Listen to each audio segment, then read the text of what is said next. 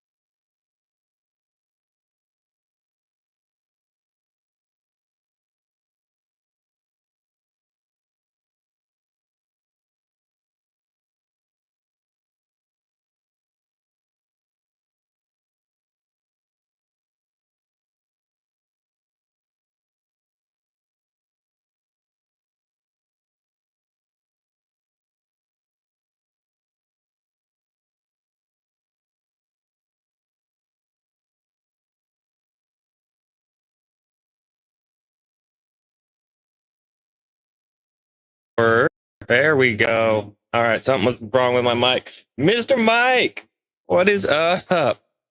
How have you been? I was starting to worry. Starting to wonder if I needed to say a prayer for Mr. Mike. Everybody say a prayer for Mr. Mike.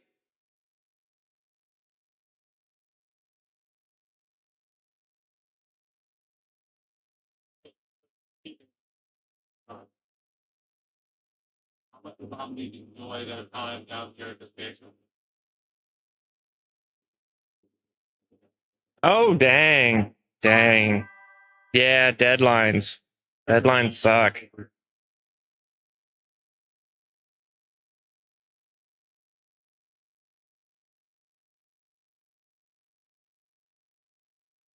Yeah, it's pretty good. Like player have to, you know, that I think. I mean, obviously the lighting very spooky. Even nighttime though. Let me see for spooky time a little bit. Let's see if it does. There's the Outlast Trials.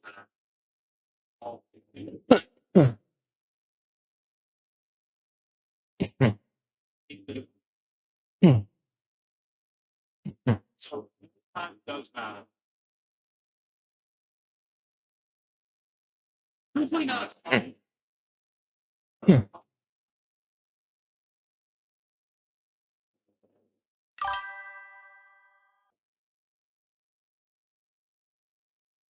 I've been skating outside. Oh god.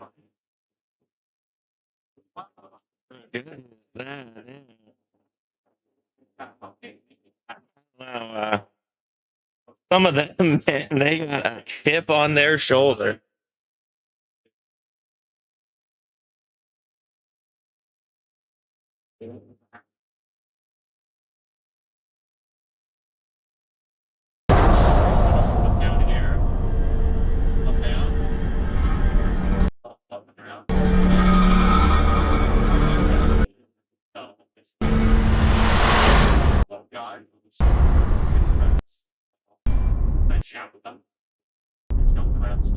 But yeah, we get a bit of that too. It's kind of a problem.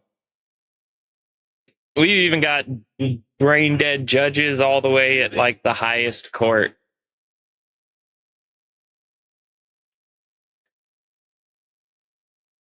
Like one of our Supreme Court justices literally issued a statement that basically was something to the effect of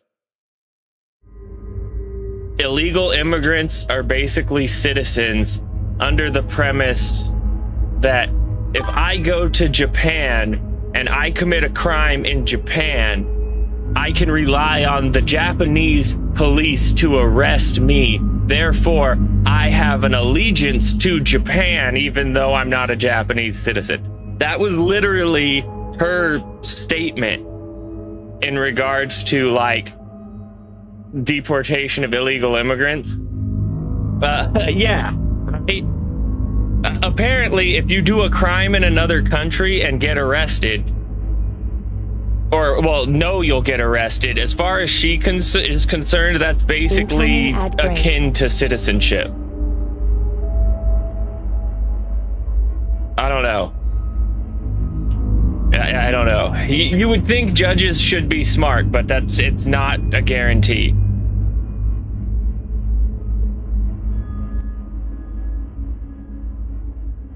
But yeah, U.S. Supreme Court Justice issued the position of that was literally her exact words too. If I commit a crime in Japan, I can count on the Japanese police to arrest me for that crime. That reliance constitutes allegiance to the Japanese country, which, as far as she's concerned, is equivocal for yeah, bro, right? Like, it was just circular babbling, and she is on the highest court in the United States. She holds a lifelong position on the United States Supreme Court.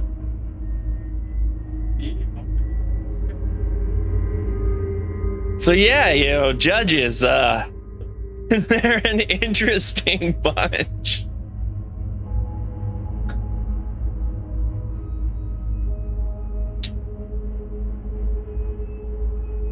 It's crazy.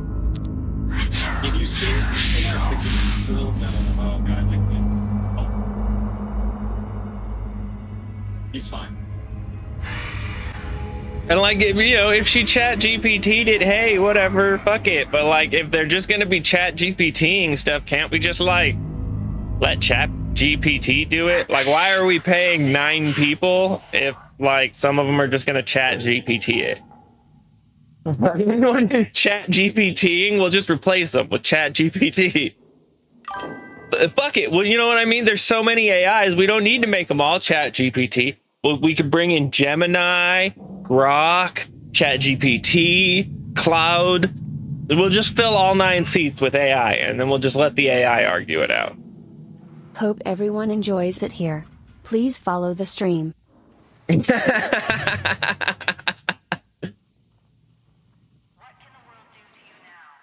Right. But that's funny. People like that, I found the best way to like be mean to them without being mean to them. Because, you know, you can't just tell them, hey, go fuck yourself. You just got to hit them with the have the day you deserve. And if they interpret that as you saying, I hope you have a shitty day, then that just means they know they deserve a shitty day. And if they call you on and be like, what do you mean? I have the day you deserve. You're the honorable high judge whoever. But again, I would hope you deserve to have just the greatest of day. Like, you know what I mean? You can just totally be disingenuous with that one. It's a good one. Like, and as always, man, have the day you deserve.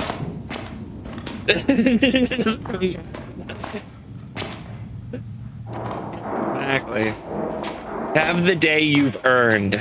Like, what does that mean? I find people like that, bro, the more vague you leave something, the more they will just be bent about it. What, you want me to have a bad day? I didn't say have a bad day. Well, you said have the day I deserve. Does that mean I deserve a bad day? I never said you deserved a bad day. Yeah, you see what I mean? They twist it into the worst thing, and then they just kind of make themselves look stupid. It's great bait, bro. Great bait for people who like to reach for things. Just turbo vague it and let them reach. Please respect It's really impressive how you managed to hide your horns so well. Right?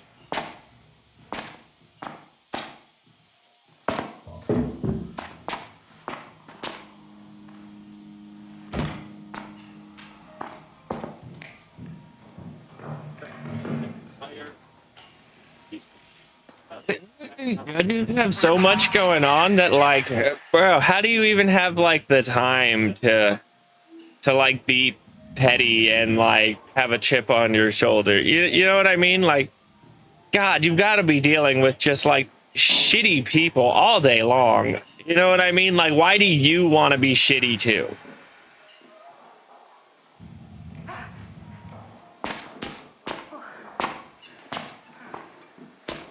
Like, you're supposed to be the, you know, high and esteemed, whatever. You should be trying to bring some brevity into the into the atmosphere and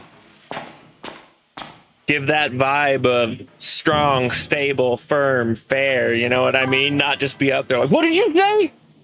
Like, ah, bro, I'm getting the fucking death penalty. Like, bro, you're in here for a speeding ticket. Did you see the way he snapped at that lawyer? I am getting executed tomorrow for going 4 miles over the limit. Ignore the fictions that limit you. Oh, that's fucked up.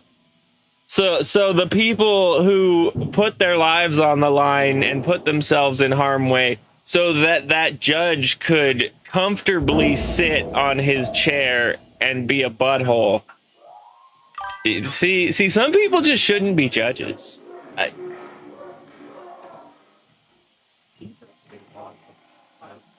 Bro, a typo? That's weak.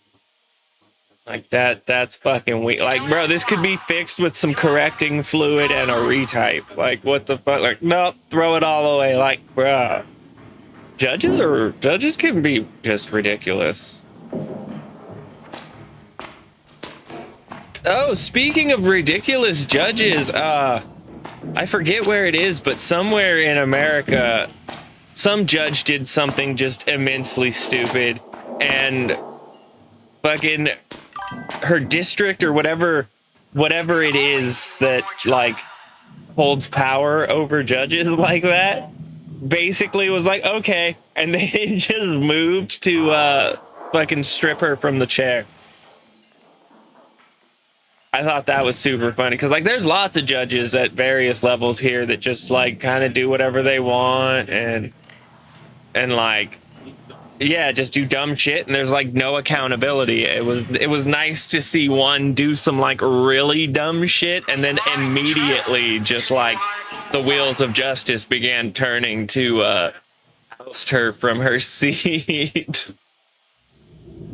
That'll probably be the only one that it happens to, but like, damn, it just felt nice to see it happen to at least one. Bro, right? Like if you issue a completely retarded decision, there should be a higher court above the court. And like, I know in America there is higher courts above the court, but you have to like appeal and then wait for whether they decide to hear your appeal. Like, I think we just need to hire up a whole nother round of judges just to like sit up above the other judge. You know what I mean? And just like sit there and like, they're not hearing the case or anything like that. They're judging the judge. And if that judge does something like, nope, acquitted, that guy up there is just like, overturned, like, you're out. Fuck.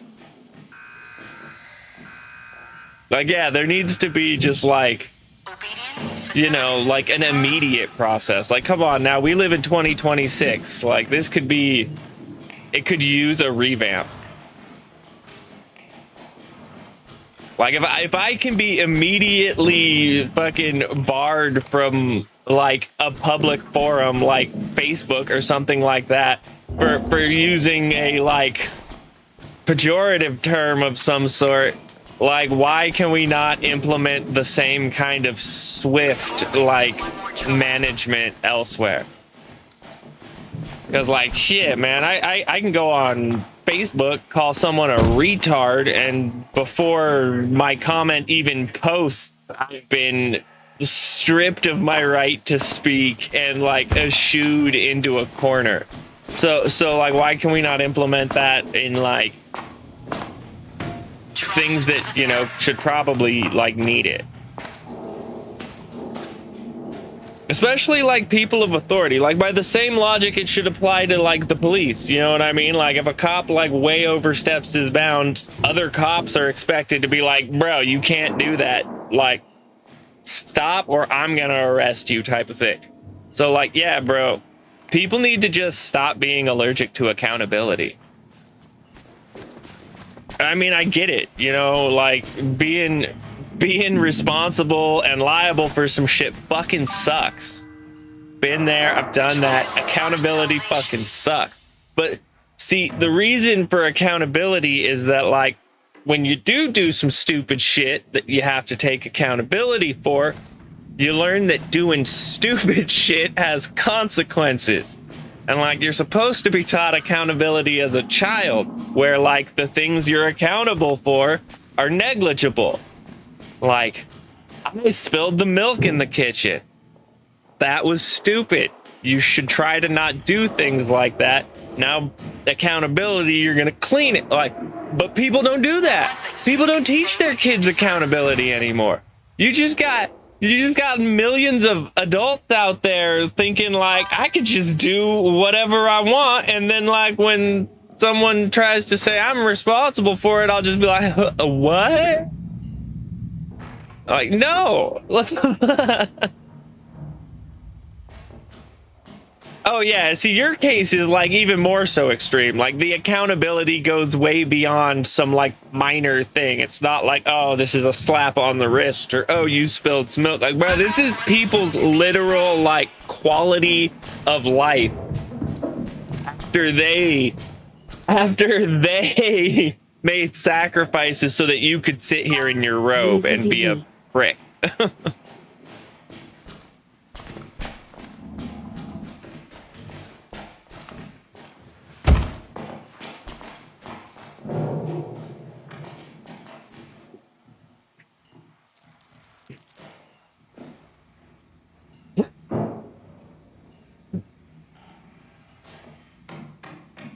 Freedom is waiting for you.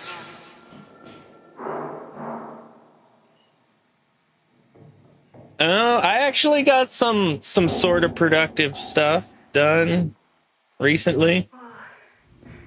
I lost something. I forget what I lost, but I couldn't find it. And in the process of trying to find it, I kind of just started like tearing everything apart, if that makes sense. Not like literally tearing things apart, but you know, the way everything is organized and all of that, like I have no idea where it is. So unfortunately now the only option is start at one end of the fucking house and move everything, and then individually move each piece to a set location. You know what I mean? Literally go through every single thing to try and track the thing down.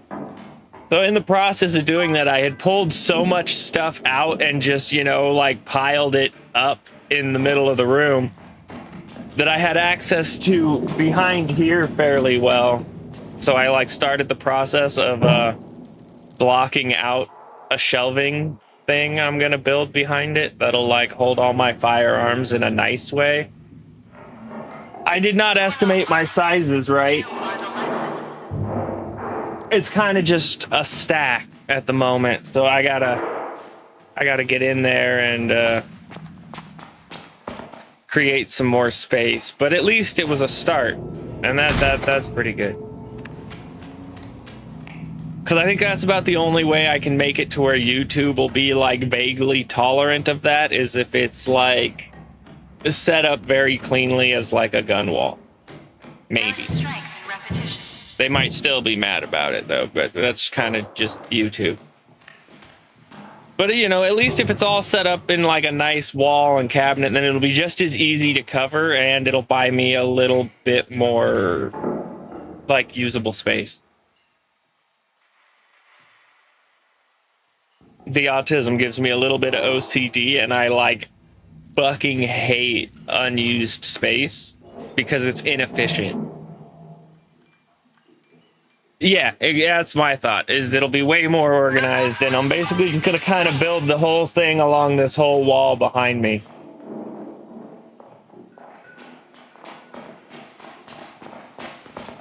And yeah, it'll be better.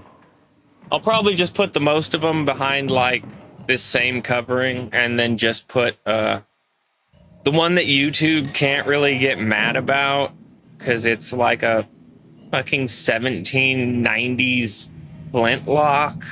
Like, you know, if YouTube gets mad about that one, like, we're cooked. Cause like those aren't even legally regulated in America. Like the ATF considers that a toy. Like by the way they word the laws, anything that's black powder, like a old musket, I could have a Civil War cannon. All of that per ATF regulation, toy. Remember, Those are just recreational items. you are Sir, not this is a 17-pound can. This is a 17-pounder deck cannon. Like, yeah, that's a toy. The laws in America are so retarded. All right, this is my toy can. The funniest part, though, is you can legitimately take it to like the most extreme. All you have to do for it to remain a toy is it can't take a shell. So like it can't take a pre-assembled cartridge contained thing. But it can totally be like 105 millimeter field howitzer, 20-foot long barrel, opens from the back. You just have to put the projectile in, then put in individual charge packs, and then seal your breech. It cannot be self-contained. If it's all contained, then it's a destructive device. Remove the brass casing off of all of it and put each component in by hand. Toy.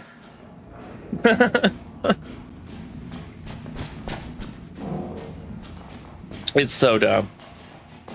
One of the guys who works for the local SWAT team, he built basically a 3-inch field gun just for fun, and he takes it out to like the middle of nowhere and just and find freedom.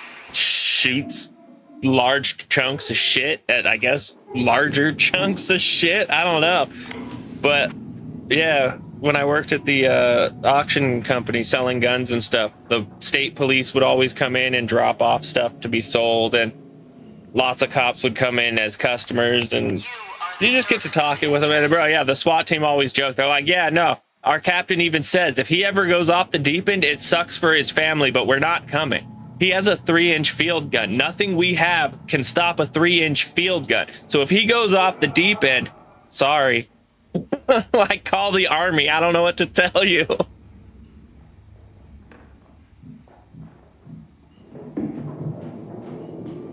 Yeah, I don't know, bro. I find all of that so mind-boggling that, like, on one hand, they're like, oh my God, gun control, this or that. No concern over the fact that anybody, a child can own field artillery.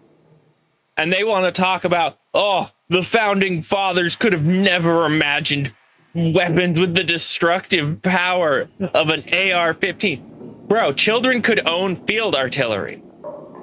Children still can own field artillery. Children have always been able to own field artillery per the freedoms of the United States. Now, I mean, are you going to be able to find enough children to properly run a crew served weapon like field artillery?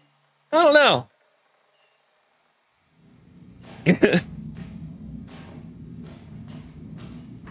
But yeah, they like literally by name ban the South African striker shotgun.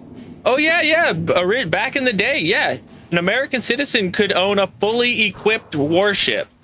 In fact, when America created its Navy and started the privateer program, most of the privateers fielded better naval vessels with bigger armaments of better quality weapons than the actual U.S. Navy.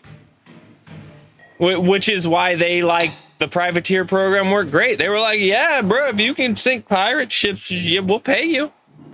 So yeah, anybody with the money, bro, they bought up ships of the line and they just set out. Like, yeah, it's just like people were just doing stuff back then. Like nowadays, we gotta ask the crown for permission to wipe our ass after we shit. Back then, it was like, hey, I'm gonna go do stuff. Like, all right, well, if you do anything that helps us, we'll give you some money for it. Have a good time.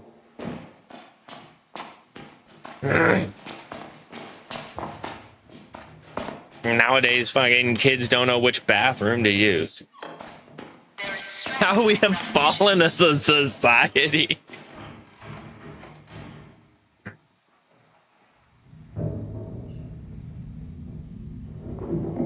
And I also love that they like carry on like the founding fathers never envisioned multi-shot weapons, even though the first multi-shot rifle, like shoulderable multi-shot rifle, is from like I think the late 14 or early 1500s, like way before the country existed.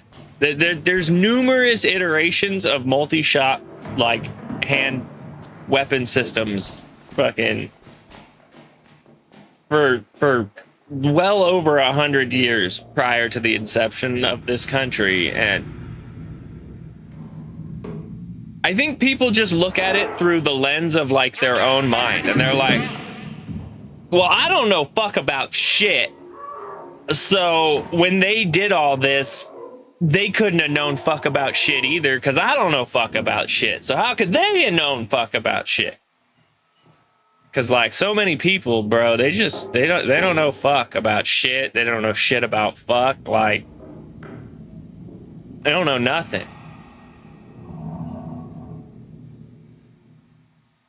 I don't know. The founding father history is like super interesting because like history books try to portray them as these, you know, whatever, almost like damn near politicians. And like they were not. Like they were, well, they were basically what most men are in their 20s, just like headstrong and uninhibited. I find one of the funniest things is a receipt from a bar one of the nights where they were doing whatever. There was, bro, the insanity of the amount of alcohol these men consumed. Yeah, a bar tab from 1787. Nice to meet you. Farewell party for George Washington. Don't forget to follow. They drank 54 bottles of Madeira, 60 bottles of claret, 8 bottles of whiskey, 22 bottles of porter, 8 bottles of hard cider, 12 bottles of beer, 7 bowls of alcoholic punch, and there were only 55 people there. Like, there were only 55 fucking people there.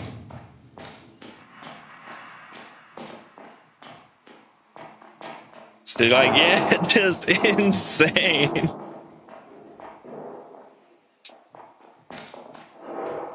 Yeah, then it makes you wonder, like, Jesus, how did they beat the British?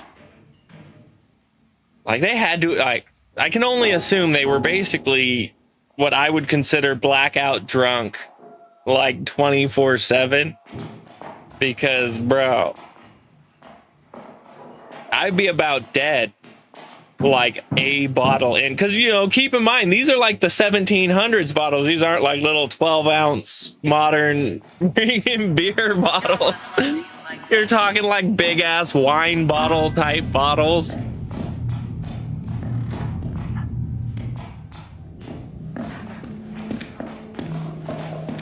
Yeah, just. So yeah, I don't know. I don't think anyone could say that they couldn't have possibly foreseen. Well, I'm pretty sure they were so drunk they could see the future.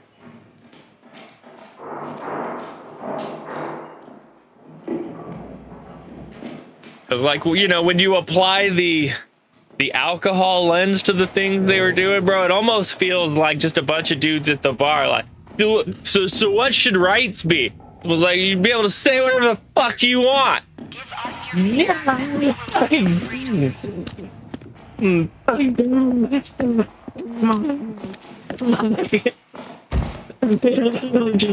A lot of the amendments kind of just hit like things a drunken person would yell about what they don't like about the government, but, you know, totally redone and like worded very well, because, you know, like some of them were lawyers and stuff, so they were educated people.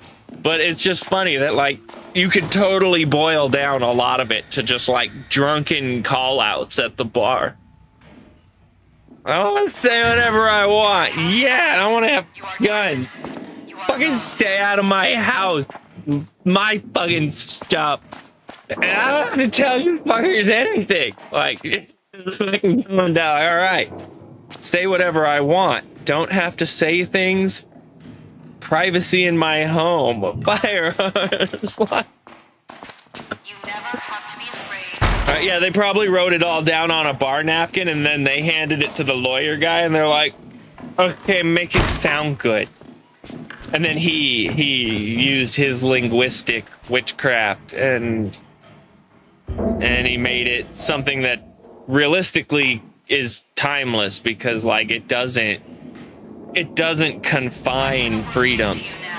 Like it doesn't say arms, only firearms that people hold, small arms. No, it says arms in general, all arms. That means warships, that means cannons, that means all forms of weaponry.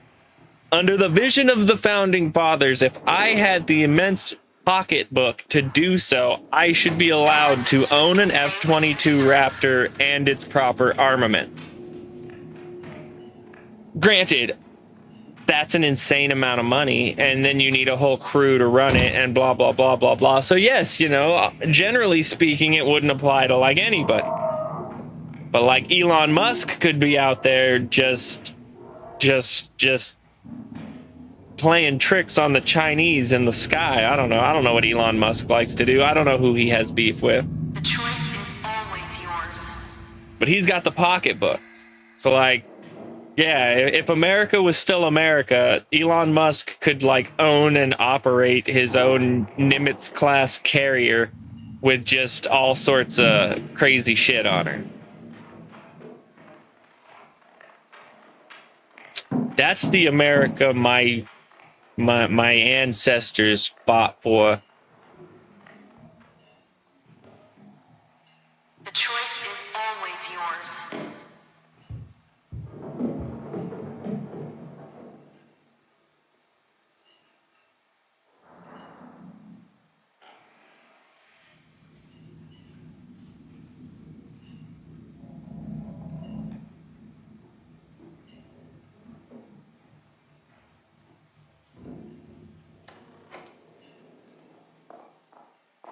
Sleep, and you will learn.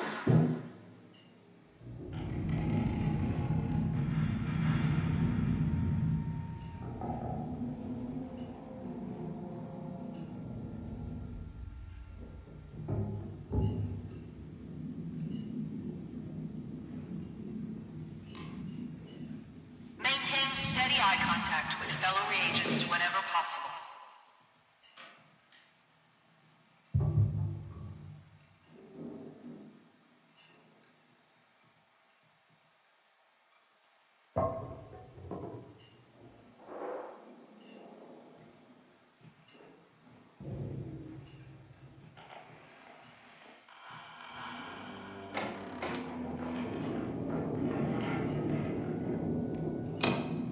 Crazy. No one loves you like we do. Just crazy.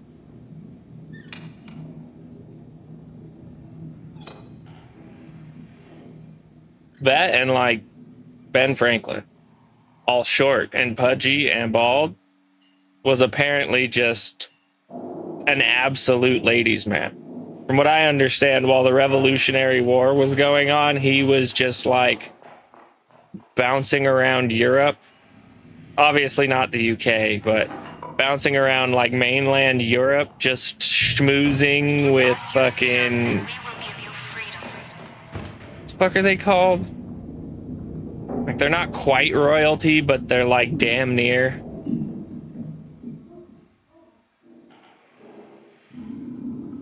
I have not.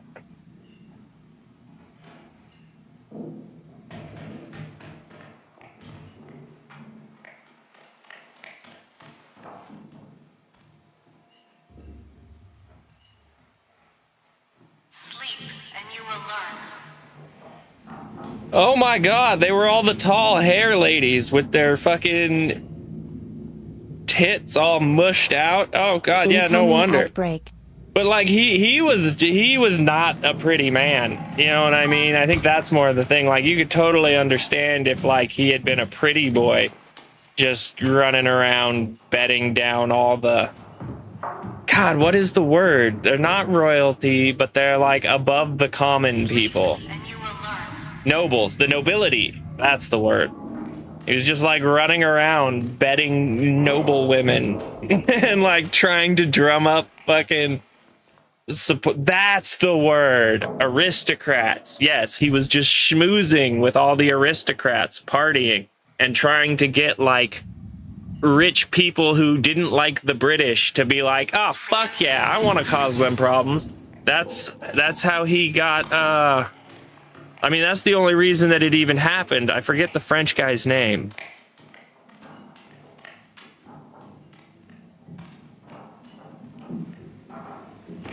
I'm bad with names. Ah, Marquis de Lafayette. Him. He was the money basically behind the whole thing. And like, yeah, he was just a French noble who didn't like the British and thought it sounded fun to cause them a bunch of grief, and so he just like started copping up money. And he came and commanded forces, and yeah, he was basically just a bored dude, and there wasn't a war to fight in, and the opportunity arose. So he like, all right.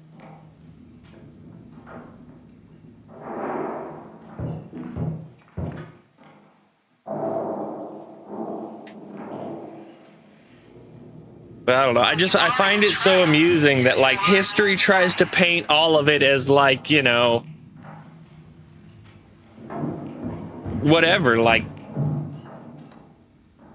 they're almost politicians, like there's somehow different, when like the reality is, bro, they were basically just a bunch of college dudes with bankroll and an idea. And like, yeah, they did a lot of the stuff basically like a college dude would. Ben Franklin just like going around betting people wives and daughters and like trying to instigate people into wanting to fight the British.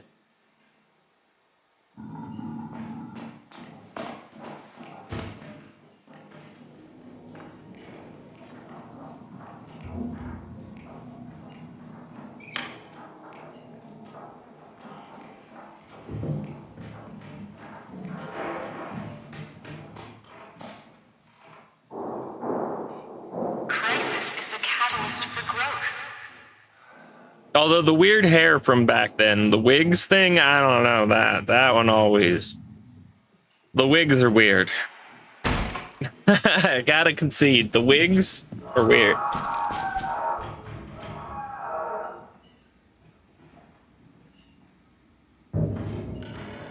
And the very tall hats. I've never understood the very tall hats. Like, I kind of understand, you know, the very, like, ornate hats because aristocrats, blah, blah, blah. Like, that I get. But, like, some of them, bro, they're several feet tall. And, like, I don't know, man. Who? Like, who the fuck went down to the haberdashery and was like, that one that's on the ground, but almost touching the ceiling? I want that one. Right, yeah, and then people were like, yo, nice hat! It's all huge. Like, yes, I have to take it off to enter buildings. It's simply too tall. Like, what the fuck? Well, wait a minute. That's back when haberdasheries were still, like, real heavy on the mercury. So I guess that might kind of explain it. Dude just brain fried out of mercury poisoning, like just standing on the brim doing stuff at the top, like, this is the best hat, this is my magnum opus. Bro, style changes and stuff, so strange. That, and I find it extremely amusing that shoes with heels on them were originally for men and not for women. Like, women wore flats and men wore shoes with heels.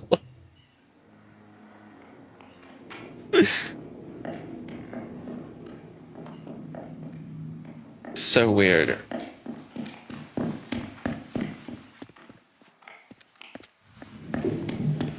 You never have to be afraid again. I mean, I guess I can kind of see the logic, though. It's no different than like those crazy, like beard and mustache styling competitions where like they like craft their hair into some crazy thing. I don't know, man. The whole thing's kind of strange. Like, I got to admit, bro, the shoes were super fancy, and then like the toes started turning up, and then like at some point the toes stopped getting bigger, but like I feel like the Spanish, I want to say, were really big on the upturned pointy toes. And then that like trickled down into South American, like Mexican cowboy culture and stuff. So now like Mexican cowboy boots, they still retain the very pointy and like stoutly upturned pointy tips. Crisis is the catalyst for growth. And still, like back in the day, they're just like it serves as like this weird little status symbol type thing. Like, you know, the most prestigious of the cowboys can like waste money on boots that are just like goofily upturned, like several inches, just weird. And yeah, it still lingers in the human zeitgeist, like hundreds of years later, in a totally different type of shoe, because like cowboy boots are way different than like the fancy boots of the Spanish. So like, I don't know. I find stuff like that really interesting, the way that stuff sort of just snakes through the human experience. I also find words really amusing in that regard, like the etymology of words and when they were popular, and then like they just randomly stop being popular, and then in some cases 100 or more years later they suddenly like boom in popularity again for no reason, and it being used in a totally different meaning again, but they just keep like certain weird words, they just keep making a comeback.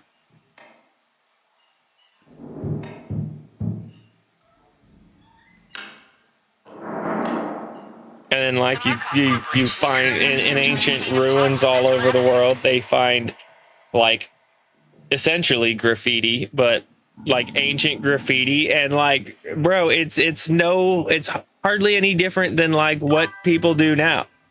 It's fucking Frank was here, this guy smells, like, you know what I mean? It's all just, it's the same shit, bro. Like, I'd bet money if you look hard enough, you can probably find like a crudely scrawled penis etched into the wall somewhere, because that's just what young men do. Because it's funny and it's stupid.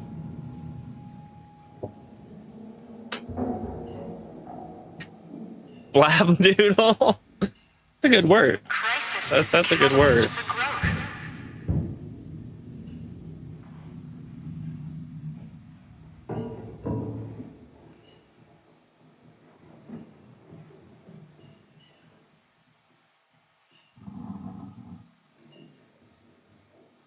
But I guess like unfriend is another one. It's a old English term for your enemy. And it's resurged with a totally new meaning.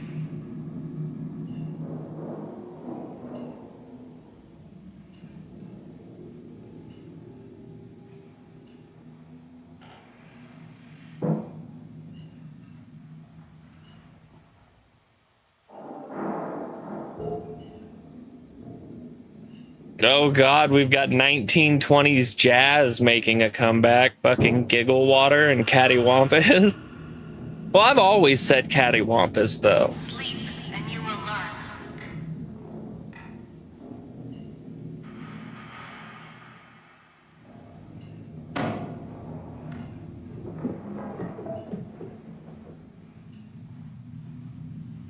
Yeah, it's just for when something's kind of like wonky.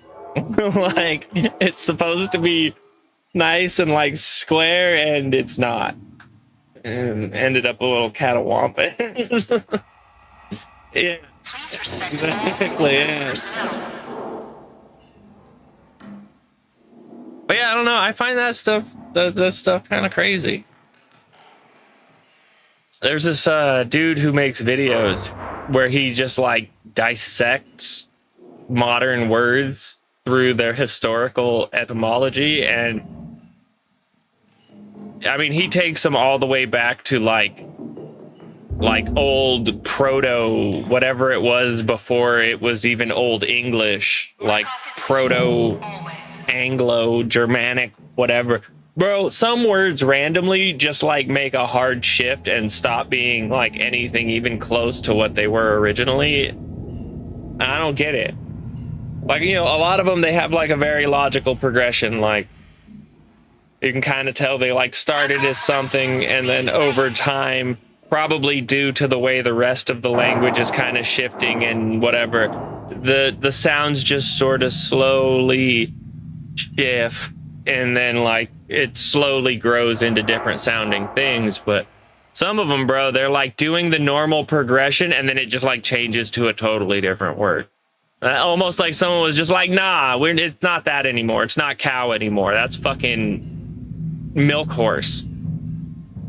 Like, what? Yep, it's a milk horse now. That's what we're calling it. Anybody who calls it otherwise, you're dead. Like You are loved.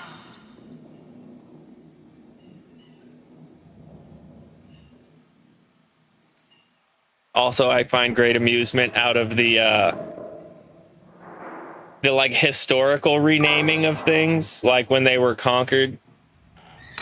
Like I swear there's somewhere in the UK that's basically named like something hill. Like it basically just uses the word hill from various languages multiple times, because like it got conquered by some people and then they named it something hill, and then it got conquered by some different people and they named it something else hill, but they kept a piece of the original name so that people would still know what it was, and just by chance what they kept also meant hill. And then someone else conquered it and they did the same thing, and it became something hill. And It must be earned. yeah, bro, I don't know, stuff like that just is so weird. Because like, didn't the people around there know that what it was called was something that meant hill? And then like,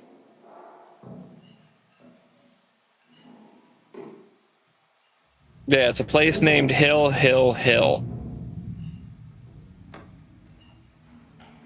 Torpenhow Hill in Cumbria, England. It is Hill. Respect all sleep room personnel. 3 different ways of saying, oh yeah, why does that happen?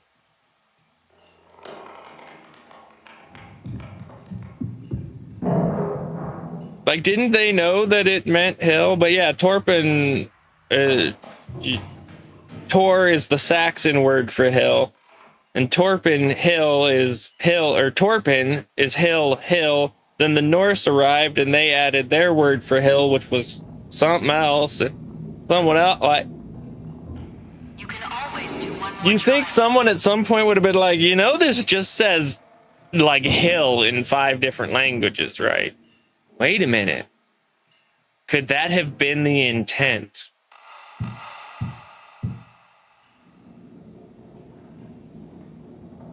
And like, it was never called anything fancy. It was literally just hill.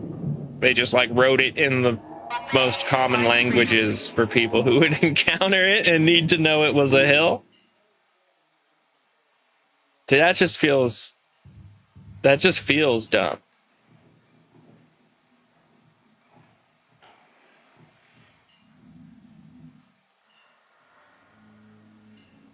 Because like, yeah, if you supposedly when the Saxons arrived, they asked the Welsh the name of the hill, and the Welsh said pen, which means hill. So the Welsh just said hill.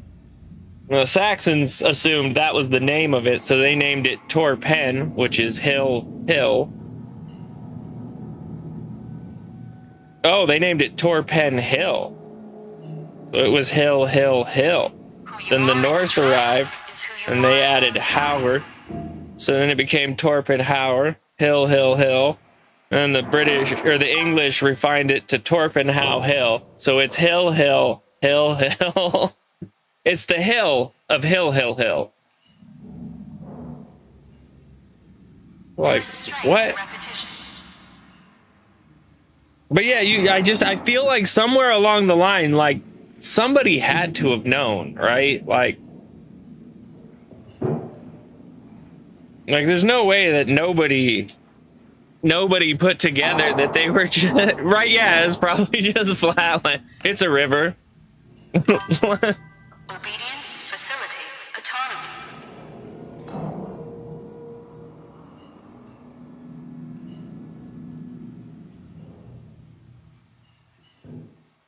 I don't know. Language is crazy. Like, language adds the most confusing variable to the idea that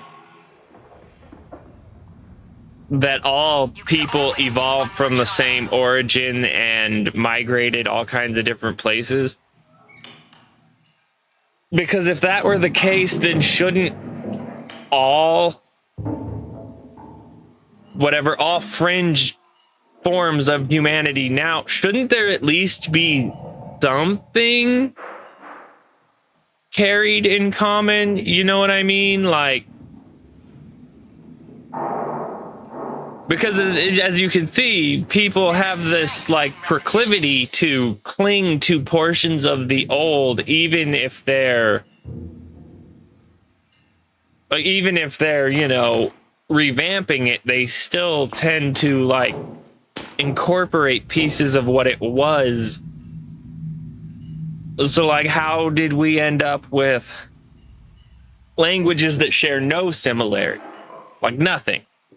Like, it doesn't make sense to me. And like, I get it, you know, they were separated from other people for a really long time, like, but there's like nothing, not even the structuring of sentences, like nothing shared in common. That doesn't make sense to me. If, as they say, everything, you know, came out of one origin and all of that, why are there not any remnants of that origin in examples?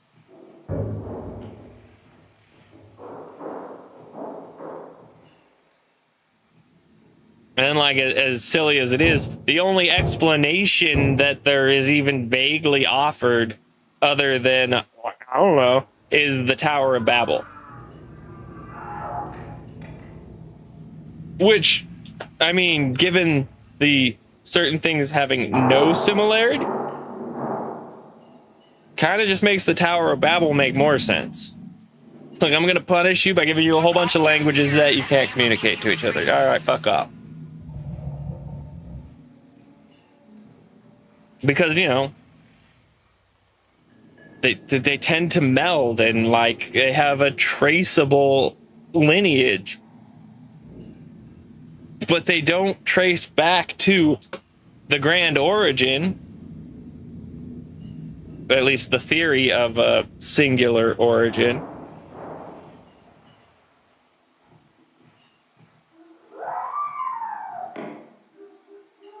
one but you can say what you deserve. And like, even some places that are very close to each other, so you could make the assumption, the logical assumption, that if you're talking about migratory pathing, all coming out of like the cradle, why is like Indian and Sanskrit vastly different from Chinese Cantonese or Mandarin or anything like that, even though they're like literally neighbors? So on the migratory evolutionary assumption, life would have gone through the out of the cradle, across wherever, through India into China. Why aren't there traces of like anything Indian linguistics wise in Chinese linguistics.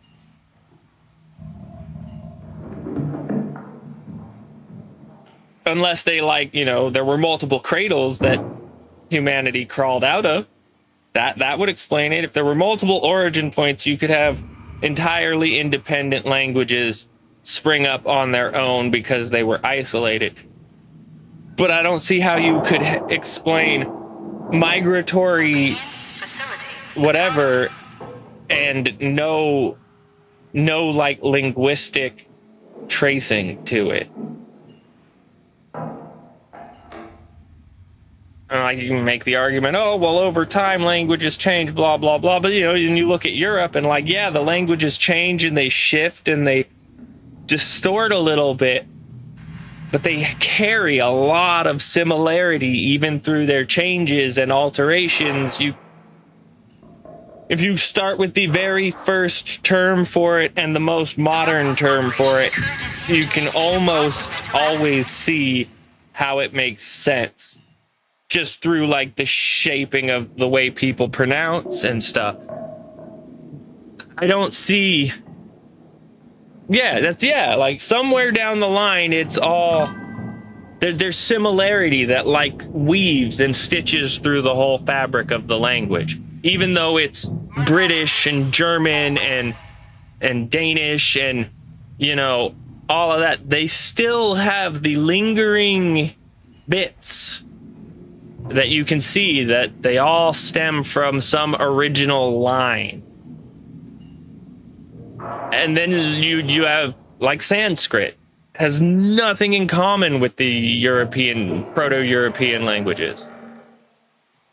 Not that it's like something wrong with the language or something. I don't mean it like that or any kind of weird way like that. It just, I don't understand the logic of how you can assume Proto-Europeans and whoever came up with Sanskrit both trace down branches to the same trunk when they carry no similarities in language.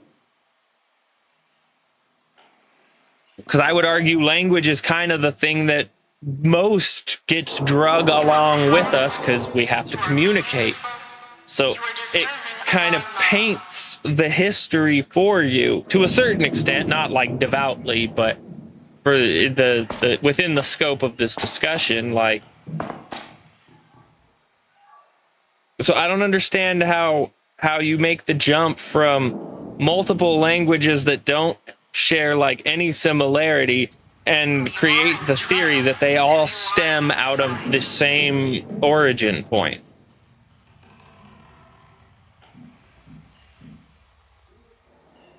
Like that I don't get.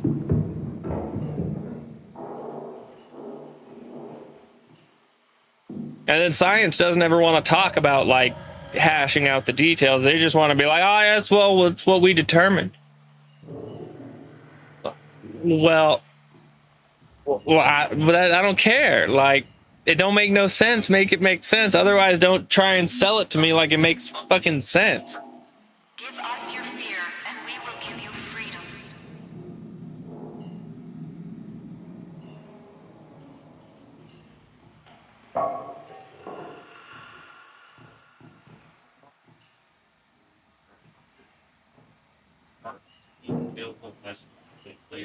Well, you know, like Native American languages share similarities with the other Southeast Asian languages like Vietnamese, Thai, and Japanese and Chinese. Why don't they share similarity with the, I don't know what the Indian language is called. I know the writing was Sanskrit.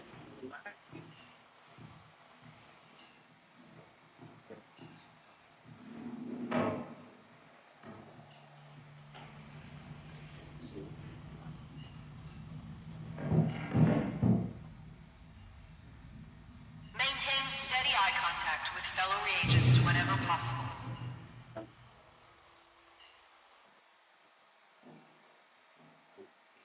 Yeah. Sanskrit is not structurally, genetically, or grammatically similar to Chinese. They live next door to each other. How does that make sense? Like, can somebody please explain to me, within the scope of the migratory evolution theory, Is with you, always. how did they come from? I mean, the only one we know of for sure would be Sumeria. So, how did they come from the Middle East, or potentially Africa, or wherever? Because the theories are, well, everything came from something in Africa. Well, we know that Sumeria existed as the oldest known civilization. Please respect So, all sleep-room personnel. we'll just generalize it to that top northern Africa, Middle East, whatever. It's not super important, because if it came out of Africa on land, it'd have gone through the Middle East and then spread out everywhere. How do you get from basically Iran? How do you get from Iran to China without going through India? You kind of really don't. The choice is always And by the yours. same logic, even if you did have a route that goes up there, you would still have similarities, because ostensibly both the Proto-Indian and Proto-Chinese, Mongolians, whatever, assuming one went north and one went south, they still both assumedly came from some ancestor they both shared. Before one deviated the route north and one deviated the route south, they were both coming ostensibly from the same origin cradle somewhere in Africa or Sumeria. So, like, yeah, how does that make sense? How do people who ostensibly came from the same place, migrating the same direction, split off somewhere down the line, but their language has nothing in common? Not structure, not syntax, not anything? Like, that doesn't make sense. But yet you can provably track Native American languages and their ties to Chinese, Japanese, Thai, and things like that. So if people who crossed a land bridge 12 to 15,000 years ago still carry linguistic markers from their Chinese heritage, or, well, I guess it wasn't Chinese at the time, but you know what I mean. From their Oriental heritage, the language still carries over, then how does the Indian not share any? India is way closer than the Americas. You would assume that those would be much closer related in time as well, in terms of migrationary evolution. They're both about the same distance east, roughly, give or take. So you figure, how does that make sense? How does it not have anything in common? I could understand over thousands of years the language is changing massively, but you'd think there'd still be little bits of similarity still in there, you know, sentence structure or something, but there's not. So how could they have both come from the same ancestor, however far prior?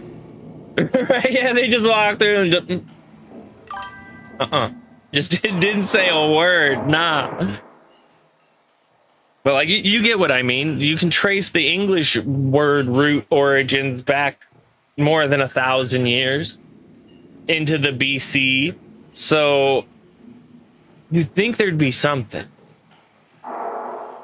And I'm not, like, accounting for, like, the obvious freak instances like the Denisovans, who were literally isolated on an island for their species' entire existence. Obviously, they're just going to have, like, their own language. Wait. Maybe that's where the Oriental languages get their roots. I guess we have no way to know that, huh? The trials are a source of joy and comfort. Okay, yeah, we have no direct record of their language.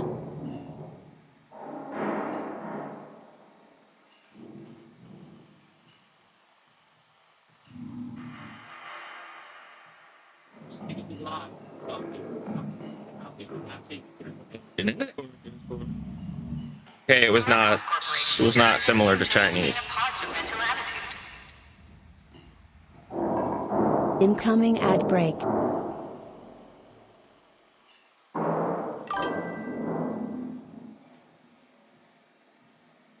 be closer to the truth. To the truth. I never found it. I love this stuff. Except if you pay attention. But I know paying attention. You don't have to be afraid if you believe.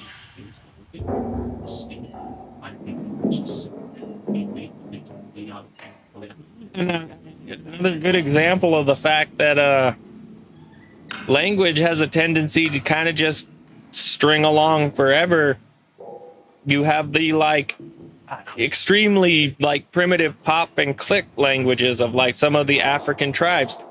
They've probably spoke that language for millennia, you know, with some changes and some shaping here and there, of course, as you know, you need to address a new thing, new terms get made, but like they still know their language, you know what I mean? Like their language has lasted the span of aeons. So like I don't understand how it falls apart elsewhere. That, or we just simply we don't stem from a singular origin point. Which, to be fair, that's kind of what I think. We probably, you know, just the usual mashup of various things that were genetically compatible enough to procreate. You know what I mean? Like, I don't remember which one's the base. Is it the donkey that's the base? And you breed like a donkey and a horse, and that gets you a jackass? I don't know, something like that. We're all just jackasses, is what I was getting at. We're all just different kinds of jackass.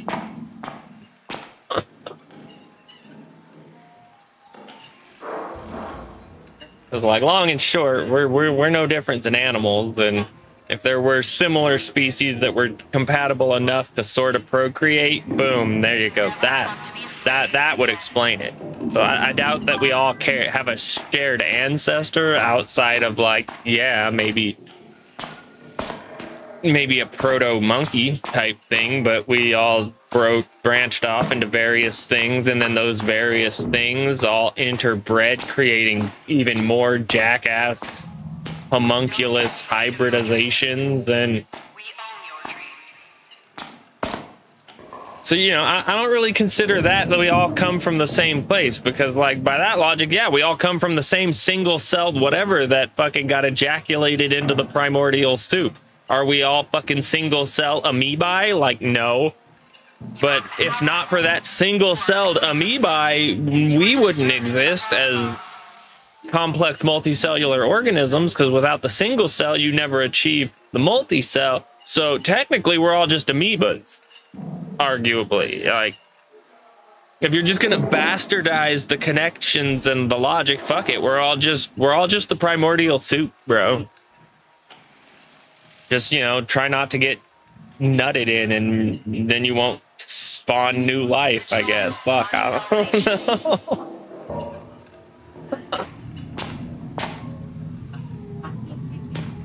But I mean, like, the logic, it's the exact same logic applied, and it's stupid. Okay, we just keep pushing it back. We're all fish.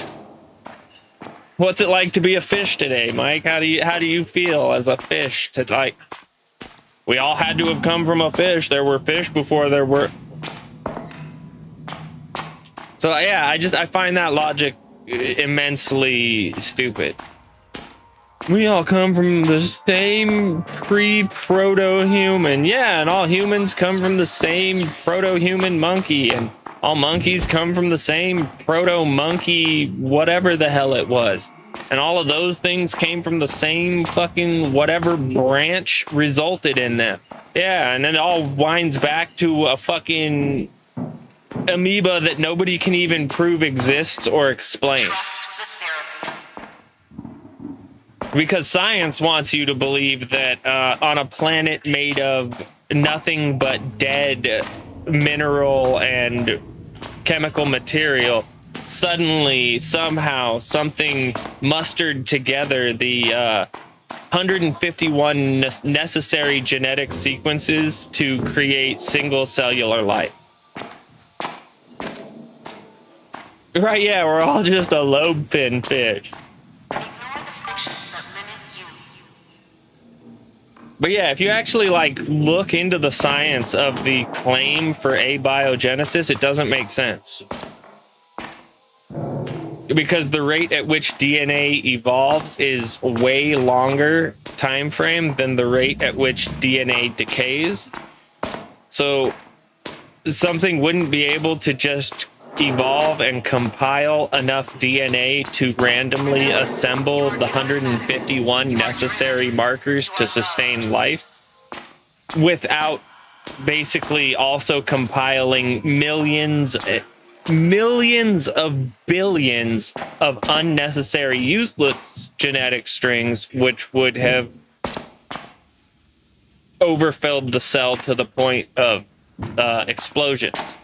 So the cell couldn't contain enough strings to randomly hash out 151 pairs, which 151 is also a low estimate.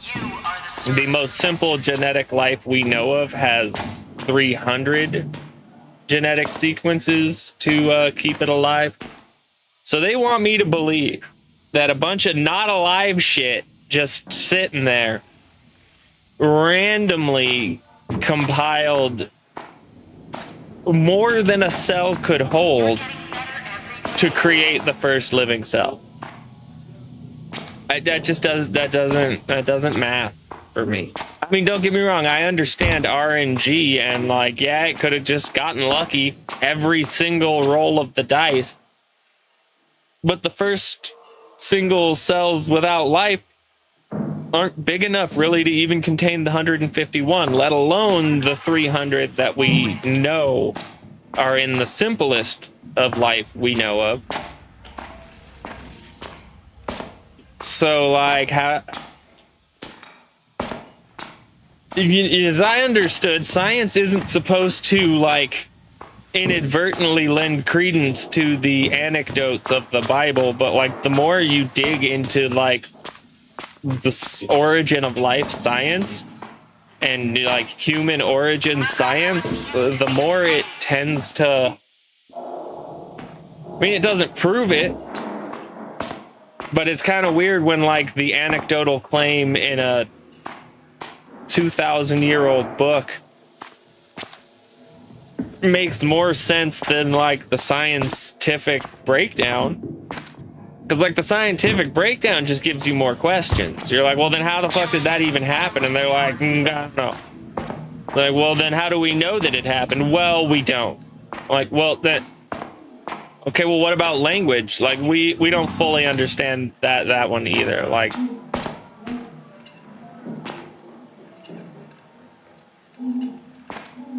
so like, did y'all just fuck around and inadvertently prove God?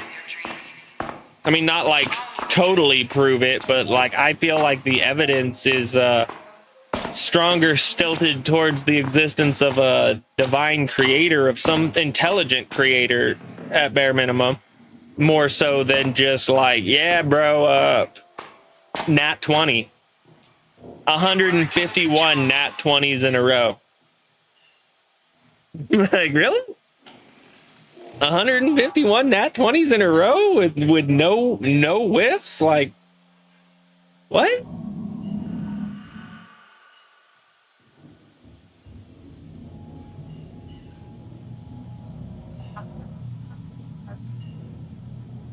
Because like for a science-based origin of life, you need 151 nat 20s in a row. And then, I don't know, a solid explanation for why the Indians and the Chinese share no linguistic fucking similarities. Why do the Russians and the Chinese share no linguistic similarities?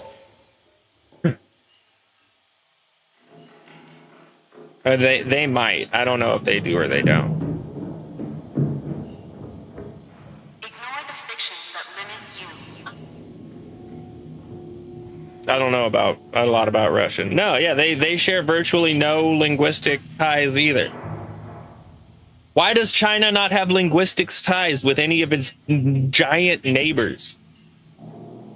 Again, if they all came from an unknown mystical place far to the west of their current locations, why do you have 3 countries that close together that all speak different languages that share no similarity? Just the math isn't mathing for me. That just does not math. Is there a social tab? No, dark doesn't exist yet. Yeah.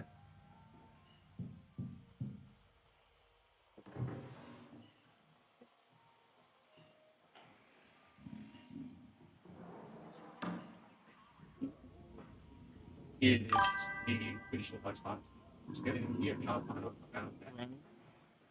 gotta admit, bro, it's pretty bad. I'm not like some etymologist or some fucking whatever fucking contemporarily trained science person. Like, I'm just a person who asks questions and likes to find answers, and there's not an answer. No one's got a solid answer.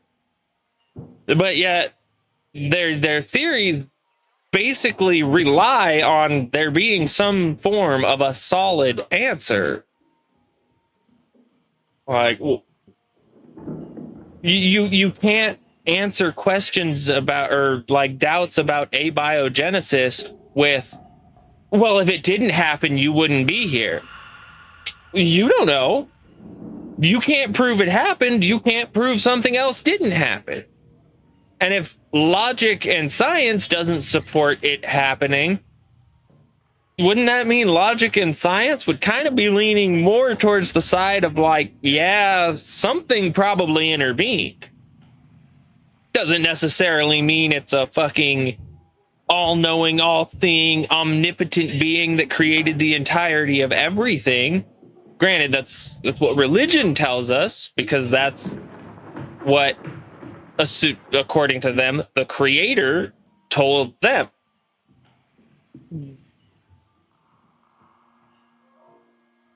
That doesn't necessarily mean the creator is exactly what we wrote it down as or perceived it as, which kind of just leans into like the goofy ancient alien people. But like, the logic does track. If a sufficiently technologically advanced anything came down and involved itself, even briefly, with our development or advancement or understanding of things, we wouldn't have the ability to comprehend that it's not magic.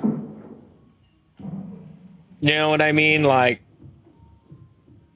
very much the Aztecs thought that the Spanish were their gods returned because they had no concept for the technology they were seeing, and to them it was basically magic, witchcraft, divine power. Like, his hand made a really loud noise and Ibweb fucking exploded. Like, I don't know. What happened to Ibweb? He exploded. I don't know how else to tell you this. He was there. There was a loud bang. There was a flash. And then there was bits of Ibweb all over me and in my hair. And I think some got in my mouth. Like, yeah. If you have a big enough technological gap, can be confused as a divine being. So does that mean God was whatever, a divine being? All knowing, all existing? Is not necessarily. But that's what God said. So that's what people wrote down. Because clearly God was either exactly what he says, divine power, or he was so technologically advanced that they didn't have the ability to even know the difference. So why would they doubt it? But by the same logic, if that were the case, why would it tell them a whole bunch of meaningless shit? If it was, you know, not truly a divine, all-powerful being, God, divinity, why would it tell them all these various things? There's no need for it. Like, the Spanish didn't come to the Aztecs and say, "We are your gods." The Aztecs confused them and just assumed. And basically, nobody asked, "Hey, are you actually like Quetzalcoatl or like what's up?" They just like assumed, and the Spanish just took advantage of that assumption. The Spanish weren't out there like, "We are your creators. We created all of it." Blah blah blah. Like, you know what I mean? So why would, on the operating in the theory that God wasn't actually a divine being and was in fact just, we'll call it a highly advanced alien or something of that nature, why would it waste all the time telling us it's God, it's divinity, it created everything, there's all this other whatever, everything in play, give us the guides to living, creating moral societies and all that? Where is the value in that investment? Like, for the divine side of it, that investment, the value in that investment is that we are God's creation and all of that and blah blah blah, thus he guides us. If it was just a smart alien that whipped us up, why would it waste the time imparting an entire like religious structure that's ostensibly not accurate? Because if it was an alien just whipping people, why would you waste the time concocting all of this stuff? What value is extracted from that? Yeah, exactly. Like, why bother? Like, you know, yeah, you stepped in to create life and whatever, okay. Why would you then like try to cultivate it morally?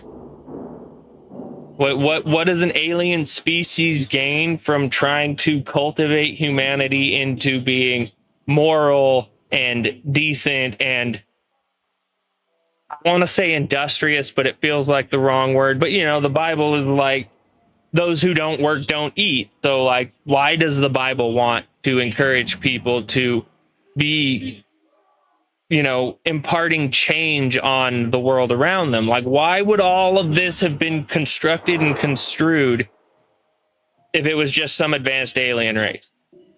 Like, why create a ideological control structure when you're already so advanced, something is perceiving you to be a god? You could just eradicate them. You know what I mean? If you were that far above them technologically, you could dominate them in a flash. What's the point of creating this whole ideological thing to try and encourage them to live good lives and stuff like that? It doesn't make sense. So science can't explain the beginnings. And when you apply science to the religious portion of it, it also doesn't really make sense, because God, why go through all that headache? You know what I mean? It'd be like having an ant farm and trying to teach them fucking algebra. Like, what do you possibly gain from imparting knowledge onto something so many factors beneath you? I would argue you don't. And you have these lame things where they're like, "Oh, well, they needed monkeys to be just smart enough to mine gold." That's retarded. If they had the science to travel through the universe and fucking whip humans into a like top tier species out of like some genetic soup made of monkeys and this and that, they don't need us to mine gold, you fucking idiot. Like, what the fuck? Yeah, bro. They were able to travel through the vast nothingness of space, whip up a random chimera on the fly that was genetically stable, and just cut it loose to populate a planet. Yeah, they did all of that because, like, they needed us to dig holes in the ground. Like, that is the dumbest thing I've ever heard. I mean, that's totally like tinfoil hat, ancient alien conspiracy theory stuff. But the logic's still there. Why would something travel across the universe to whip up a top tier species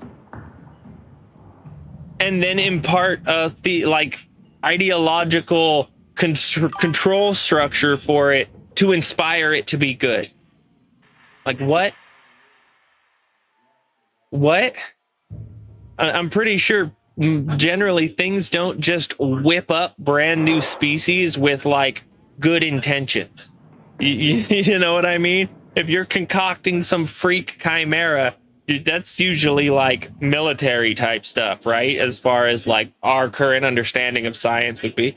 The only time I've ever heard of things trying to make hybrid creatures, yeah, bro, it's usually like the military, and they're trying to create some fucking nightmare fuel to serve some particular niche fucking role. Like shit, even when we're not hybridizing things, it still goes all awry. Like we were trying to train dolphins for the military to like track submarines and shit, and it ended up devolving into some like weird bestiality nightmare of scientists jerking off dolphins. And then when they were like, okay, this is insanity, we're putting an end to it, then all the dolphins fell into depression and fucking killed themselves. So like, again, my whole thought is, what would be the purpose of inspiring your created creature on a planet you're not from and don't inhabit? Why would you inspire them to be good? Like, where does that make sense? Why would you inspire them to create civilizations and strive for morality and like cohesion and coexistence, whereas nature generally abhors cohesion and coexistence outside of like the most small like pack tribalism? Why would you try and create an ideological structure to drive your animal hybrid creation to like moral homogeny? So I would argue that's like the main goal of the Bible, right? Is to, you know, inspire people to be, you know, more or less good, morally upstanding, not to victimize each other, you know, basically to just resist the base animal instincts that are still in us. Why would you create that for some weird hybrid you whipped up on a planet you don't live on? I would like anyone to try and come up with any hypothesis that makes fucking sense why something would create a bunch of shit, then impart an ideological confines on it, trying to inspire it to not just be a wild animal piece of shit. It doesn't make sense. It's obviously not weaponization.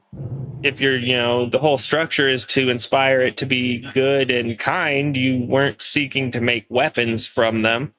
So why make them? Why? What is the purpose for the making then?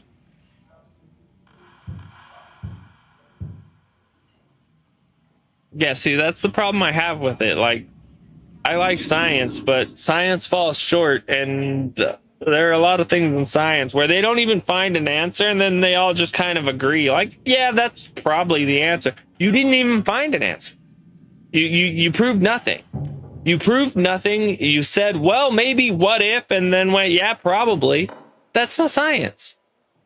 That's fucking nothing. That's no different than fucking the religion. It's like, oh, it's this because trust me, bro. No, fuck you. I don't trust you. Why would I trust you? Who the fuck are you? You know what I mean? You're fucking nobody. I don't know you. Why the fuck would I trust you? Show me something that makes sense, or shut the fuck up and sit down. Like, at least the Bible sort of kind of makes sense, and it tries to provide you answers in multiple places for the why, because multiple people in the Bible ask God more or less why, and you don't get a solid answer. The long and short is we were created. Next. After that, yeah, it's maybe don't be pieces of shit to each other. I don't know why that's so hard for people. Like, why is like, nah, that can't be it. spaghetti monster in the sky. Like, bro, the spaghetti monster in the sky makes more sense than the science you claim disproves it. Like, you can't explain how the cells started. You can't explain fucking why the languages share no ties. Fucking, you can't explain hardly fuck about shit. And that's without even getting into, like, the hard science, like genetic makeup and stuff, like, which still proves fucking nothing other than, like, yeah, people like to put their dicks in things that might not always be people. Which takes us back to that guide about morality.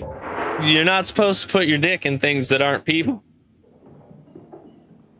So, like, why would some alternative being fucking care? You know what I mean? Like, for the sake of argument, if you created some hybrid monkey dogfish, would you care if your monkey dogfish ran around just having sex with fucking birds and cats and other things that aren't monkey dogfish? Like, no, why the fuck would you care? It's a fucking monkey dogfish. Who knows what the fuck it's gonna do? Well, would you go out of your way to create a whole ideological structure to try and convince it that fucking things that aren't monkey dogfish is bad? Like, make it make sense.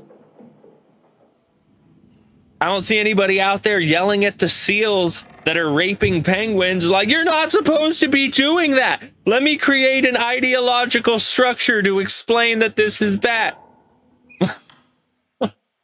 Well, it's out there, it's happening, they're doing it, they're raping them to death. It's horrible. Nobody cares to impart fucking wisdom and knowledge upon the seals to stop the raping of the penguins. Like, yeah, sure, we didn't create the seals, but even if we did create the seals, we really wouldn't give a fuck. We wouldn't be out there like, oh my god, we gotta stop the seals from raping the penguins. So why would whatever created us care if we raped things that aren't us? Like, why does that make sense? Now, I mean, sure, there's all kinds of, like, health reasons to not do stuff like that, but you're gonna tell me fucking 2,000 years ago somebody understood bacteria and germs and all of that, and that if you were, like, banging an animal, you might get sick because of it? Like, I don't believe it. Like, fucking humanity didn't know germs existed until, like, the 1800s. So, no, I don't buy it.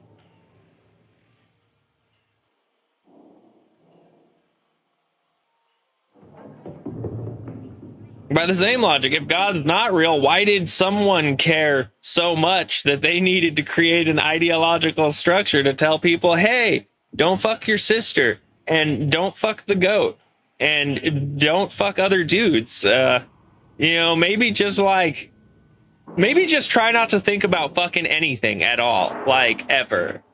Which, like, how does that make sense? We're creating an ideological structure that's basically geared completely opposite to the biological imperative.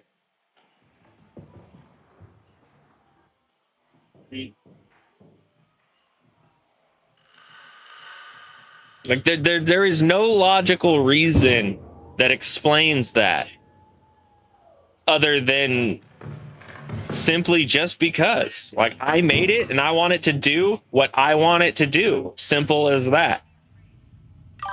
That's the Bible answer, bro. That's what it is. I created you, and I also created this structure for you to live by. Why? Because I said so. Well, why do you care that much? That's beyond your understanding. Fuck, okay.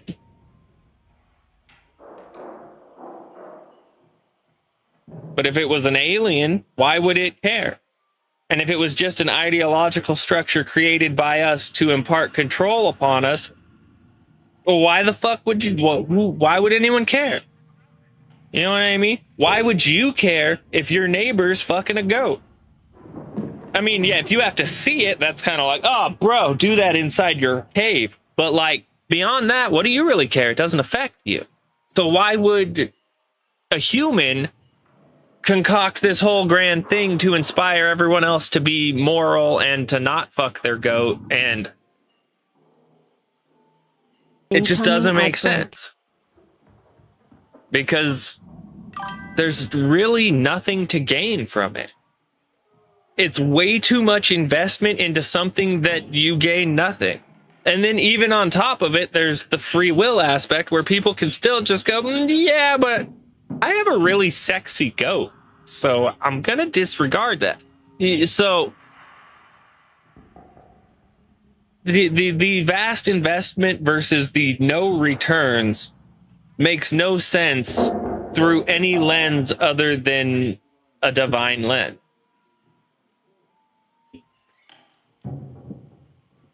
Like, why does it want you to live that way? Because that's the way it deems right. But if it were an alien who created us, why would it care if we lived right?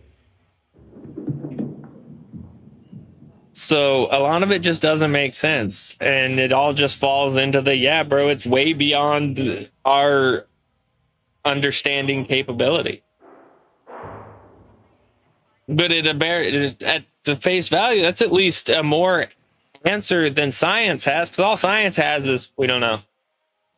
We think this happened. Well, how did it happen? We don't know.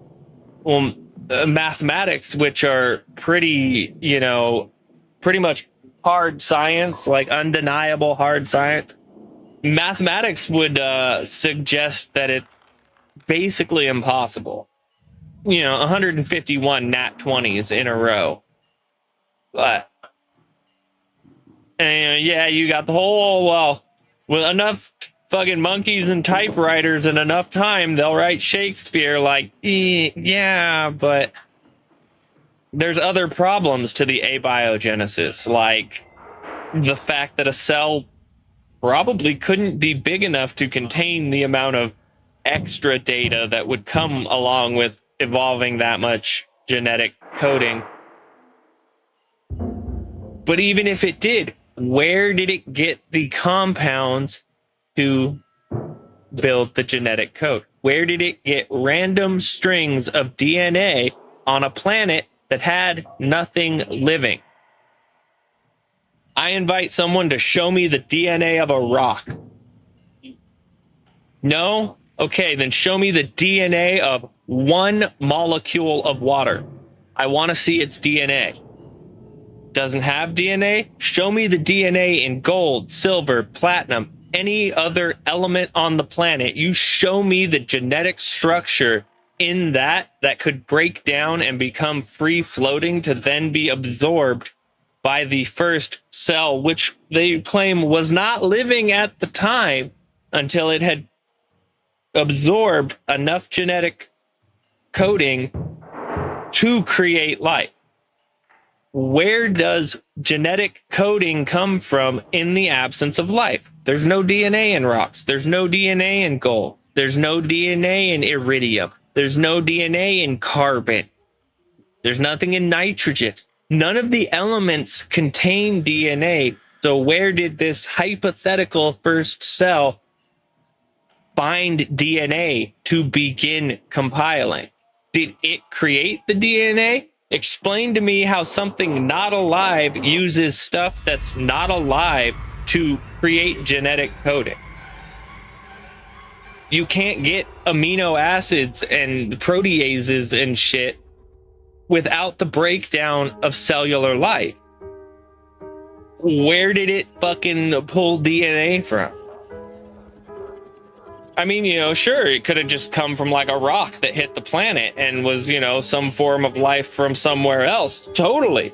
But then that's not abiogenesis. That's not life stemmed from nothing. That's life from somewhere else fucking landed here and wasn't totally extinguished and managed to fucking claw its way back from the fucking void and then over eons do what it does and become a bajillion things.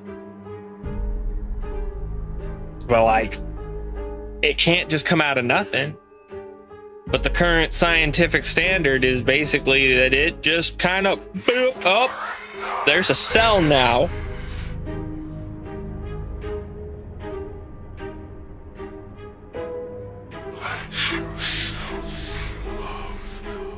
That, and they have no explanation for why we're, you know, arms, legs, and miles above the rest of the species on this planet in terms of cognitive capability.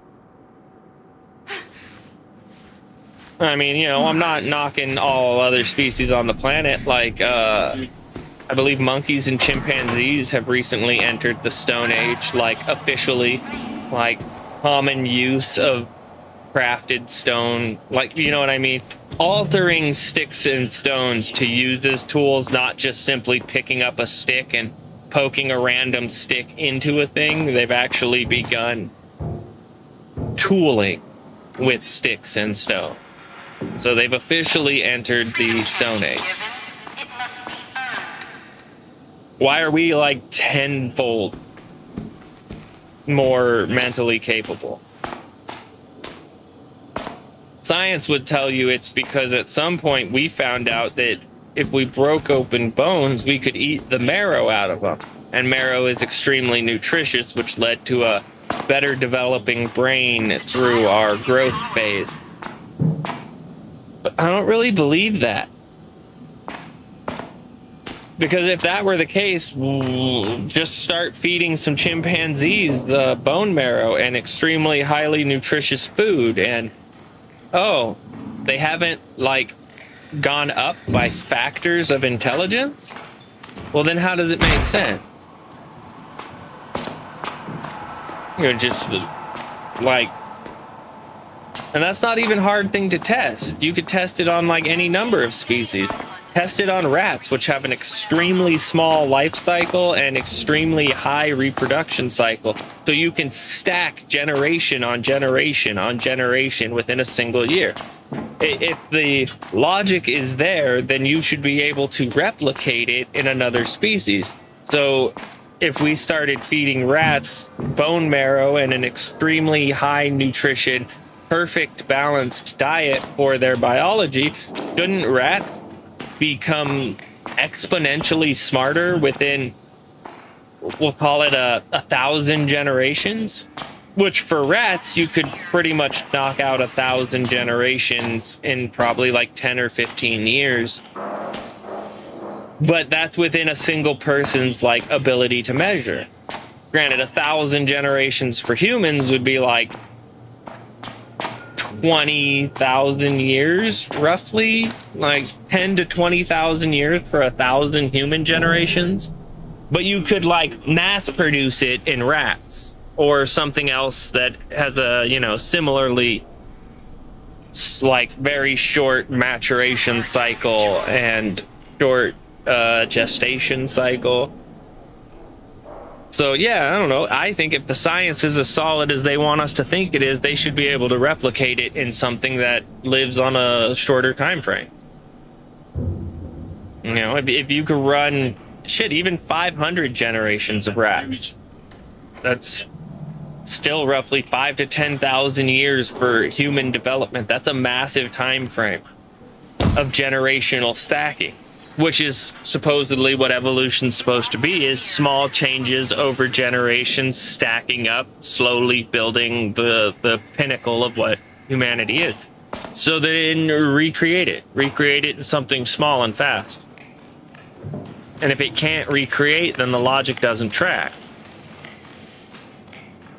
Or at least the logic of we started eating bone marrow, suddenly our brains started developing better. If you can't repeat it, it doesn't make sense. So yeah, I would like to see someone try that. There's the dream. You can do anything in a dream. Because I don't believe it'll happen. I don't believe you could, I'm hungry. even Please through Sub-Social will intent feed me. and controlling environment, nutrition, all of it, I don't believe you could generate rats of a significantly higher intelligence. I don't buy it. Yeah, rats are smart. I'm not saying rats aren't smart. I'm not saying this like, oh, rats are dumb, you could never make a rat smart. No. I mean, by the measure of the current rat intelligence, What a mess. their theory posits humanity had its baseline intelligence of whatever it was 1,000+ generations ago, when we were still just scavengers living in caves and holes. They posit we began eating bone marrow, and its high levels of nutrition led to our brain developing better. We then learned to cook food, which further increased nutritional uptake, thereby amplifying the effect of heightened nutrition, increasing our brain development into what it is now. But see, I find that one kind of hard to believe, because if you try to, people eat way better now, way better nutritionally. Granted, if you try, not if you're eating processed stuff. People are eating way better nutritionally speaking nowadays than we ever have historically, and I'd argue we're probably the dumbest we've been in 1,000 years. So I don't really think nutrition equals brain power quite so much as their theory would posit. And I would like to see them prove their theory through something simple like rat. You show me a rat several generations down the line from a baseline rat that is putting down test results that are at least double. You know what I mean? You can't just have like, oh, well, he did 2.3% better. Like, that's within a standard deviation. You're claiming we went from barely knowing, basically monkeys to what we are now, and you're hinging this on we began consuming bone marrow. I'm sorry, but that's a really easy theory to test. Test it with any other species, and then test their aptitude for things in requiring intelligence. Rats are smart. They have measurable intelligence.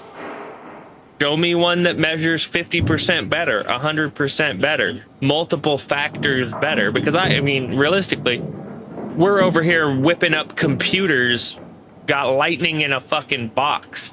We are factors beyond where we were when we figured out we could eat bone marrow. You are the sharp edges of a shattered mind.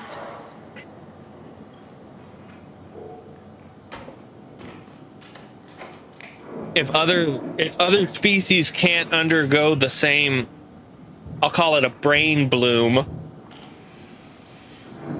If perfected nutrition doesn't brain bloom other species, what logical basis do you have to assume that it brain bloomed humans, but it won't brain bloom anything else? Who you are in the trial Like, is who really? you are inside. Like,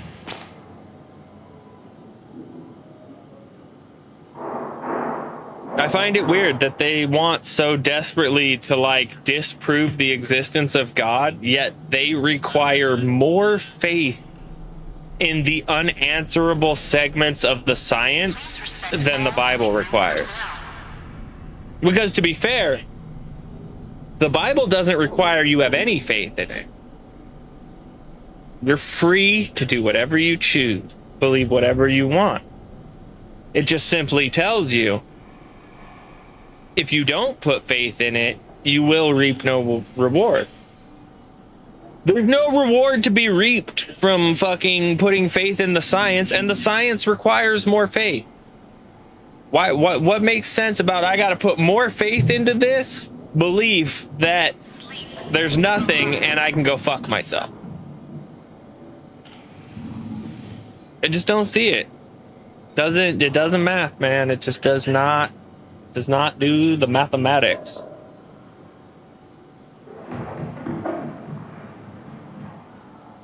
That, and it's always science that gets super mad when you don't have your faith in it. You know what I mean? It's like, oh, you don't trust the numbers? Whoa. Religion's just like, oh, you don't believe in God? All right, that's your choice.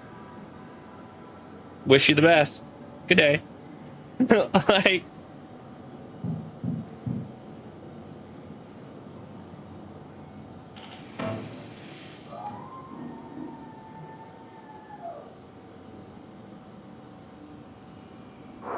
Proving science is exhausting, but you know, if you want to complain about the effort required to prove science, then maybe you shouldn't have become a scientist. You don't have to be afraid.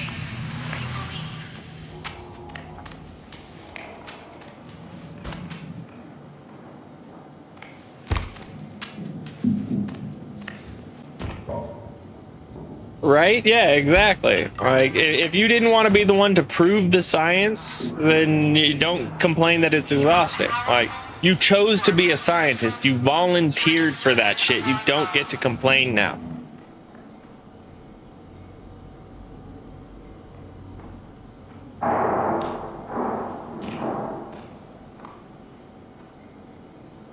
Now, you don't see me complaining about how hard it is to dig septic tanks. Yeah, because I didn't volunteer to do that shit. I knew it was difficult. That's why I don't do it. Like, if you didn't want people to like question your science and expect you to prove that shit, then don't be a scientist. Be a Miss Cleo. What was Miss Cleo? A seer? A psychic? Yeah, they just want all the clout that comes with being a scientist, but they don't want to prove anything. And if they don't prove anything, then at no point have you done a science. At best, you've made an observation. That is like step one of doing a science. Observation, hypothesis, testing, confirmation. There's a method to science that must be followed. If you don't have confirmation at the end of your shit, you have not done a science. Sorry. I don't buy it. I don't believe you've done a science if you have no fucking confirmation. If you have a hypothesis that yields more questions and then a few things where you're like, yeah, you gotta believe it happened. That's not a science. That's just a really complicated hypothesis. And you will learn.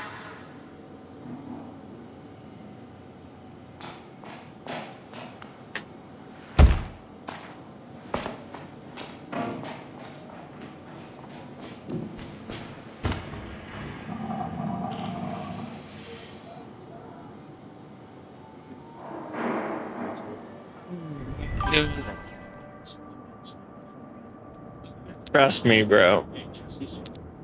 But that's the thing, though. It's not even source trust me, bro. It's fucking source, like, why not?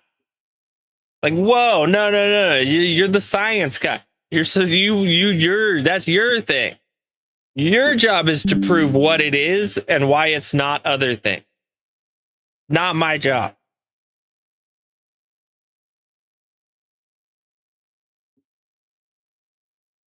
Like, fuck, bro. It's basically source. Well, my claim makes no sense otherwise.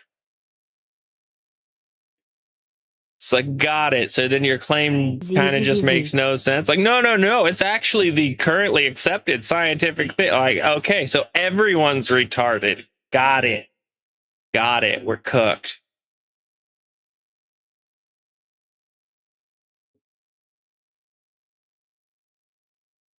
Right, source, because all my work is invalidated otherwise.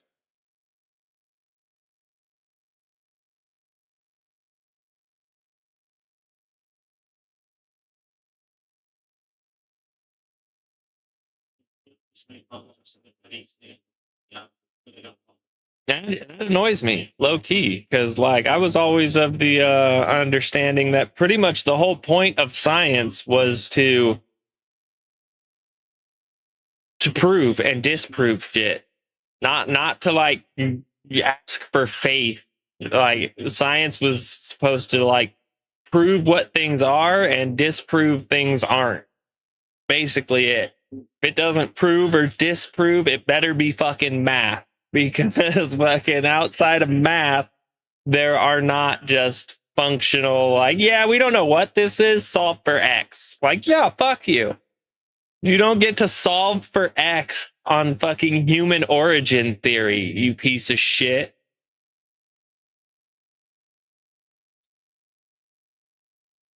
But see, that's the problem, bro, is so much of it has become fucking solve for X. They want this particular answer.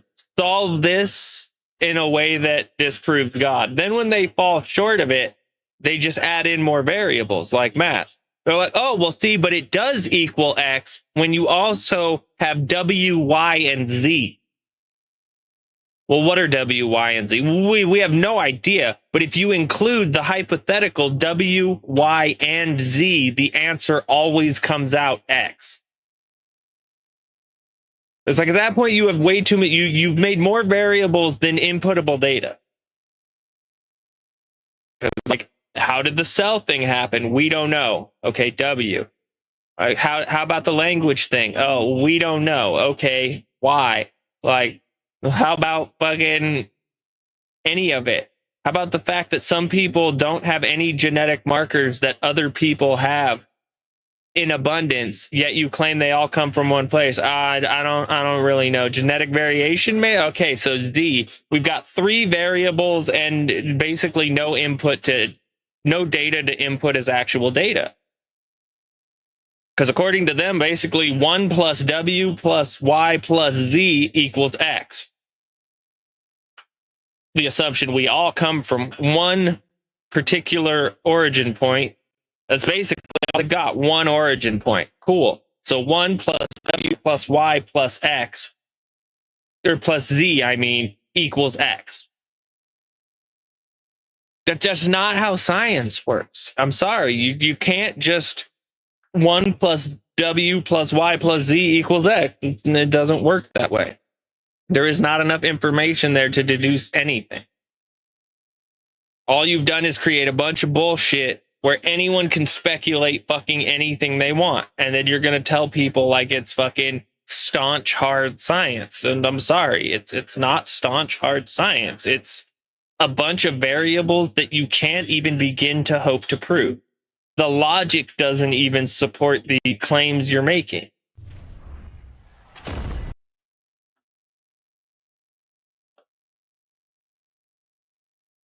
Source, please just agree. I need my paycheck.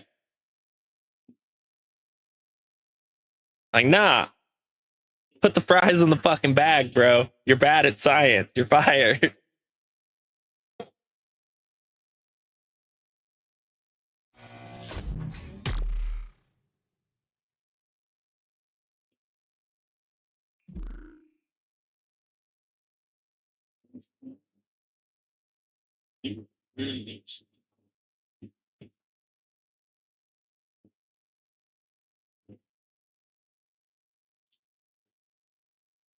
Like, honestly, I think you would have better luck trying to scientifically prove the existence of a race of grimaces from McDonald's than you would trying to like solidify science's theory on human origins.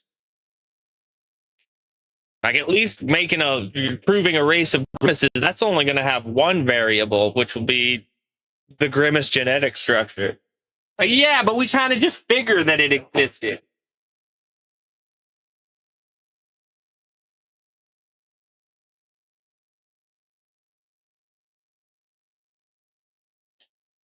And we actually all stem from grimaces. The grimace species was actually the proto-human. That's why when you bruise, it turns purple. It's revealing your inner grimace genetic composition. The proclivity to turn purple. Like, it's sad that I'm just making up bullshit and it's basically got less variables in play than science's stance on human origin.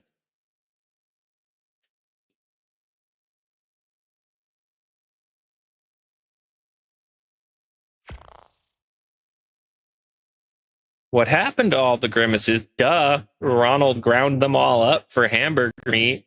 Everybody knows this. Because grimace meat is fucking permanently sterile. Nothing can grow on it. That's how the burgers stay not rotten for so long. It's all just grimace meat.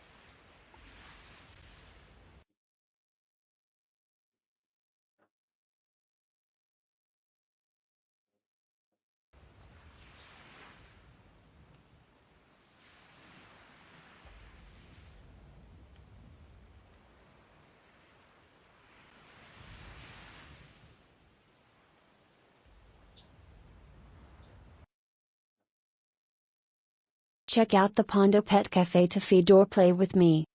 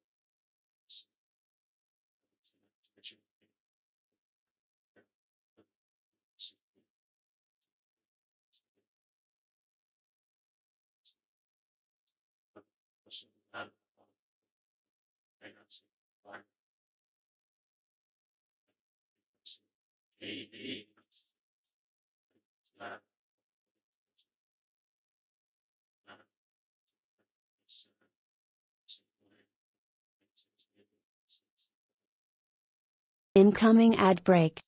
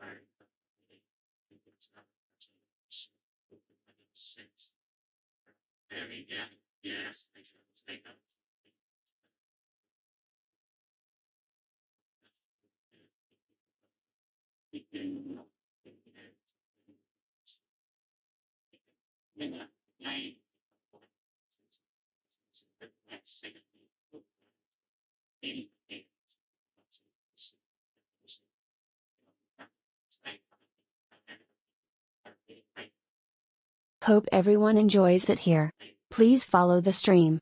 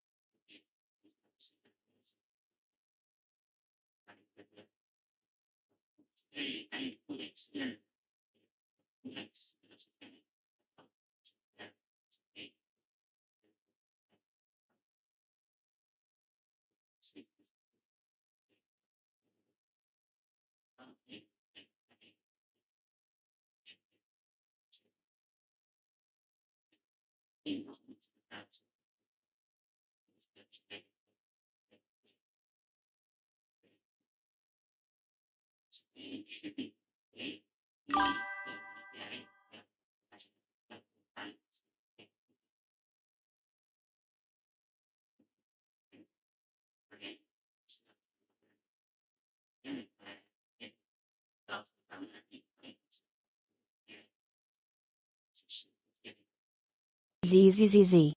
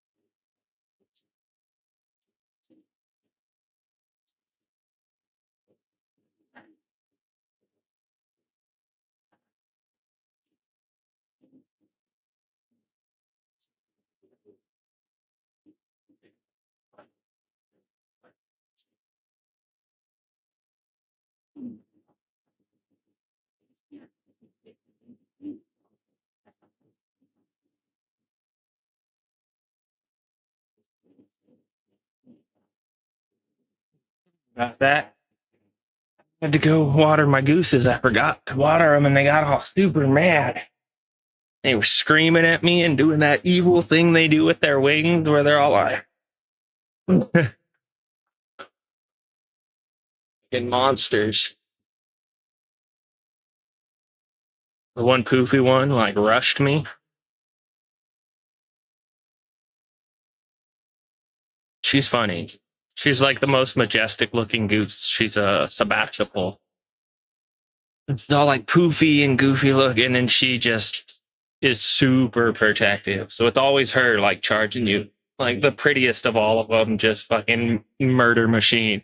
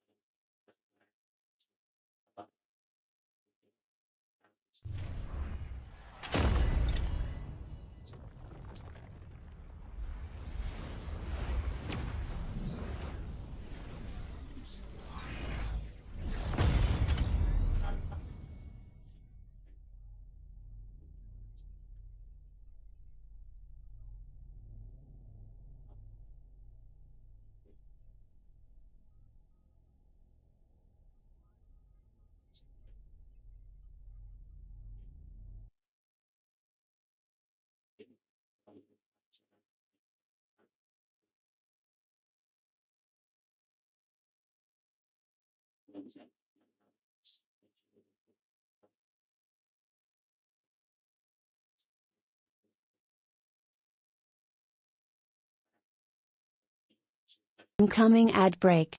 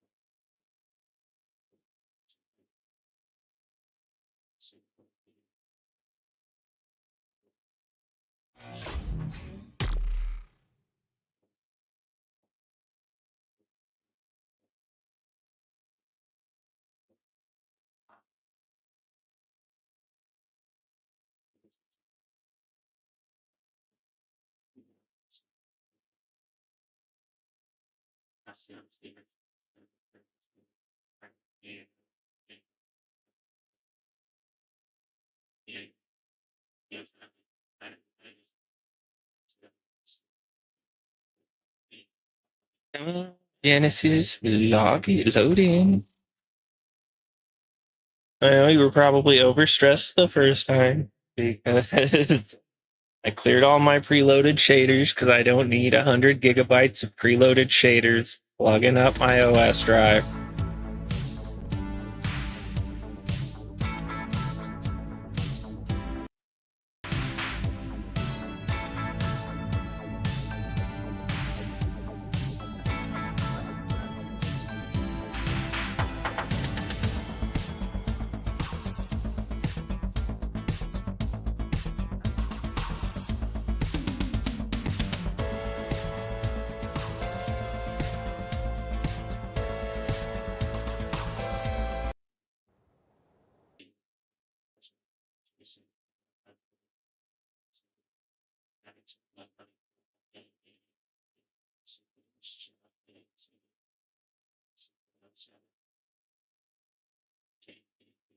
All right, whoops. I made it mad and it crashed.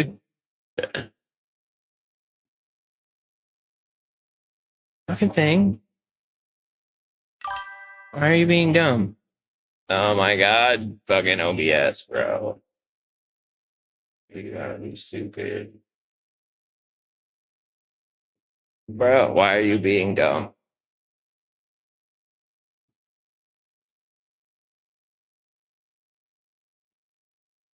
God damn it, I gotta restart it again. Excuse me, my bad.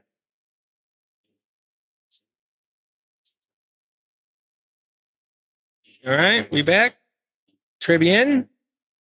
C'est good? C'est good. Okay, c'est good. Oh my god. I hate random glitch breaking nonsense, bro. OBS, that's mucked up. massively mucked, bro. It just like straight hard flop. And then it won't work right. Like, bro, why? Just like let it work right. Like, why is that such a big deal, bro? Like, I get it. Programs crash. I'm not like, oh my god, it should never crash. No, like that's fine. Stuff crashes. Like, that's the least of my concerns, bro. It's fine if things crash. Things can crash. It happens. Programs get bugged up, whatever, things crash. But like when it closes out and restarts, it should fucking work and not be retarded and then just not function. That stuff immediately grinds my gears. It's just so annoying.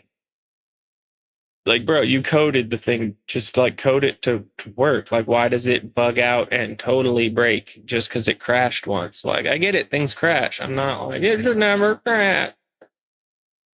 Well, like, it should at least fucking recover from the crash. Not just like, okay, and it's live again, but now none of its buttons work. Like, what? Why did it even boot up then? If none of its buttons are gonna work, why even boot up? It's annoying.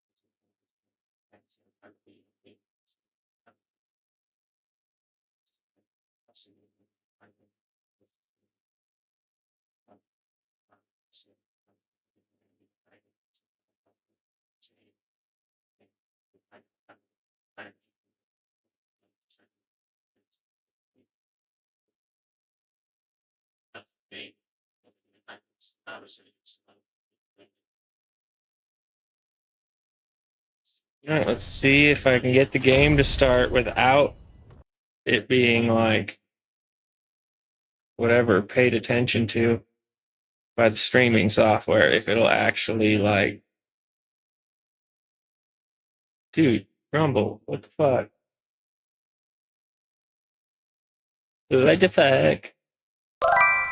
Welcome, Perk 60 Okay, the Wolf. pop out is working. Yeah, all right. I didn't know. I'll put in whatever.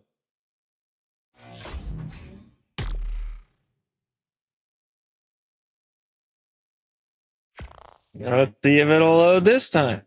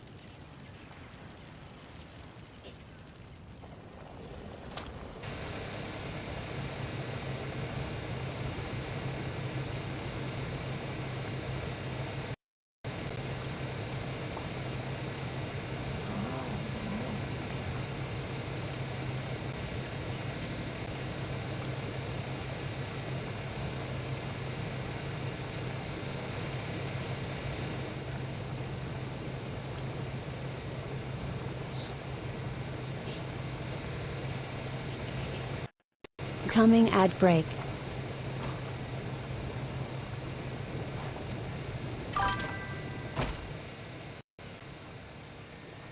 All right, so that was the solution, was to let the game load up on its own. No, no, no, no, no, no.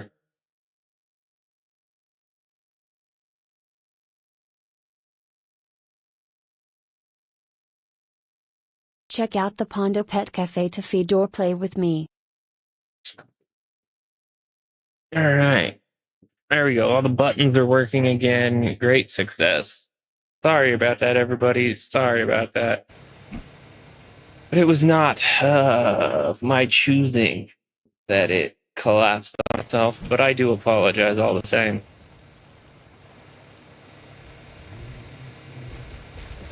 What the hell?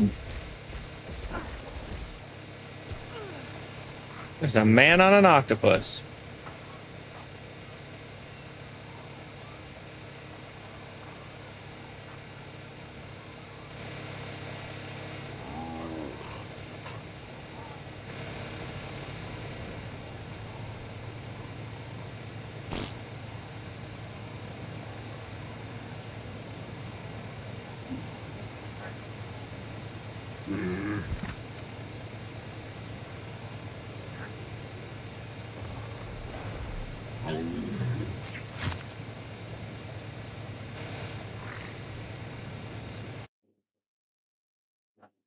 Change these titles since Dark is dead.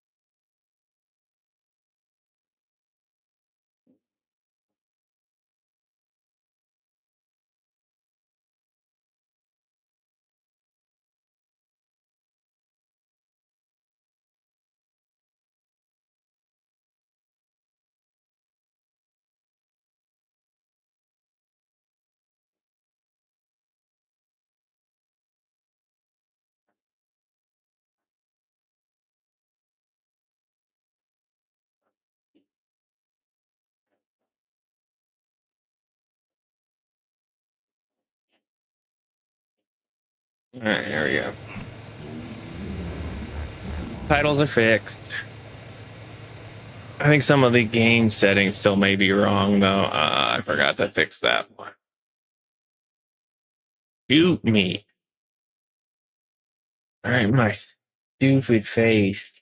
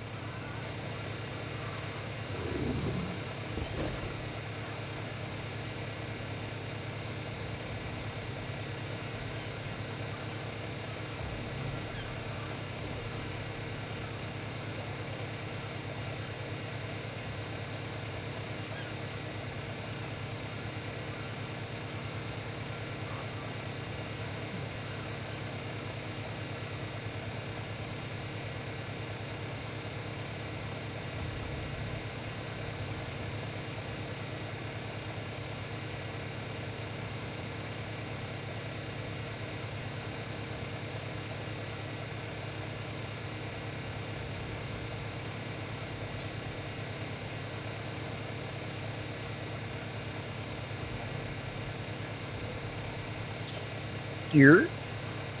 Sure. What up? Not much. game was being spastic, and like I launched it and it crashed and crashed OBS with it. Oh. Yeah, there's a lot of people on, I think, and the server's running like poop. Oh no, it's fine. I just you know, told OBS not to watch the game and then started the game and let it like load in, and then it was fine.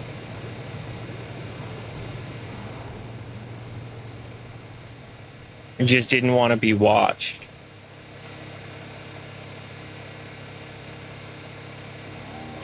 Don't look at me, I'm changing. Right? Don't look at me, I'm nude.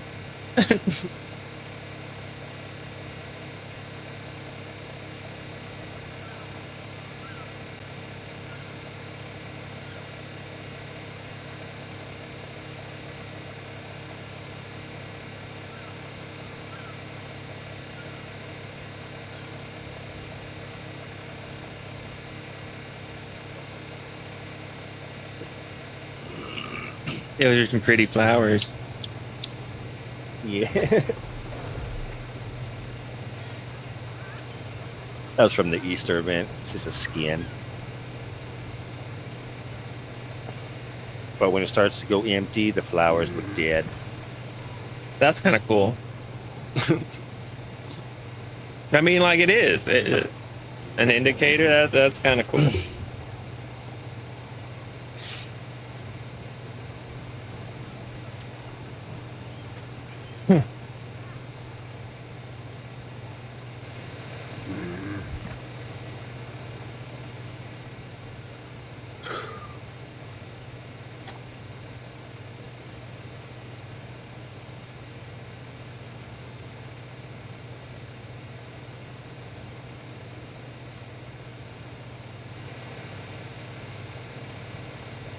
Actually, I need to see.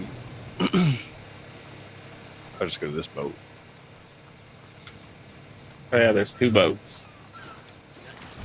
Yeah. Boots.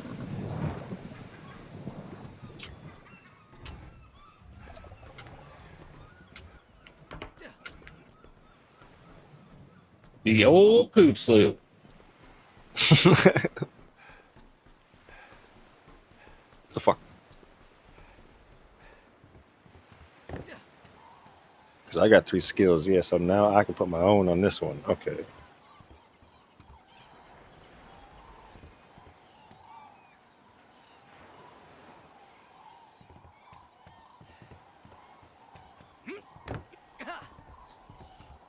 I should just save them, actually.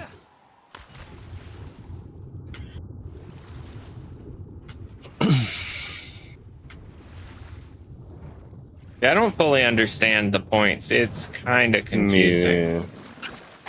Like, Well, for this one, the points are different from Lost Colony. Lost Colony is more simple.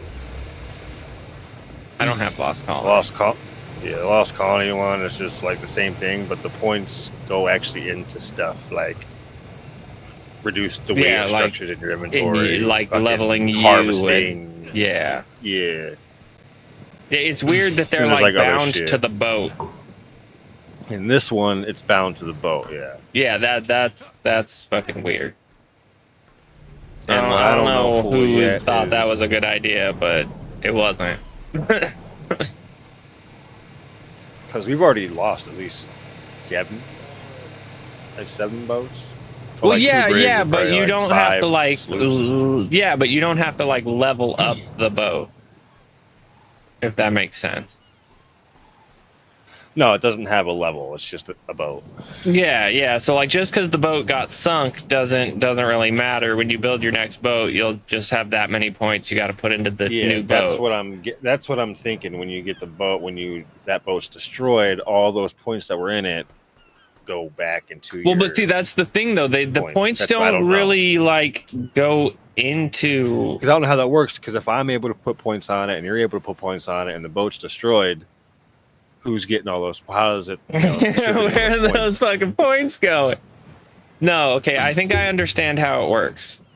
We do stuff, blah blah woof woof, whatever the fuck. Complete the little taskies. We get points. Get the skills, yeah. How many points do you have right now? Well, you're on the boat too, which can make it a little weird. But me standing not on the boat, just right here, I have 6 points. Now on the boat Yeah, over there, I have put all 6 of those points into things so for so that I have boat. 12. Yeah, I have Yeah. 12. So let me go to the new So boat. I think basically the way, yeah, you should see, I would assume either I'll see all 12 I'll of see what you put yours, in there, or yeah, you'll see the or ones I whatever is put the in. boat. Yeah, it's got to be one of the two. Either we each have like our own independent point pool, which just is whatever we declare it. You know what I mean? Yeah, I have 6 on this boat. Okay, so then, yeah, I've already used 6, so then you could use an additional 6, which I believe you would only benefit from. At least until I have 6 additional points, because then they would still be put in those same What were you 6 doing? You were points doing you this, right? placed. Gun cruise, siege. So we'll do siege. I was just trying to see, like, you know, how or Oh, what. those 2 are leveled up. Oh, long barrels. The ship's cannon shots travel up to 30% faster and farther, but deal less damage. Oh, I don't want that.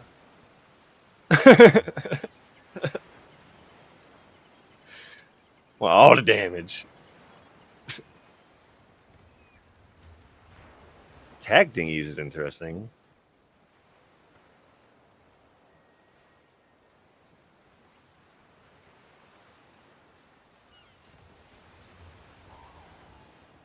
Oh, direct hits from this ship's cannons cause a target to be slowed up to 15% for 15 seconds.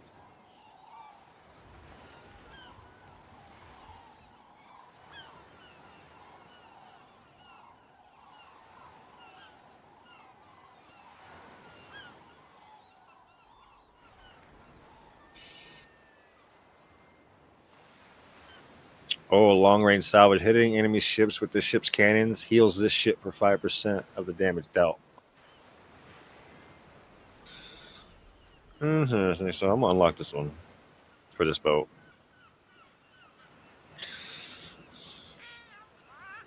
So I'm pretty sure this skill, though, you have to put this in your hotbar.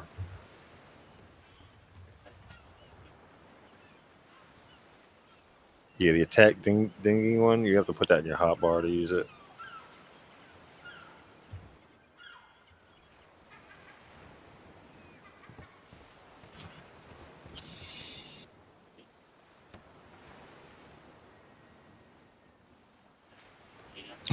Yeah, there they are.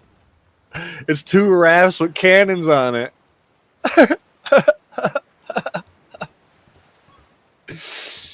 That's funny. Yeah. Right.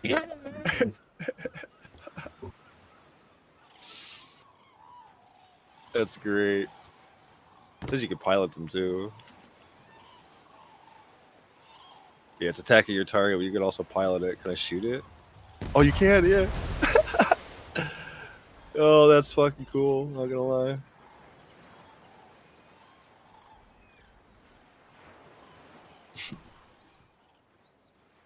They last for 300 seconds. What was that, like 5 minutes or something?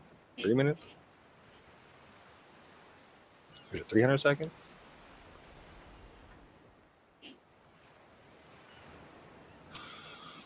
Yeah.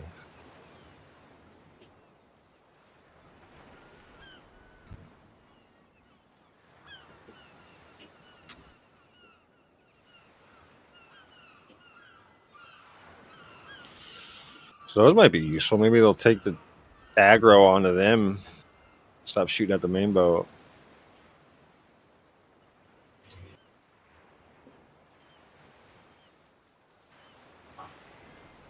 What's the cooldown of it, though? 900 seconds?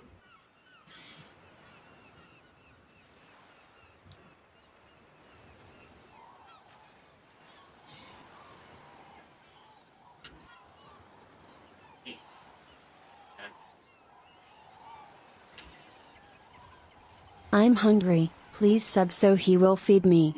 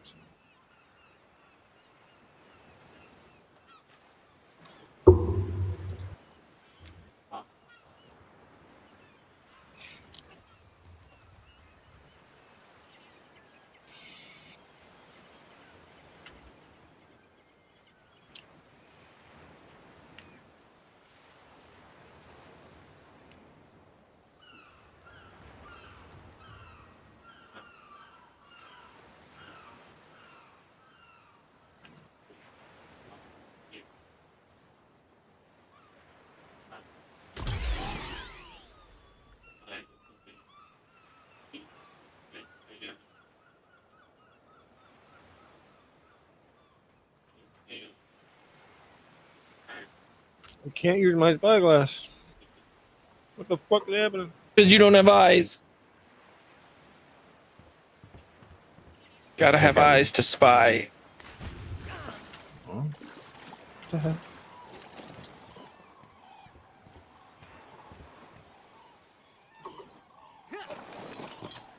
No, Oh my god, you can just aim the cannon while you drive the dinghy? Yeah. It's so silly. Oh, there we go. That's super cool. Oh, they just stopped. Oh yeah. Well, yeah, they run out at some point, but Yeah, it's like 300 seconds or something. that's 5 minutes. That's a hot clip. Cause yeah, I was just sitting there looking at them for a long time. I was like, Jesus, it is still there, and I was like, I might as well jump down there and see what it does. Like, no, that's kind of cool. Just like little rafts. So maybe Floating like after there's you. a chance they'll take some aggro off of you and shoot at them instead of the boat. Yeah.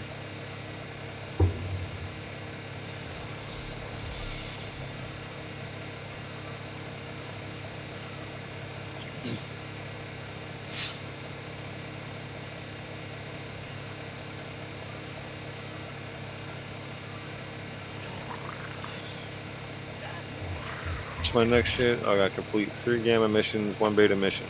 Spend 2,500 X again. This easy. Nice.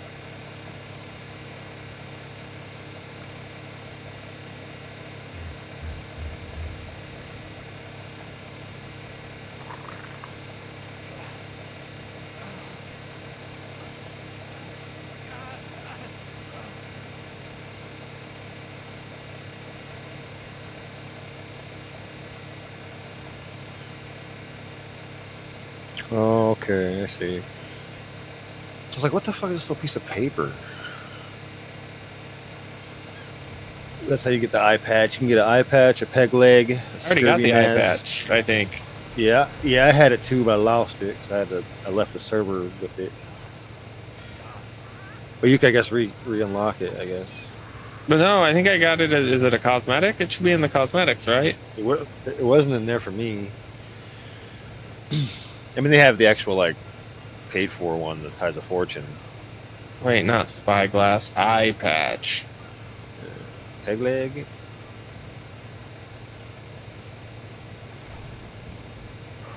Yeah, under the reward thing and the milestones, there's a little piece of paper.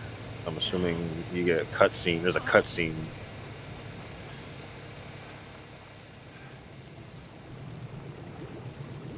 You're a cutscene. The captain's hat, shirt, pants, boots.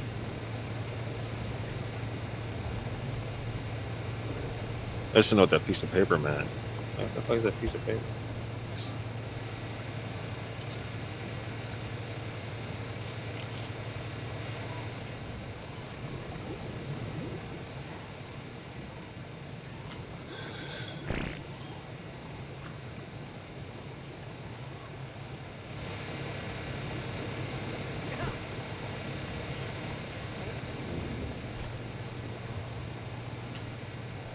Check out the Pondo Pet Cafe to feed or play with me. Oh, there's a bunch of cooked prime meat in here. Yeah, I put it in there because it'll Cook. it turns it into jerky. Yeah.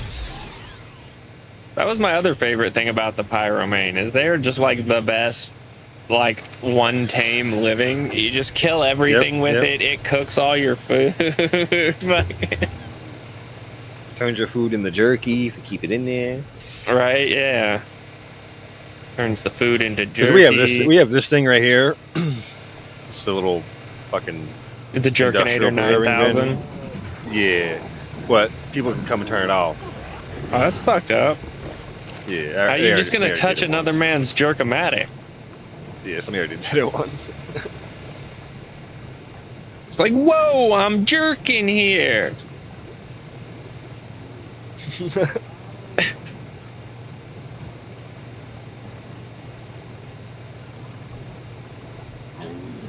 Same thing with the generator on the bear over there. They can turn that off. Low-key, I want to try making jerky. I think I'm gonna make a cheap biltong box and try while it's still summer and hot as fuck. Yeah. Cause like if it's hot enough, bro, you don't even really have to do nothing. You just put that shit outside. You just have to like build the box so like stuff can't get at it. You know what I mean?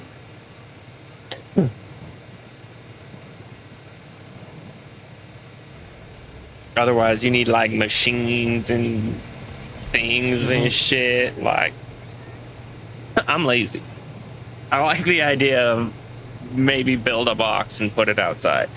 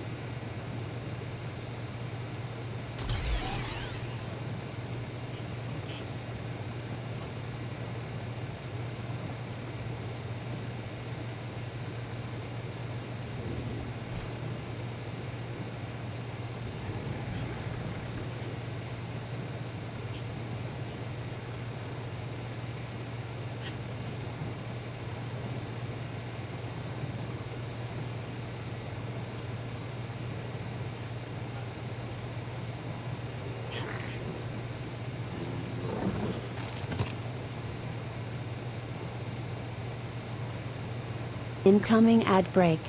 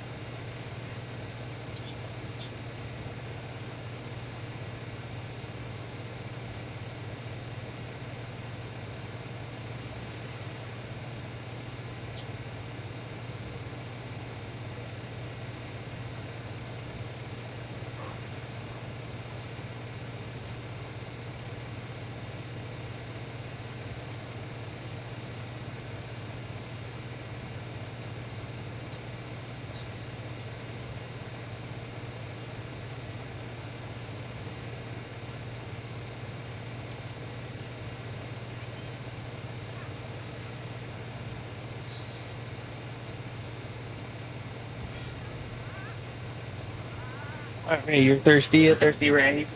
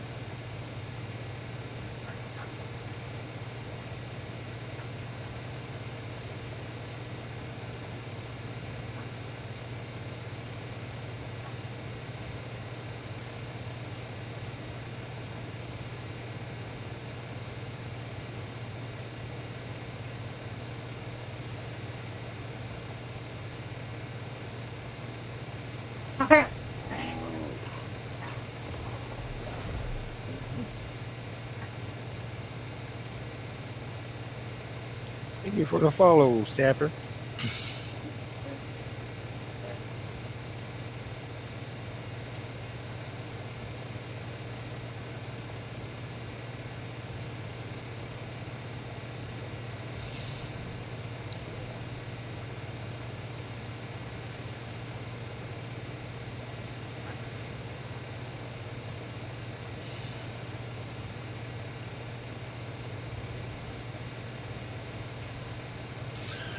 Yo, official. PvE.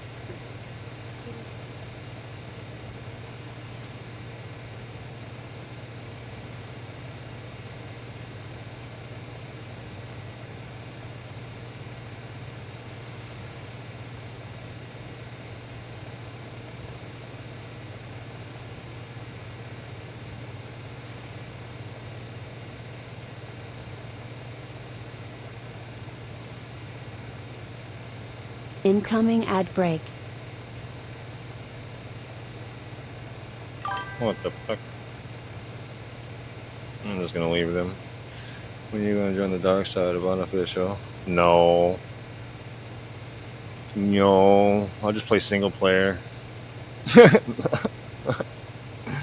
No, unofficial's alright. It's just, it depends.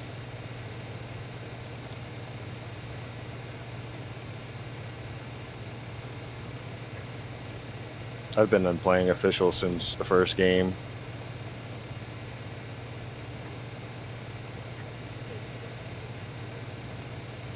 Well, official PvP, then switched to PvE.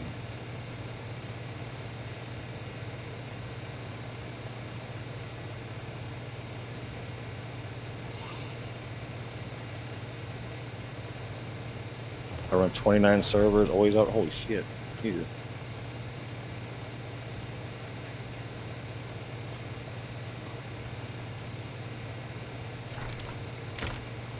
That's a lot of service.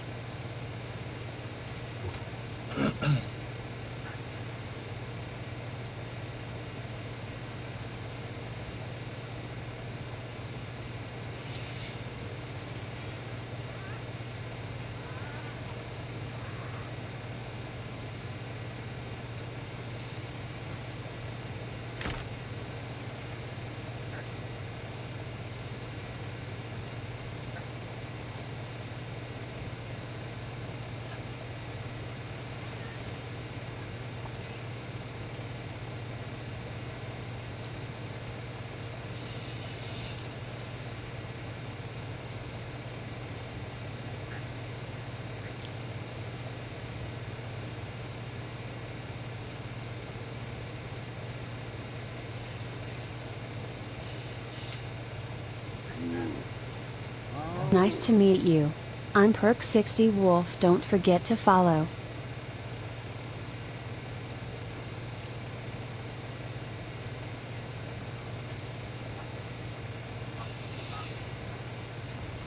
Oh, oh, oh, oh.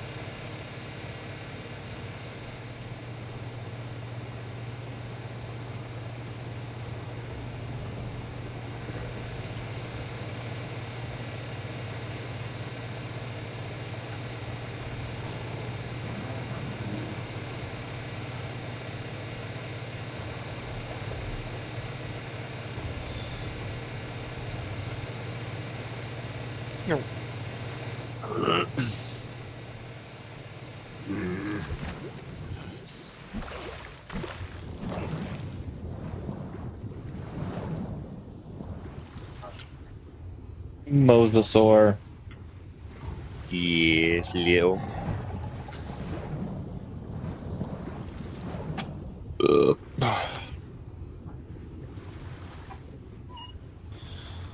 Skibbity, skibbity, skibbity, skibbity, skibbity.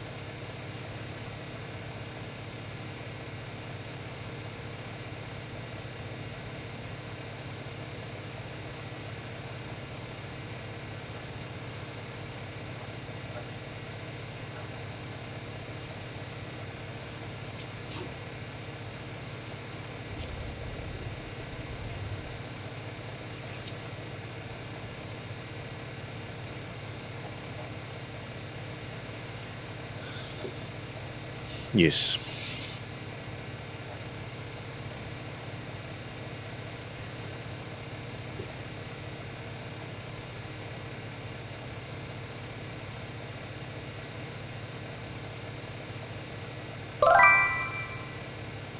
Welcome Pierce 6286.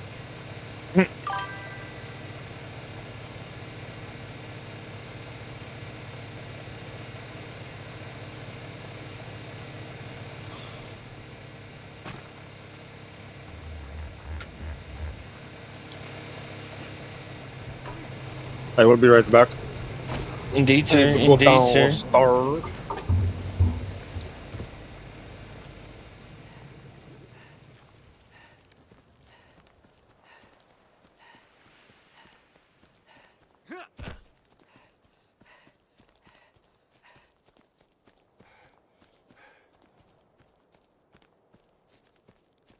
Lizard.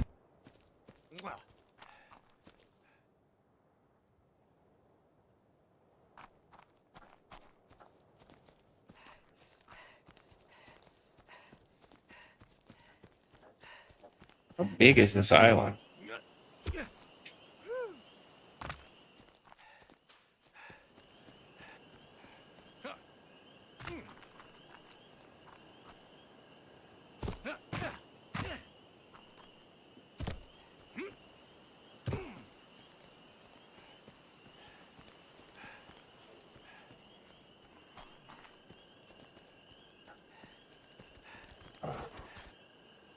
Uh.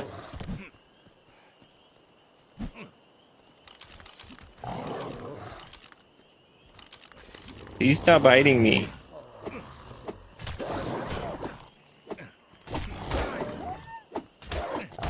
I'm gonna murder you and take your baby.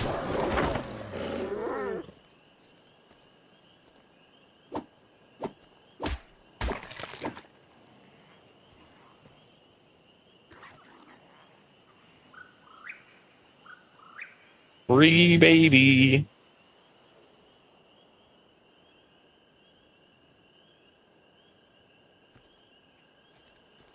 Unfortunately, I don't think I can pick free baby here up, but I can feed him his mother.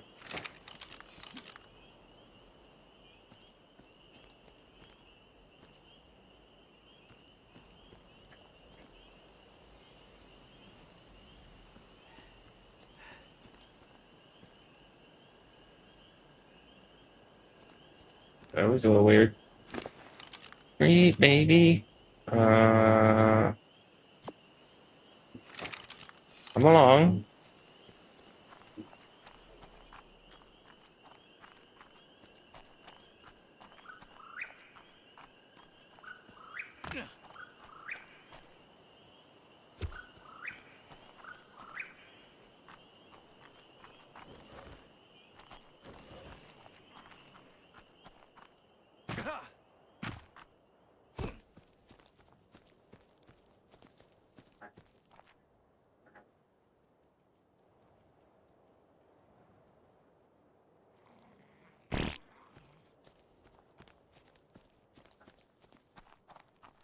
I was gonna say, uh-oh.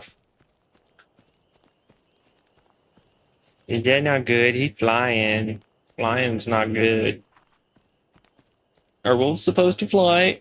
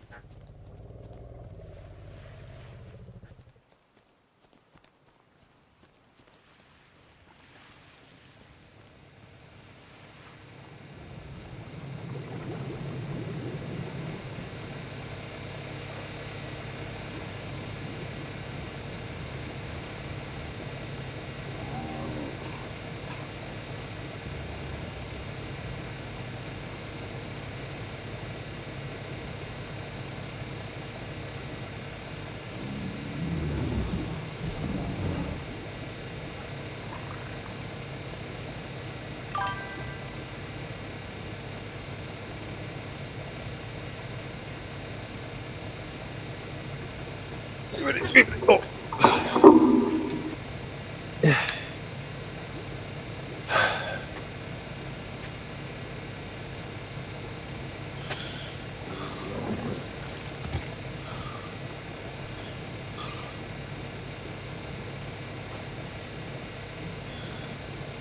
Oh, my parrot.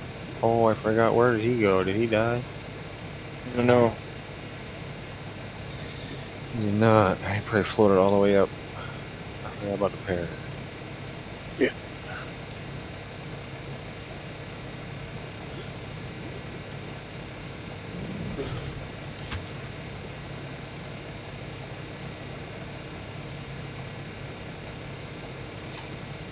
Ollie.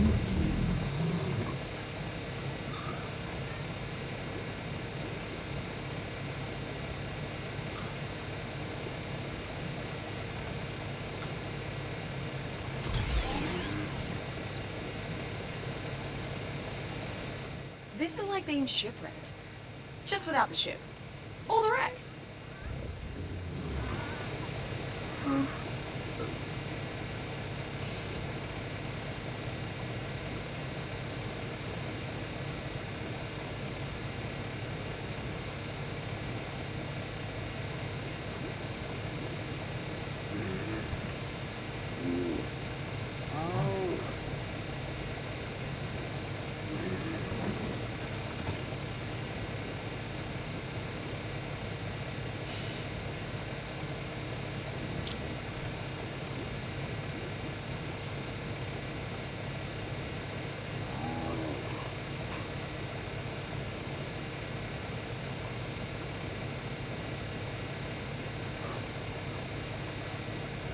Ollie.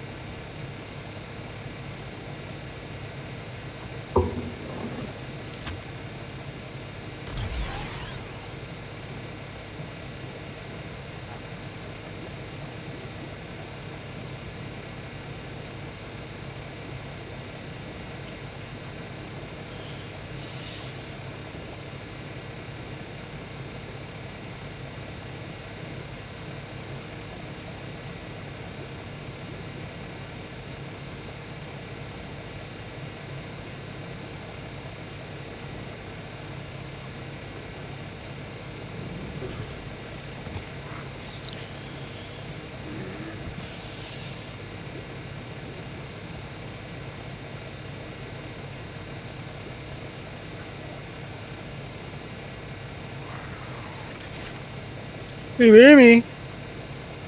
No.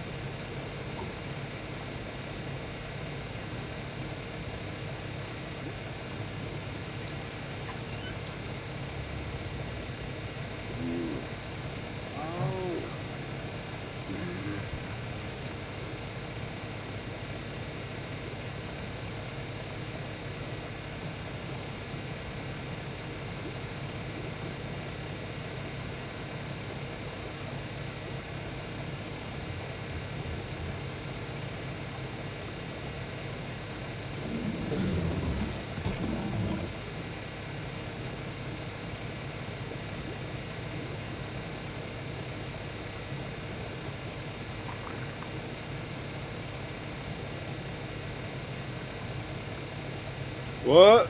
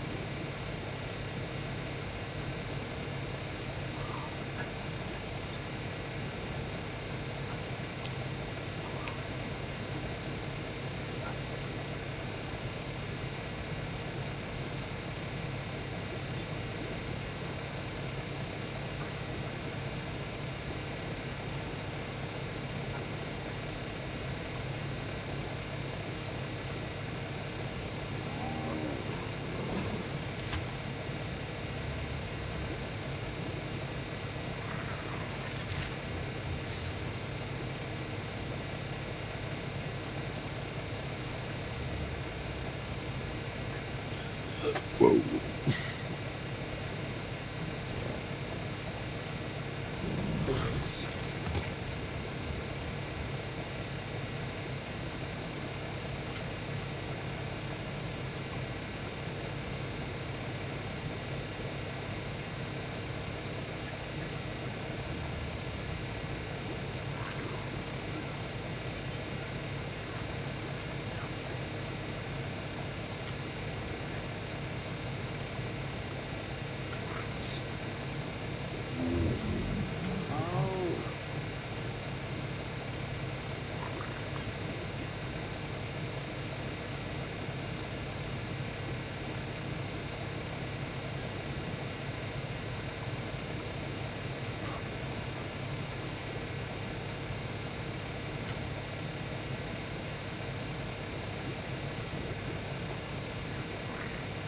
I'm hungry, please sub so he will feed me.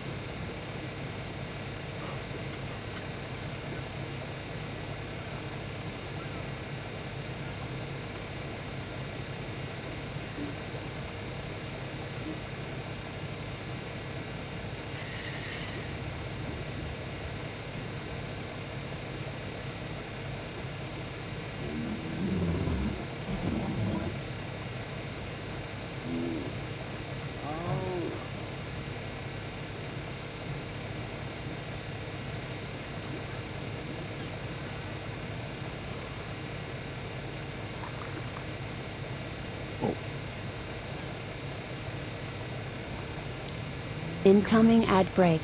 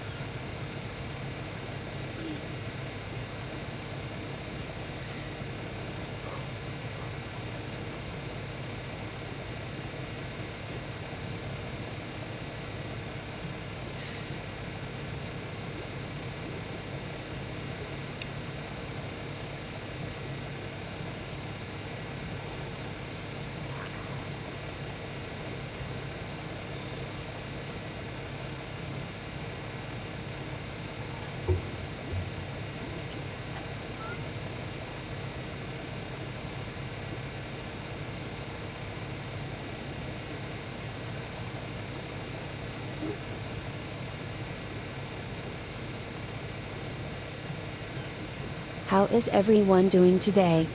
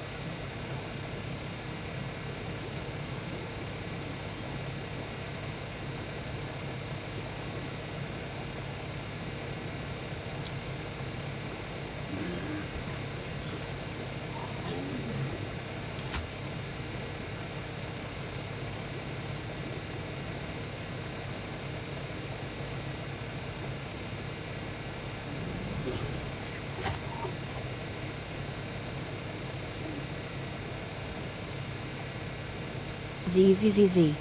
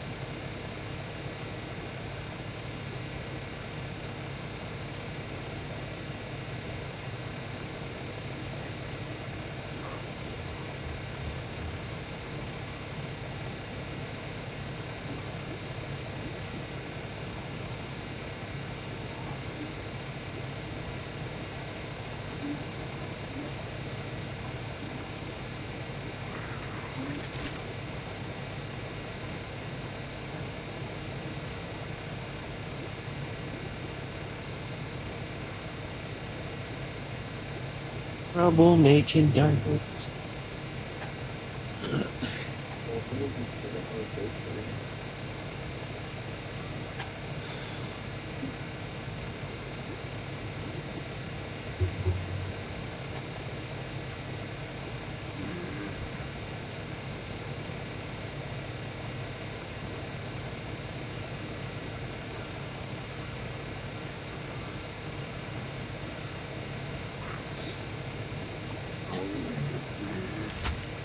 Incoming ad break.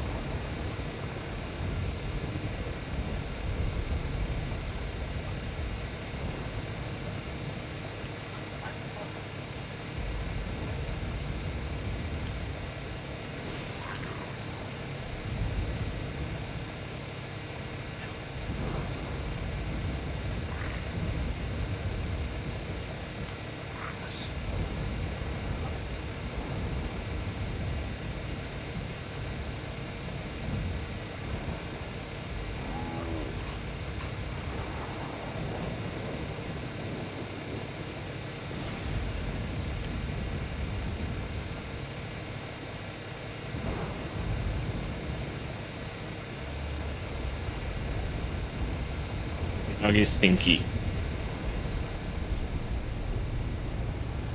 You're a stinky dog. You smell like stinky stinks. We smell like stinky things that smell stinky.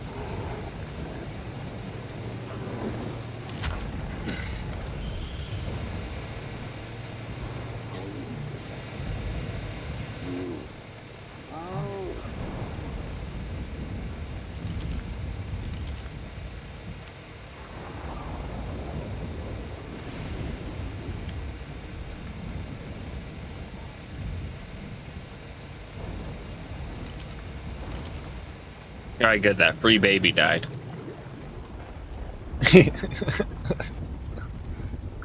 No, I was like running around the fucking island, and its parent attacked me, and I murdered it, and it was just standing there looking at me, and I felt bad for it, so I claimed it and ran off.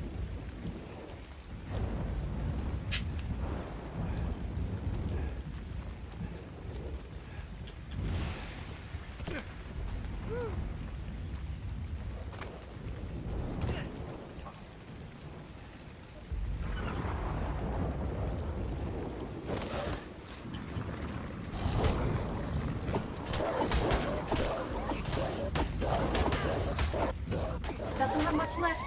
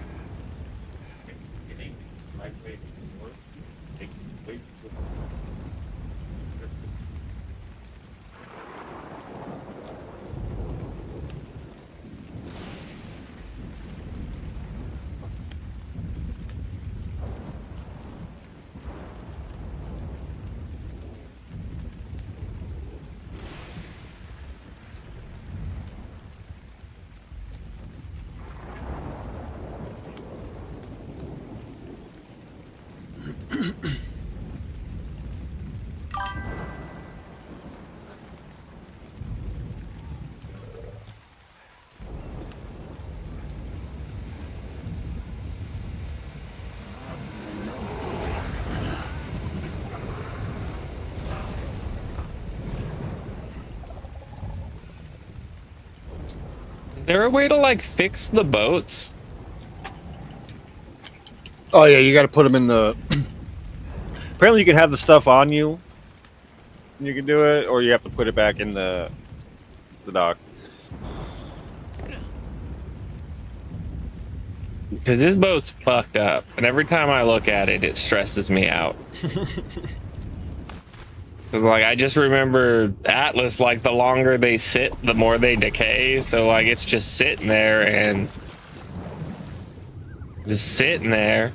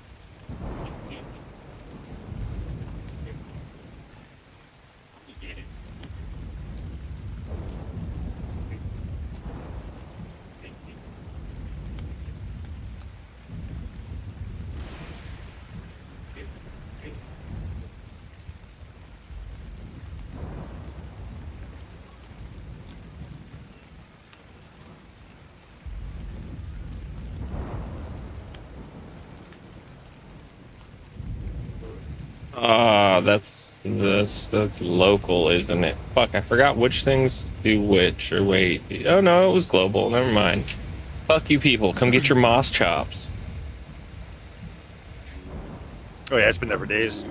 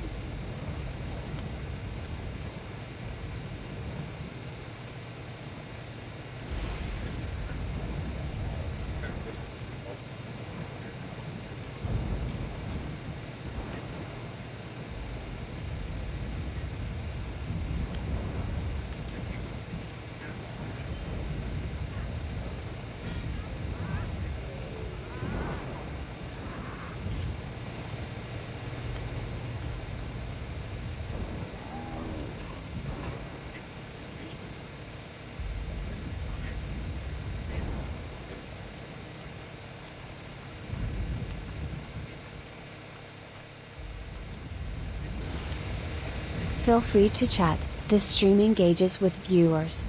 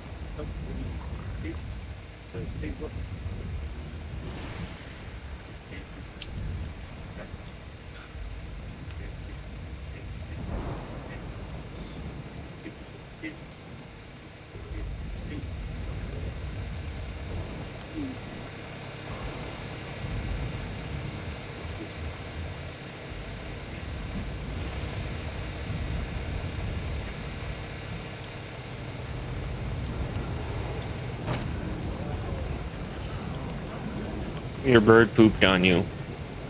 Oh. Yes. Yes. That's I looked over, all I saw was a poop ball. Here's your poop on the floor now. It's on the floor.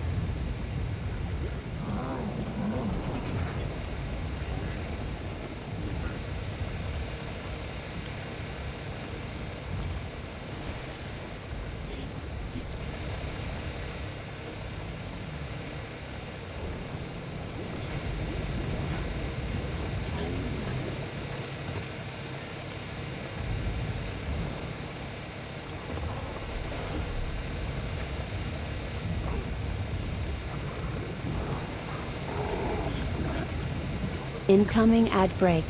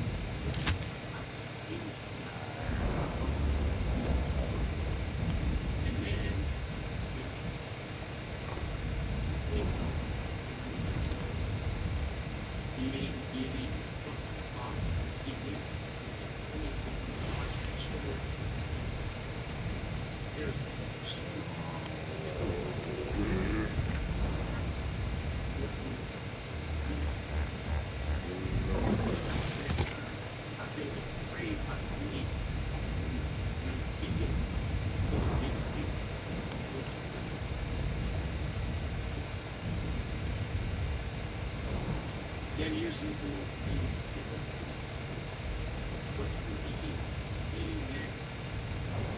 You're what you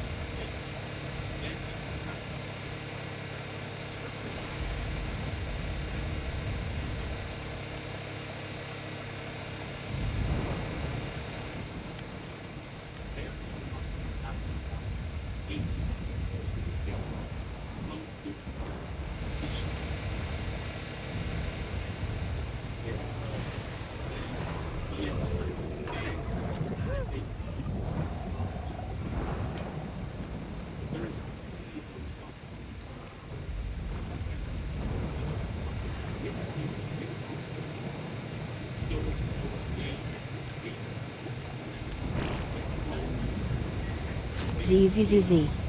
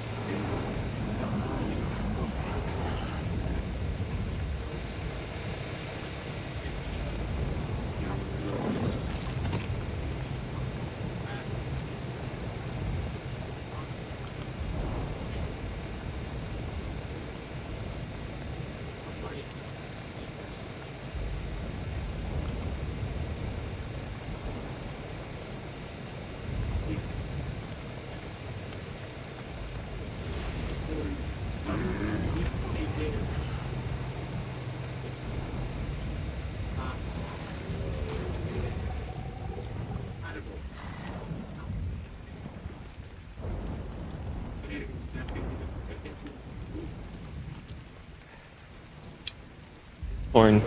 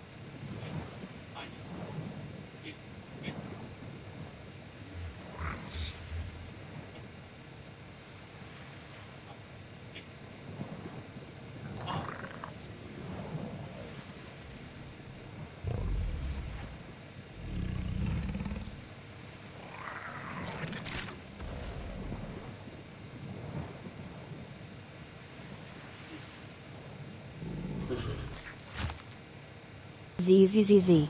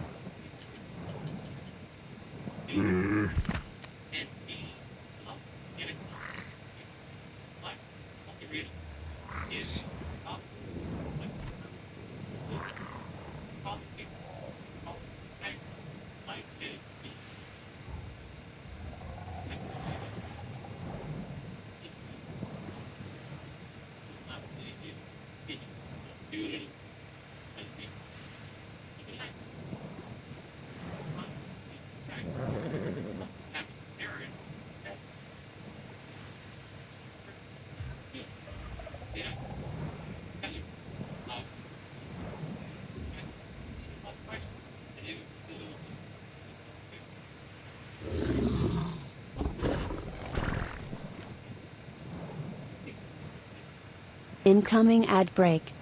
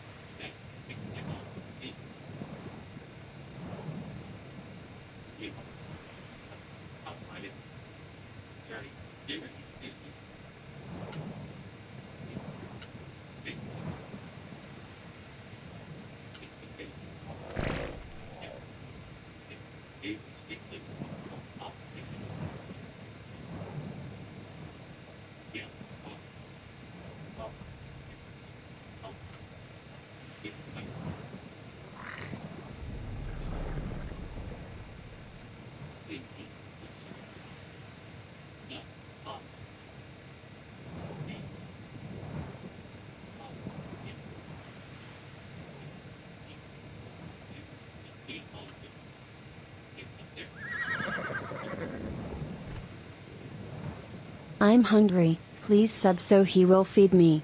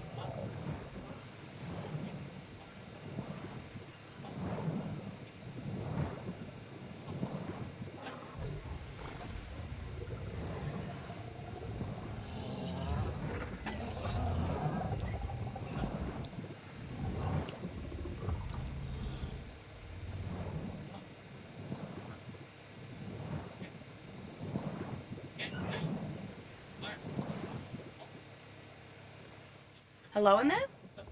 Come on, give me a sign.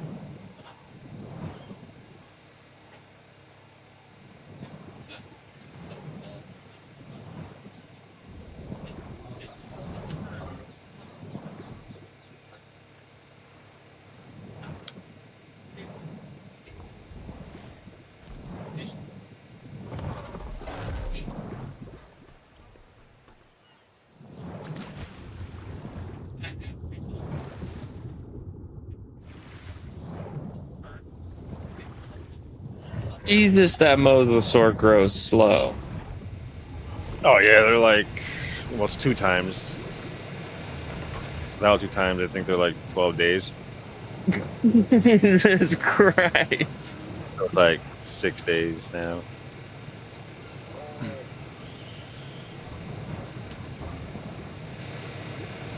That's fucking horrible.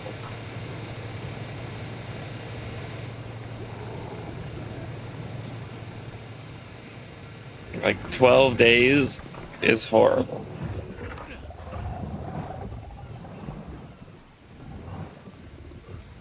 That should be a crime. On an island, all that's a lot easier because everything's like there, and the Maguina things feed the babies. I have to hand feed it now.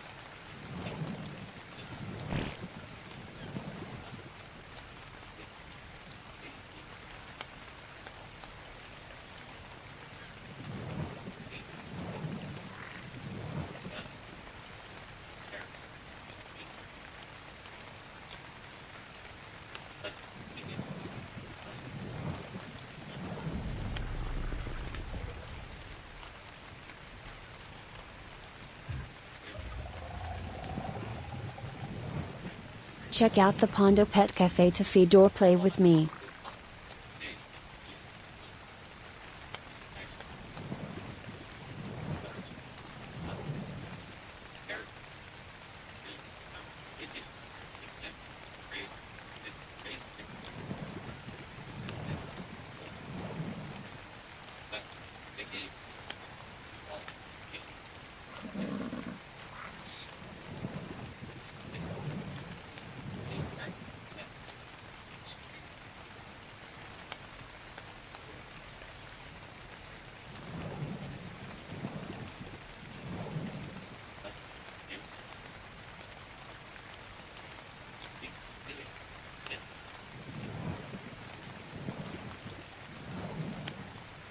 Incoming ad break.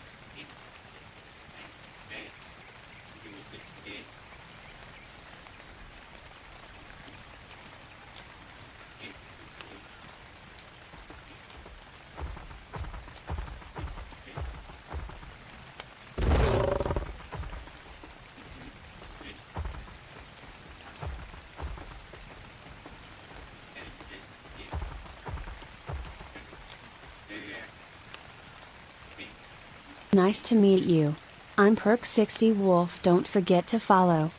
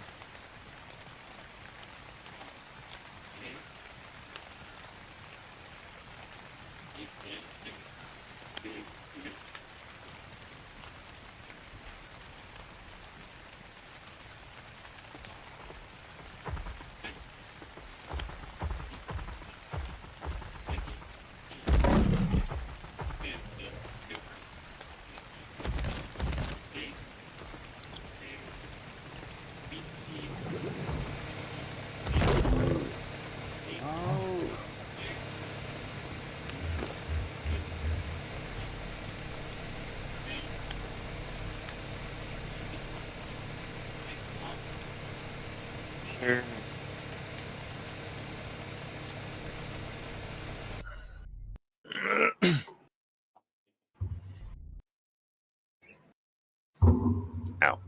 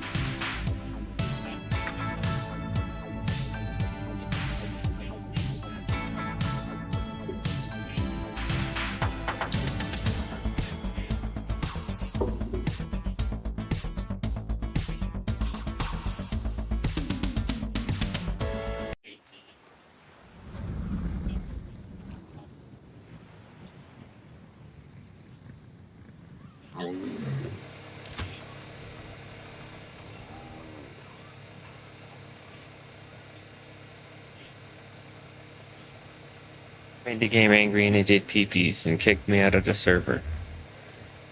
Oh.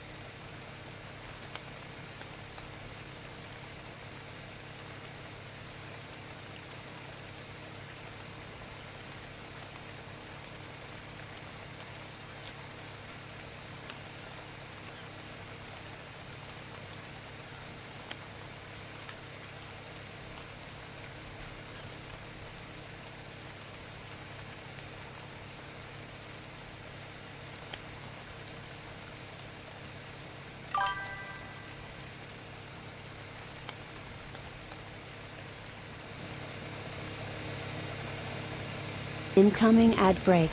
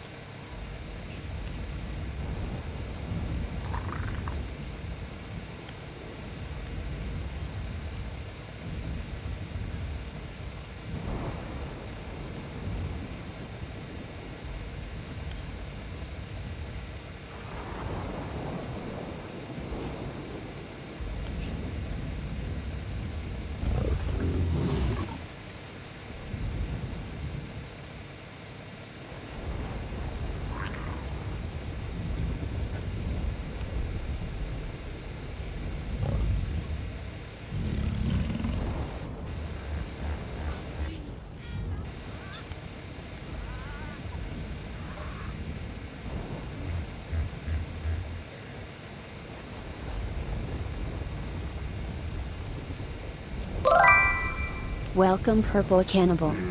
Fire Kitty, right? The Fire Kitty's so cool. It's by far my favorite thing. Until I do that. Then it's a little less fiery. But still super cool. Bro, right? Famous last words right there. Like, yeah, there was like a 1,200-pound cat that was on fire, and he was like, pss, pss, pss, pss, pss, and then it mauled him.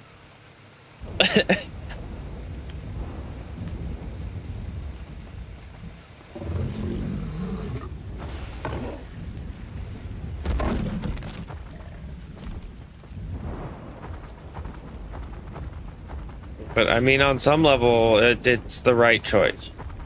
It may kill you, but the right choice was made all the same.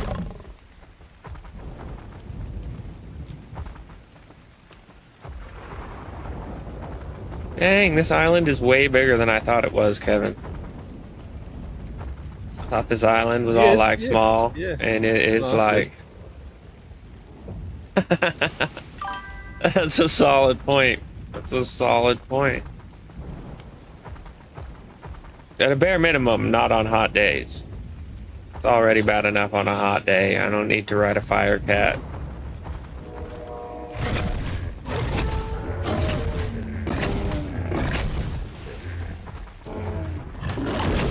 Don't go in the water, you smart bastard, parasaur.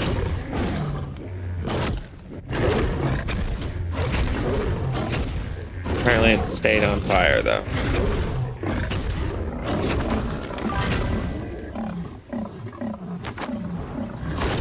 That's a solid position.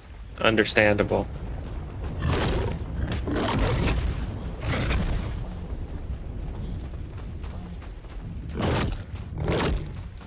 But it also does this.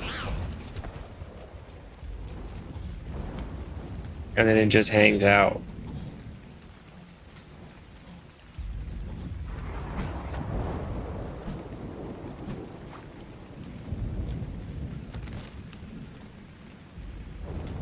I don't remember how to make you big.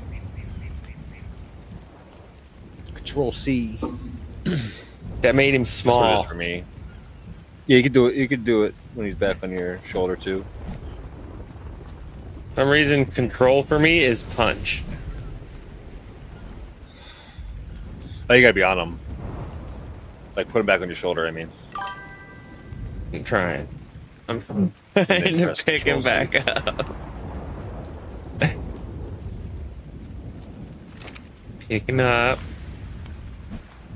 Yeah, control C just like crouches and punches. It's not right here. Why is control punch? Control isn't supposed to be punch. I don't think. yeah, no, mine is too. Yeah, mine is punch too.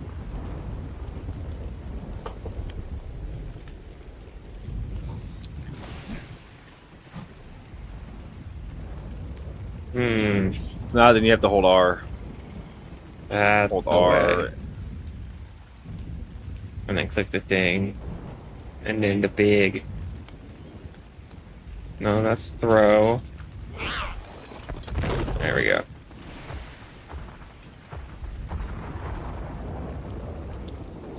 I guess you can't. Yeah, that's weird. Yeah, I just press Control C. I mean, to make him small, that's what I did, and then I pressed it again and it didn't throw it back out. I was like, huh, that's a bit odd.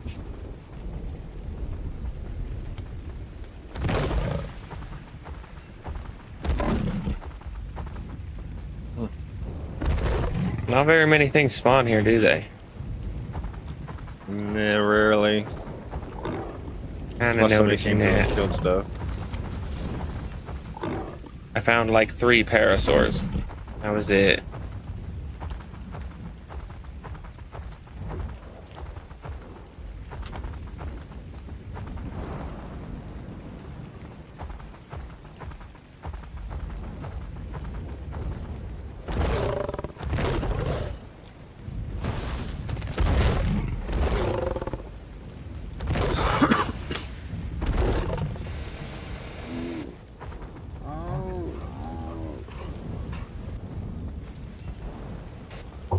I don't understand how you're supposed to farm stuff here.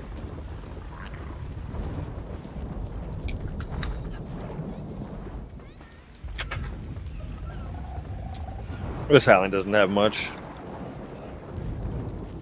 It has some metal. And we want like meat and stuff. The best place to go over meat is probably the Arctic. I mean, I don't know. I'm just trying to farm stuff because I don't know what else to do. Or like other islands. There's some other islands if you travel to. Wait, let's The see. What do northeast I one's need to pretty do big. for these silly little challenge thingies? I gotta do. I don't know what a missions. gamma mission is. Yeah, that's what I gotta do. Tame I an gotta do 3 gamma Anki. missions. What do I need to tame an Anki? I think you just knock it out in regular kibble. It doesn't even deserve kibble. I'm just gonna kill it afterwards. Oh, you could use Mijo berries then. Okay, thank you. That's what I meant. Yeah, which of the berries is the good berry? I don't want to use like good XAPs resources. I'm are gonna in try to find Volcano. I'm gonna try to find like a fucking level 5 so that it tames in like 26 seconds and I can go on with my life.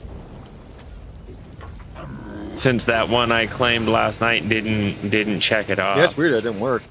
Yeah. Unless they updated it so it doesn't anymore. I mean, I guess you're technically not taming it.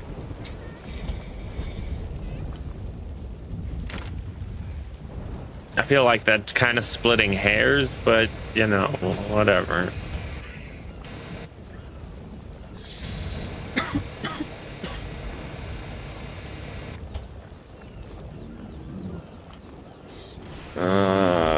Berry collection is berries. Oh, you could just use any one of the bears. Oh yeah, the bears were good too. Speaking of bears, what happened to that one I had? I jammed it in the pyromate. I assume it's back in here somewhere. There.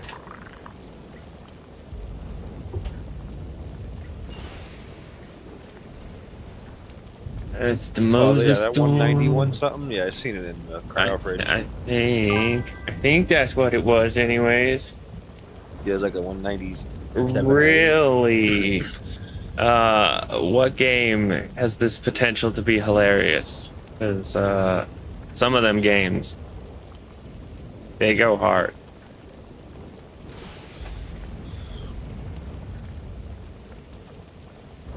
Like Repo. Repo is a hilarious, fun time if you have enough people goofing off instead of taking the game serious.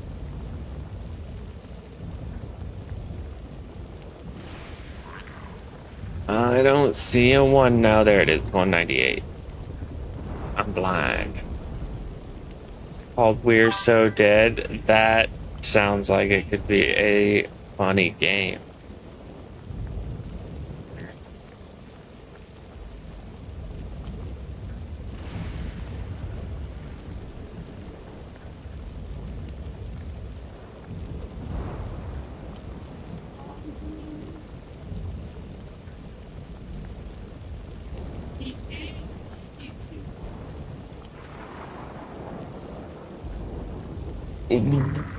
That sounds fucking awesome.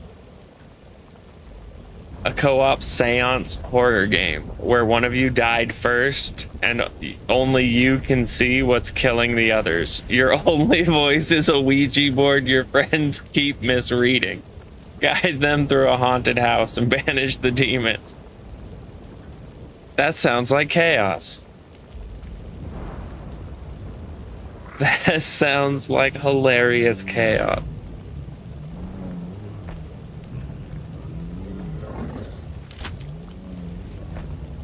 Like, does the Ouija board, like, corrupt what you're saying to, like, force them to misread it? I'm intrigued. Like, it's a this. Like, he said it's a that. Like, no, I said it's a this. Yeah, he just reaffirmed that it's a that. Like, god damn it.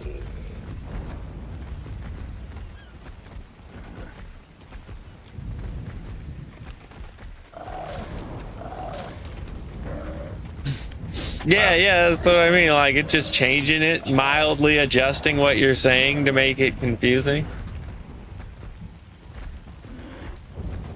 Like, you gotta go to the basement. He said it's in the attic.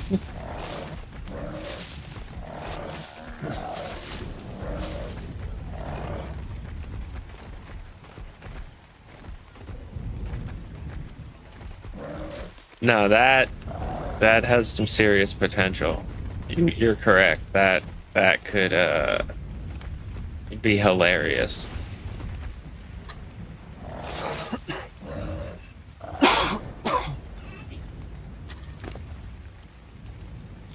And like, what are you gonna do about it? You're dead. All you can do is like try again and hope that somebody understands.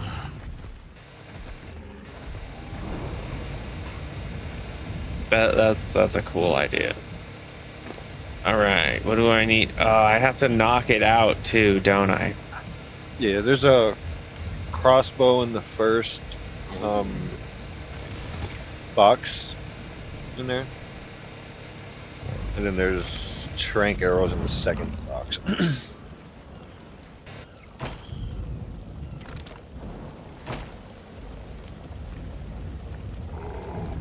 can grab that. I think there was a Ascendant one I found. Grab that one. Oh, on the left side. Sorry, left first one. Right, yeah, hopefully your friends figure out what you're trying to tell them before the demon eats everybody.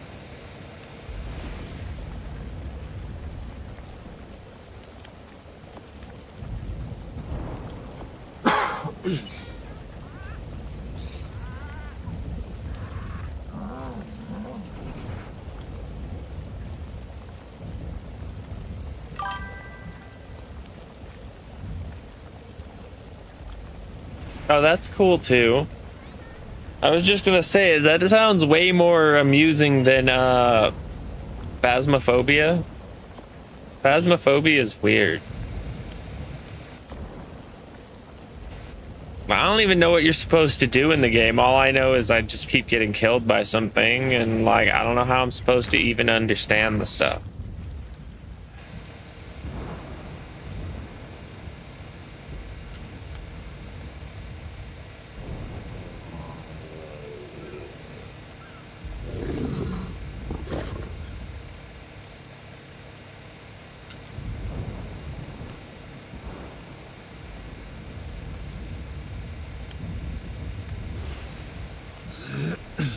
I have never understood that game. Like, it doesn't tell you anything. How are you supposed to know what you're doing?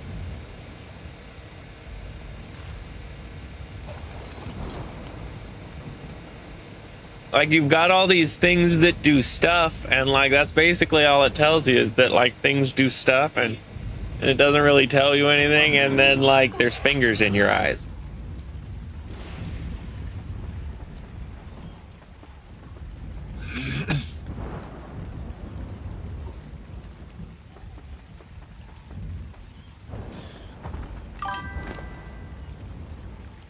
Deductive reasoning? I've never survived long enough to even start reasoning, let alone deductive reasoning. Hey, survivor! Like, I'm still well and deeply immersed in the what are we supposed to be doing? And then I've got fingers in my eye. Like, this dude who bought me the game and I played it with, he didn't know what he was doing. We spent a couple hours not knowing what the fuck we were doing and just dying a whole bunch of times. And then he never played the game again.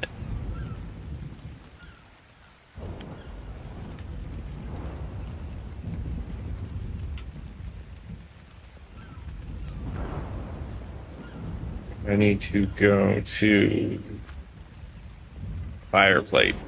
Coordinates locked. South. I went the same place we were before. Yeah, that area works too.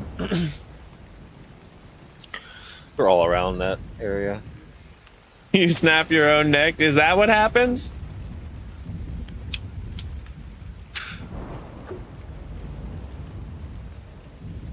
Like, the tips say you can hide. I didn't understand hiding. I tried to hide. It didn't work. Now.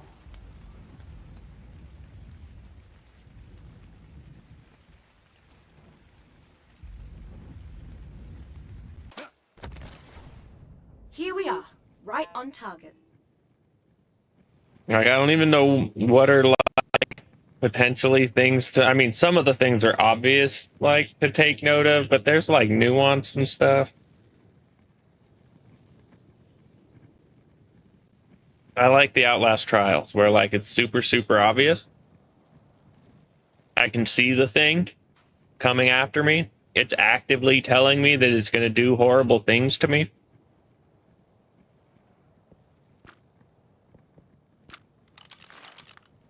Like, I feel like that is clearly defined goals. Phasmophobia kind of just dropped you in and was like, yeah, there's evil stuff. Okay, go.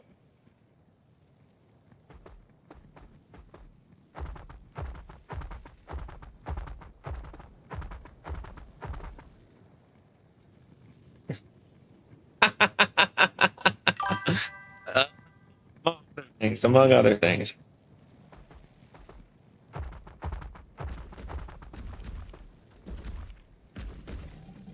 Apparently, they've really pumped content into the Outlast trials. There are just it's so much worse than it used to be. There's now a mode where you have like 3 prime assets running around at the same time on top of all of the like mid-tier and low-tier assets. And there's player invasions. So as I understand those, you know, the people who look like your friends with a garbled name, I guess now players load in like that and like just stabbing. It's crazy. That game is crazy.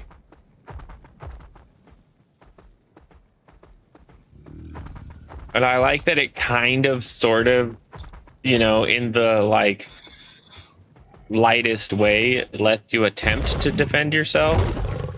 You can at least like throw a brick at something and then run away. Run away!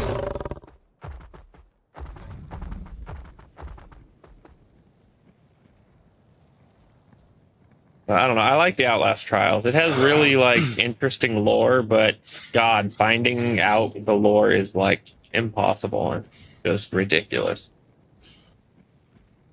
Why is there not an Anki Act here? This is where they all were.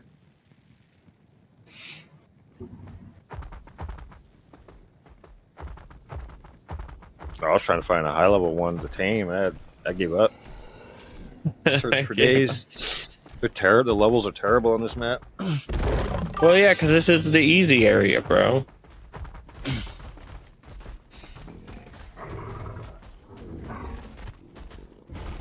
There's one. 10. There you go. I think you could shoot from the pyro. I'm not sure. I mean, you probably can, but I just remember that like moving around while trying to do that was always a pain. It's always weird, yeah. Yeah, I just figured, screw it. I'll just get off and I'll just do it this way. I don't have to like actually hand feed it, right? I can just like just put it right, just drop it in there. there. Yeah, he doesn't help. Yeah, you're good. Don't start I don't no know how long the shit. 10 will take. Couldn't take very long. It's a 10. Like exactly. Oh, it ate one. Oh no, it hasn't eaten yet. You eat, damn you. I feel like it should basically fill instantly. No, but I brought some with me.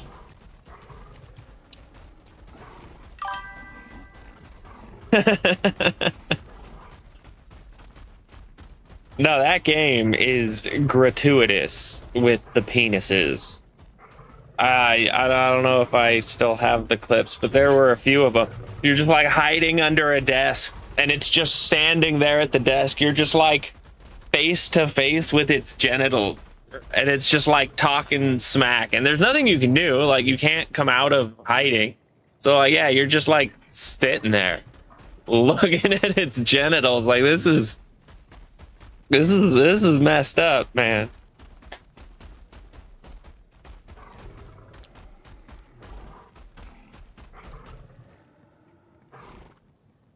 Yeah, that game just really likes genitals, I guess. I don't know.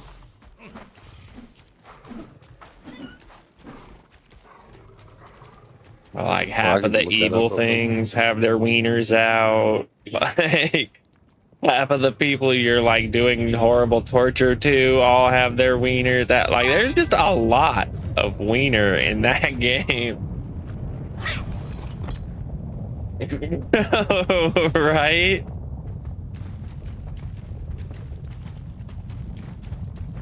Oh, I'm actually an idiot. Should have told you to take the algae shit. What algae? There's algae now? Yeah, it's from those turtles I have. They give you algae and you can tame it with that. It's only 5 minutes. Mejo berries is 17 minutes. Oh, whatever. I'm just gonna like That's what I eat forgot other about stuff that. and farm meat while I'm here.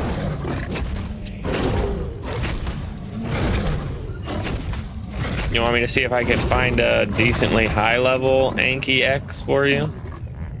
Yeah, I mean, if you could see, if you can find one. But yeah, I mean, I'm here. It's just laying If you're there. I'm here, not yeah. doing anything. There's a 45. Well, I mean, you know, he's gonna stay marked now. I really like that about the newer ARK, that they like mark that stuff. Bro, that is back so in the day, nice. drop something in a bush. Yeah, good luck finding it. Bro, yeah, you like be taming something, have to go get some more of anything and come back, bro, no clue where it is. And you're just like roaming around, freaking out, and the next thing you know, there it goes, walking by you, awake. Like, mother.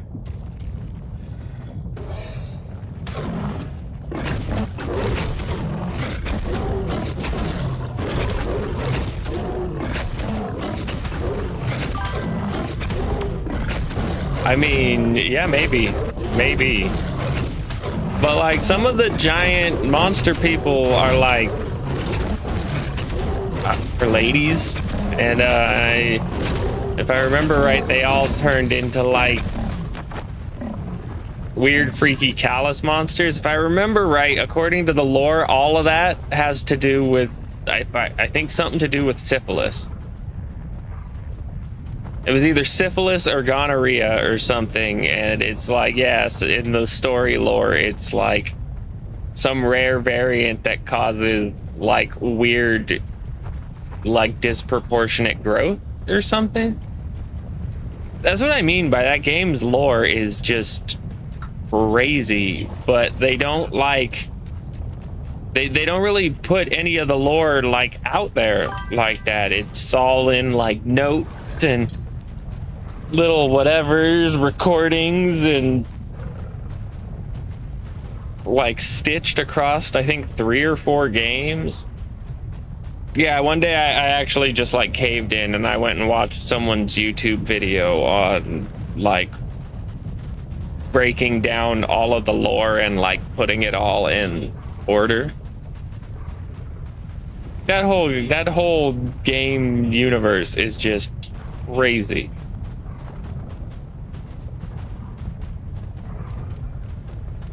And then like just, you know, the cherry on top of all of it is that like somehow all the horrible things they're doing to people is like sort of low-key a kindness, because like what they intend to do to them afterwards will just outright kill them if they haven't gone through the horrible nightmare like pre-program. Like, what on earth? Just like, yeah, this next part's so stressful you might die, so we had to like torture you for a couple years.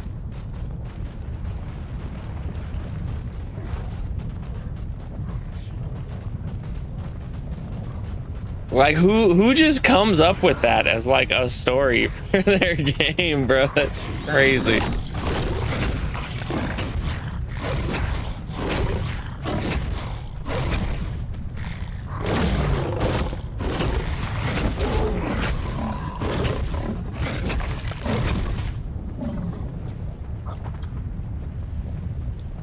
And like all of the prime assets have like such deeply like fleshed out backstories of just nightmare fuel.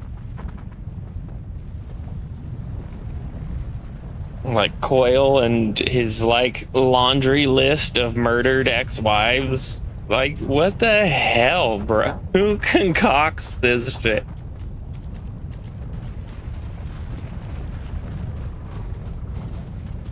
Gooseberry is just like the physical embodiment of childhood trauma grown up. I don't even remember what the deal is with the weird little dude with the big head and the shotgun loaded with baby teeth.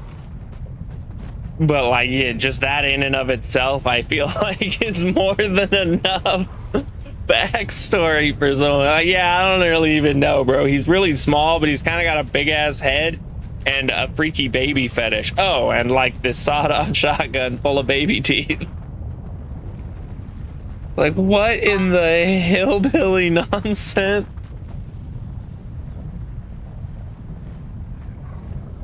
And they Incoming added, ad I think break. they added new ones that are like, right, yeah, where's he getting the teeth? Well, I mean, I guess he could be getting the teeth from Gooseberry, right? Like, she's the daughter of a dentist.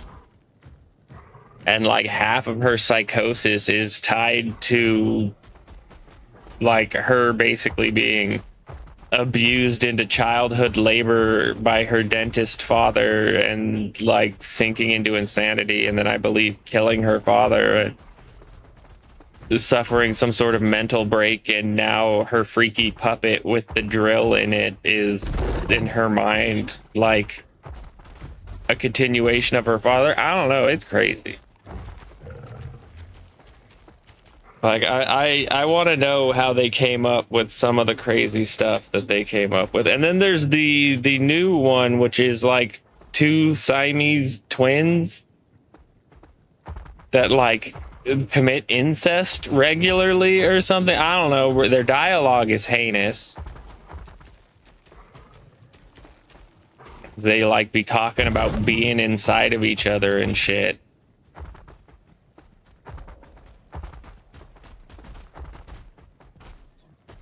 Weird. Super fun game though. Like as long as you don't end up on a random team with like one of the insane fucking pros at the game, because I'm sorry, that just steals like all of the thrill. Like the person just has it so down, they're just like calmly, casually walking, just walking around, doing stuff, just unfazed. Nightmare walks right past them, they don't even care. Just like, oh, make a left here then. That just, it really steals the thunder out of it. It's a lot more fun when like everybody's running and streaking and you're trying to get stuff done, and like all of a sudden the homie runs past you like run, run, run, run. You're like, what? Look back down the hall and just fucking horror. Way more fun like that. I don't know. That's a good point. That's a good point.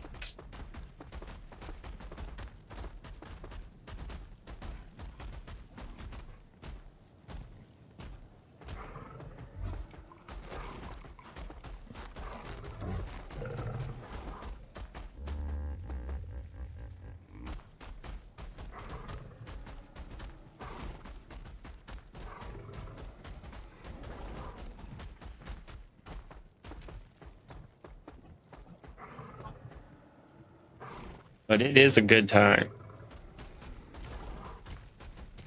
My favorite is just the random guy with the Roundup weed sprayer full of who knows what. Just catch you in a dark room and just spray drugs in your face and walk away like, bro. That's fucked up.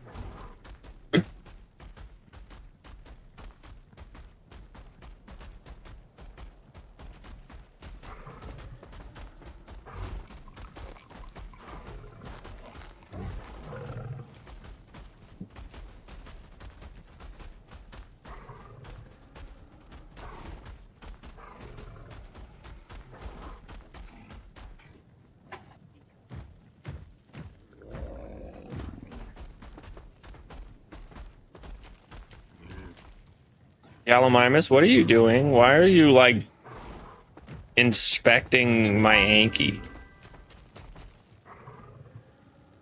Right? Hallucination dude is awesome. Because like other than totally destroying your psychological well-being, he's really not that bad. You know what I mean? Like he's not like setting you on fire or stabbing you or anything horrible like that. Like I feel like he knows you're just going through it, and he's like, here, let me just take the edge off.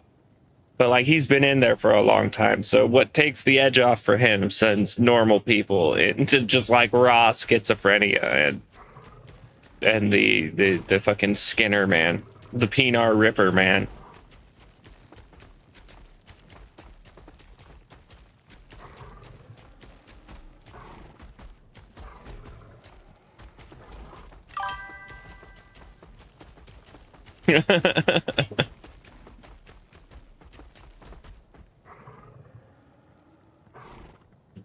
I feel like there's always one somewhere, right? Probably at any good event, you've got that guy somewhere, just, you know, doing the same thing he's doing in the game, just like silently blowing through the crowd, just kind of handing stuff out.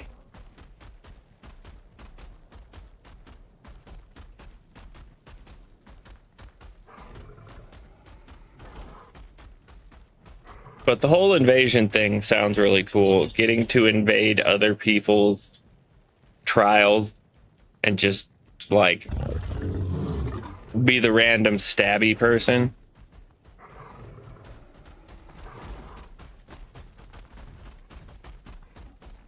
Gallimimus, you're really wild colors. Like green and blue. Kind of purpley. Is that purpley? Yeah, that's purpley.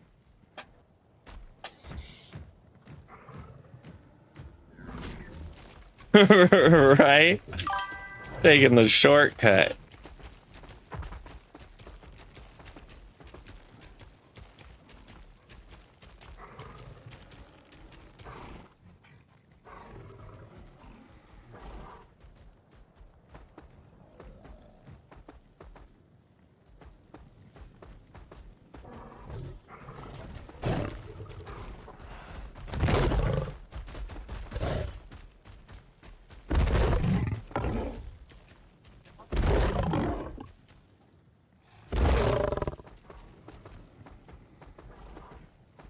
I also really enjoy playing chess with people in that game because, like, it's set up like competitive timed chess. So even though I don't really know what I'm doing in chess, I just move my pieces really fast and do everything I can to make sure that, like, I burn up more of their clock than I burn up of mine. So I've won a lot of chess games. Almost every one I played, just because, like, I just kind of try to beat them through the clock. Which is totally underhanded, I know. But the clock exists for exactly that reason.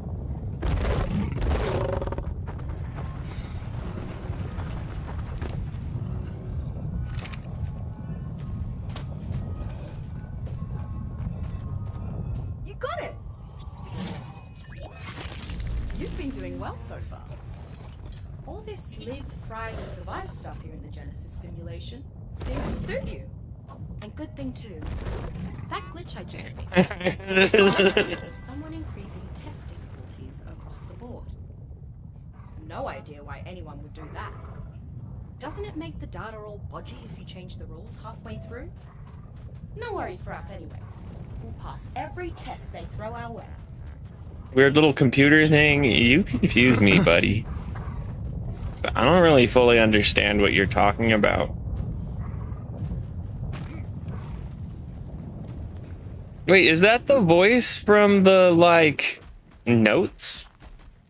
Yeah.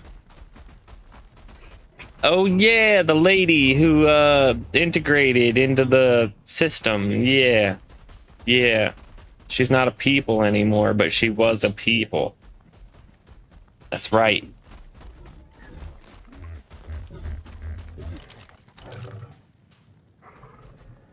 I forgot this game has super deep lore and stuff in it too, and it's just like Outlast Trials. You have to, like, scour the fucking map and piece it all together yourself, like you're Sherlock fucking Holmes.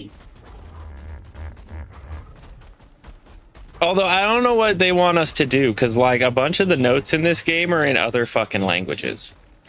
Or did they Right. change that? Because, like, I remember in the first one, bro, you'd like find a note and it'd be like an image of something you recognize and then like an entire page of Chinese characters. Which, like, you know, that's fine. I get it. The guy who wrote the note, Chinese or whatever characters they were, I'm sorry, but I'm not familiar with them. Point being, I don't know what it said.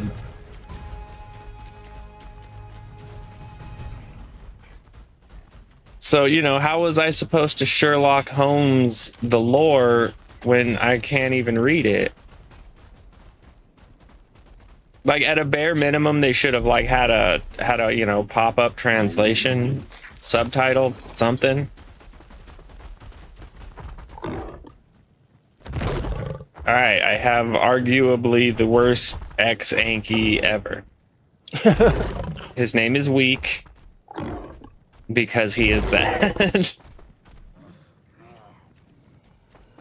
There's a bunch of just like the magma infused dinosaurs over here, and just strange. I don't know. Something about it just feels so weird. Like you'd expect them to be suffering. You know, being like half magma and all. And there's just like this baby here. He's just happy. Just charcoal, but happy.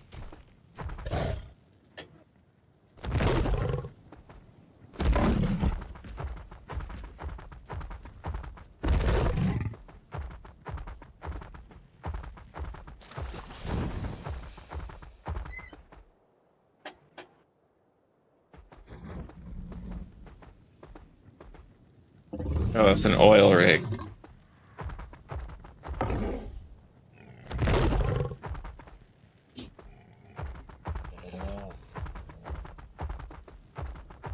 Odoriferous.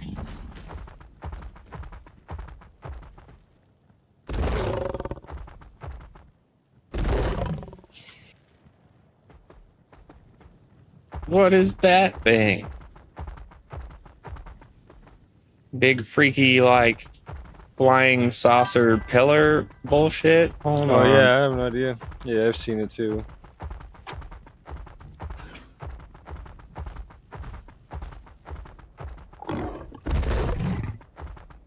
Like, is it something somebody built, or is it like part of the map? Yeah.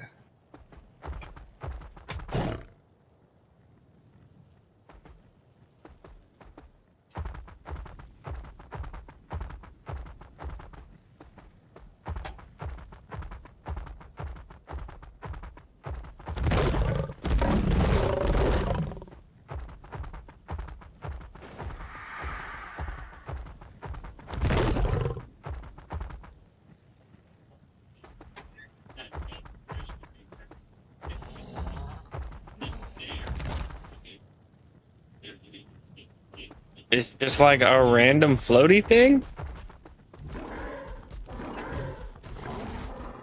I don't think you do know what I think it's just a thing. Yeah, yeah.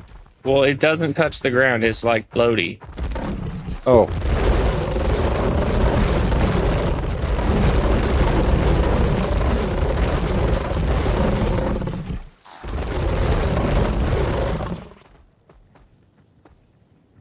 Huh.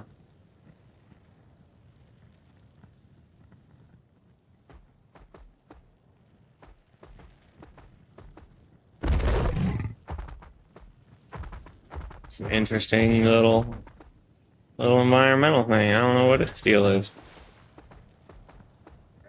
That's kind of frustrating. How are you just gonna like put in some weird attention grabbing thing and then it's just like nothing? Like you can see this from across the map. It calls to you and then you get here, nothing. Teleport ready. Like, yeah, doesn't it look cool? Like it does, but I had like hoped that it was something.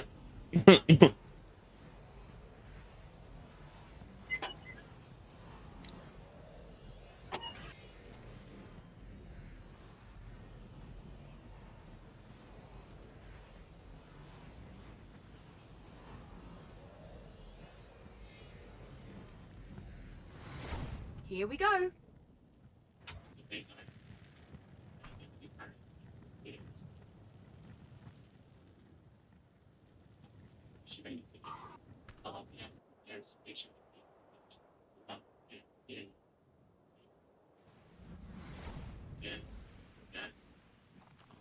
Teleporting always makes me a bit dizzy.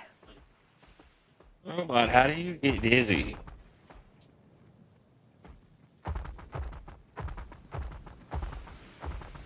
I will be right back.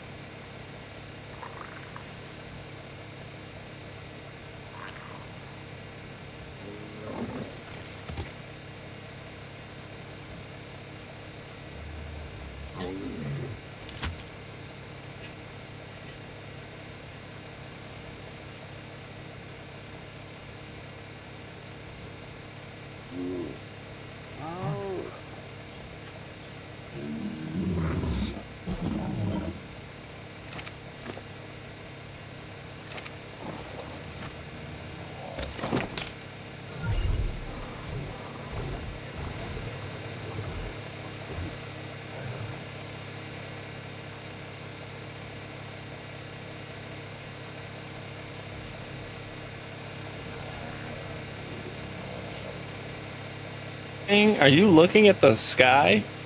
Do you dream of flight?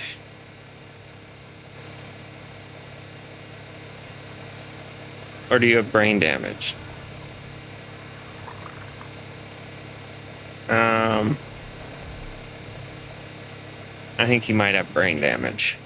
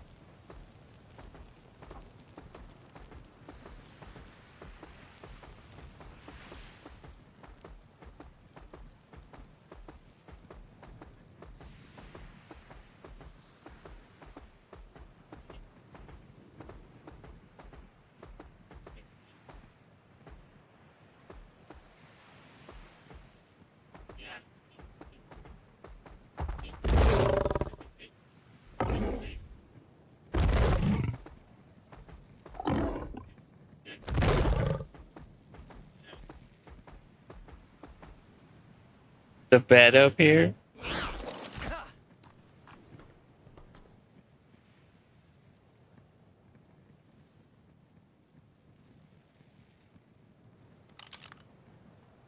I have a chair.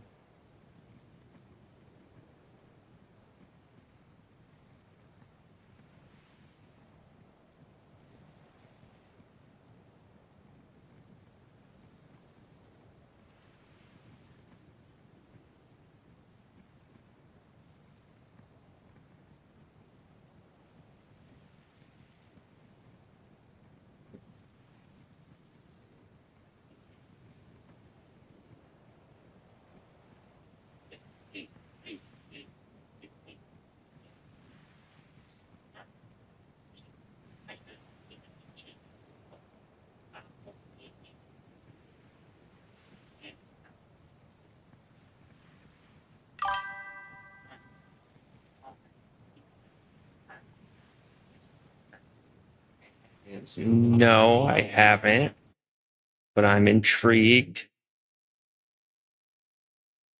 Companions are fun. Curses can be even more so fun as long as it's your companions that are cursed and not you.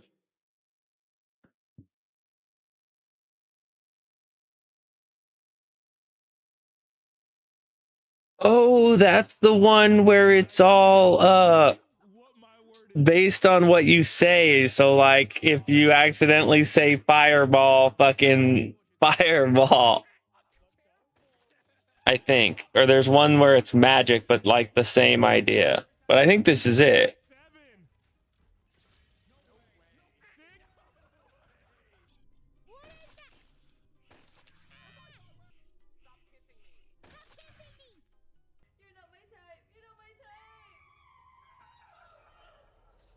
Yeah, no, that one looked like a good time.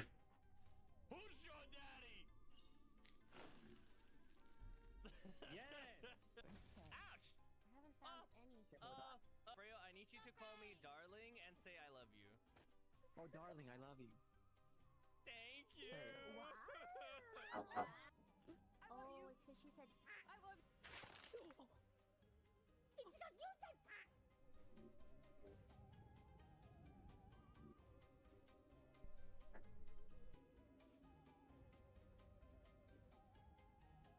Now that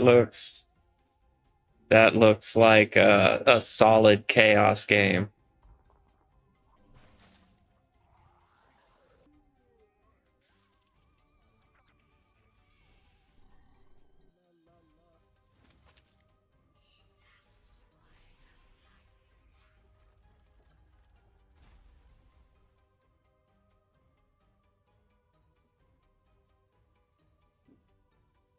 What, a 16-player trader mode? Hold on, please tell me that's like Among Us or Lockdown Protocol, where like a couple people are working against the goals of everybody, but trying to like stay low key so that they don't get caught and well, like yeah, caught essentially. Scroll.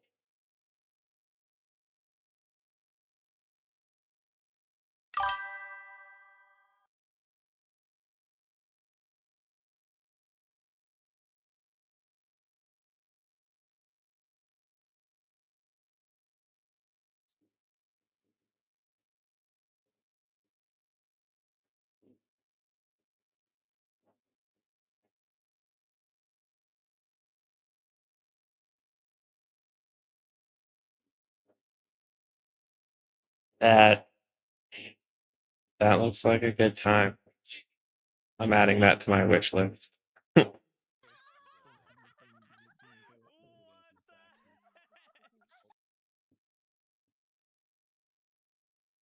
Your words can kill. I gotta go. Kill your friends with the right words. Maybe it's the guy behind you. Massive chaos potential. There's definitely a traitor among us. Curse your friends. Oh no, not me, not me. Your team has to figure out. Not me, not me. He's the traitor. Your friendship will be put to the test. In the end, it's not the monsters you need to fear. Find the traitor and survive the cursed companions.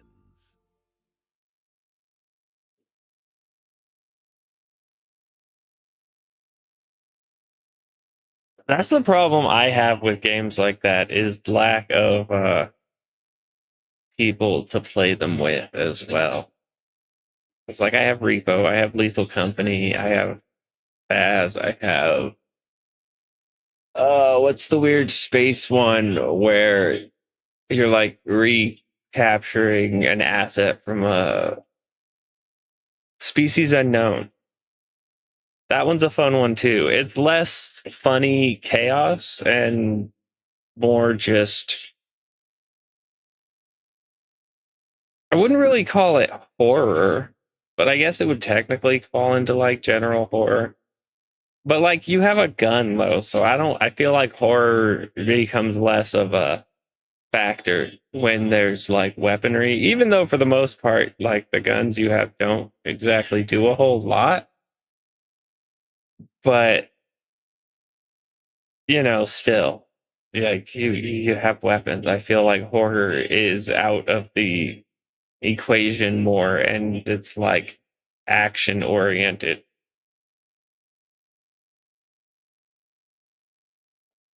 But it's an okay one. You're like making your way around a derelict spaceship while whatever entity does what it does, roams around, tries to kill you, complicates the problem. Sometimes you're capturing the entities, sometimes you're killing them, sometimes you're just Nice trying to get meet you. information. I'm Perk60 Wolf. Don't forget to follow. But I feel like it's less horror. But it's still a good time.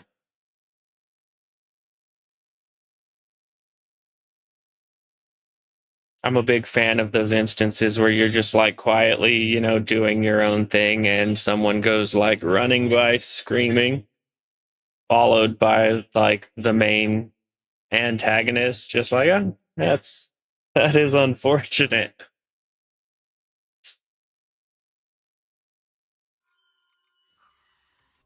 Is everyone okay? Okay. Okay, I got it. I'm very happy I'm Oh, what'd you say? I'm very happy. Just go ahead. Just go ahead. That's a portal thing. You can teleport with it. You have to say, I'm gone. Oh. Hello? Who's your daddy?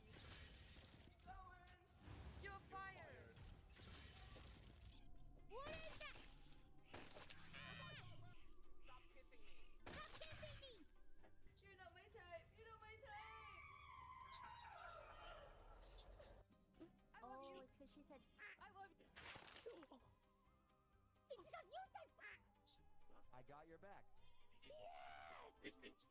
I got your back. I feel fantastic. Life is good. Wait, can you drop it and then I can heal you? Call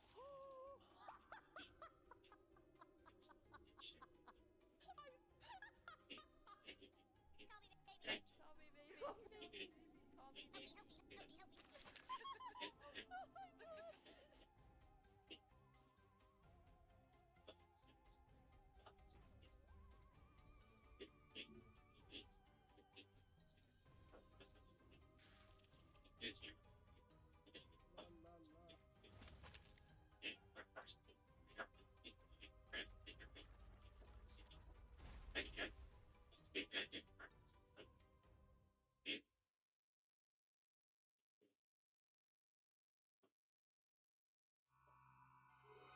Guys, you won't believe what my word is. Let's go. Bro! Yeah, so careful as you're there. Let's go. Who's your daddy? Who's your daddy? Every time you use it, change every time. 6'7". No way. 6. What is that?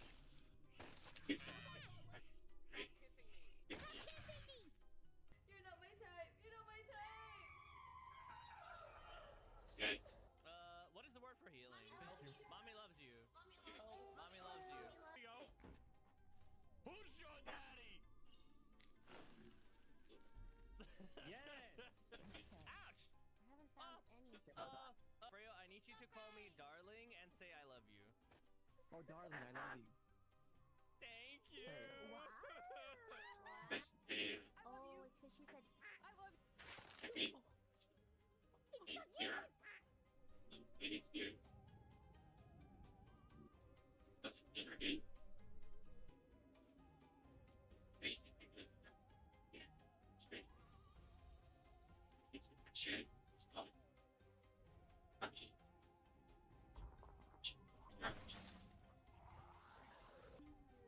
careful. Yes.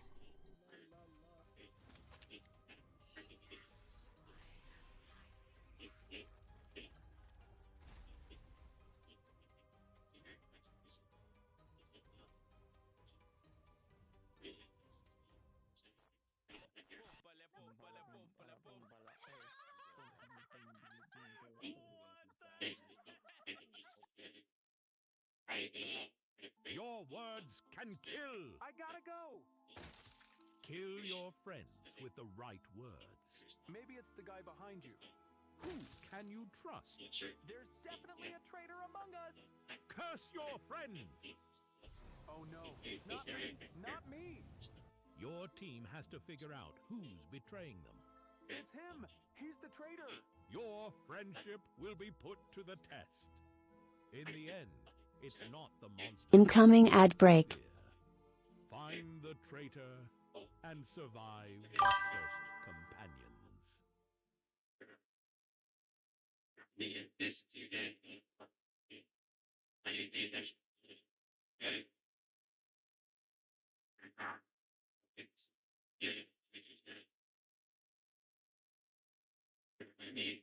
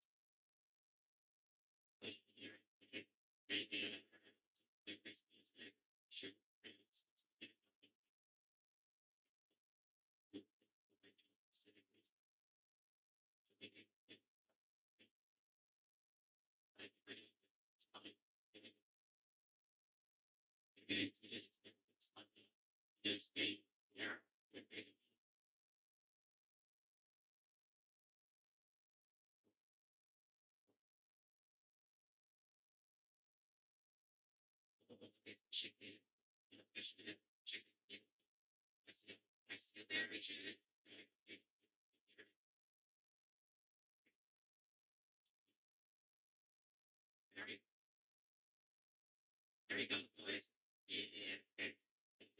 Very nice. Very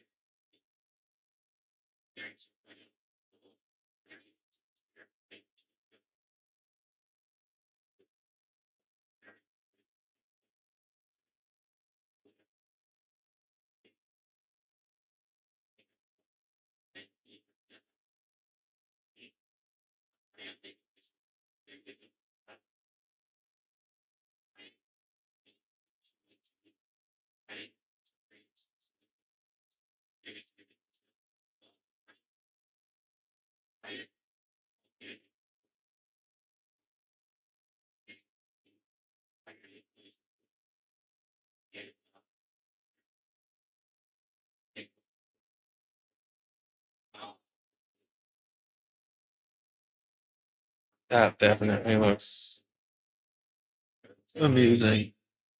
Quite amusing.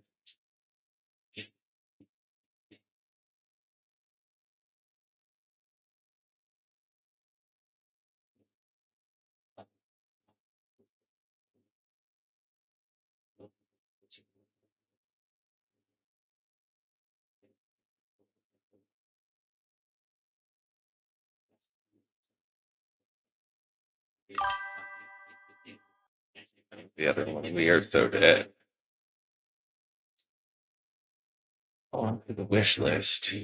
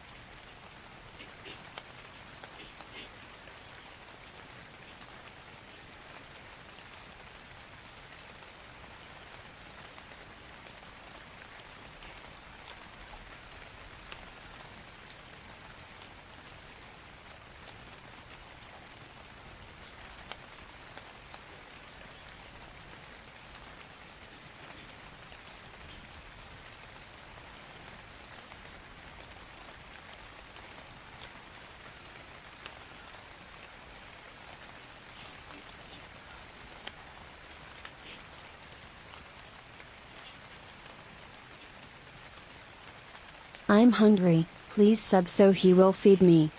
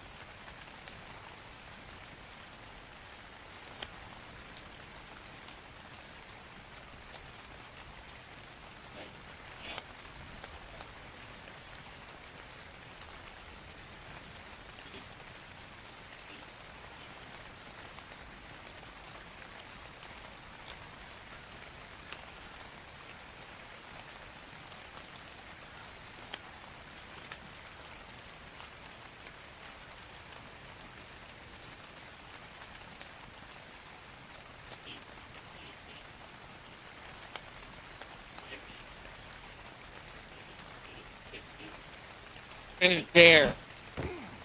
All right, I made it out.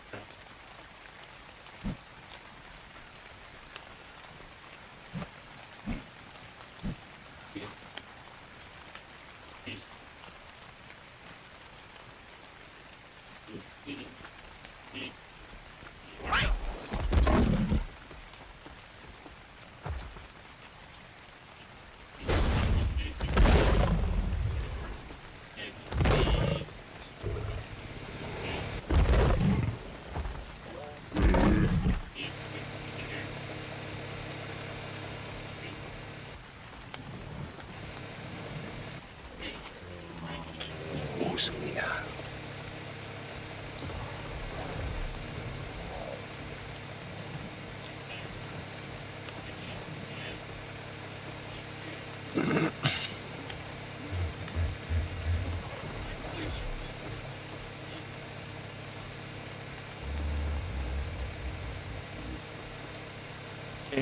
Stop sliding back forward.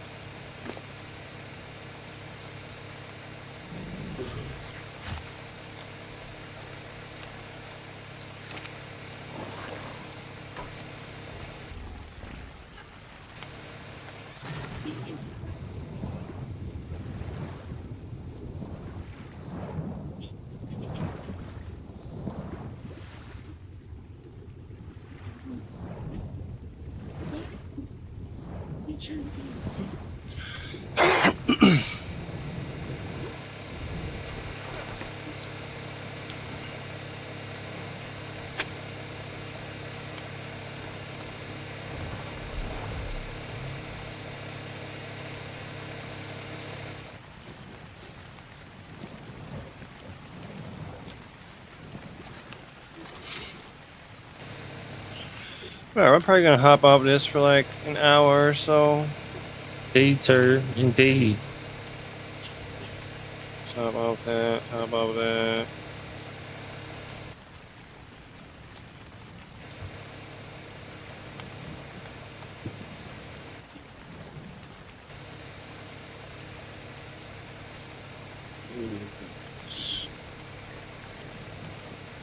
Yeah, I'm gonna take a little nap. I was up kind of early.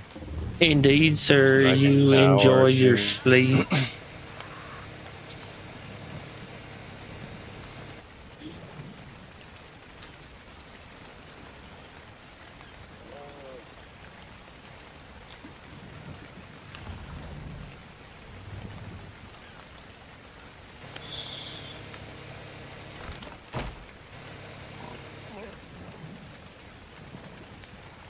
Yes. Okay, sir. Indeed, sir. Laters.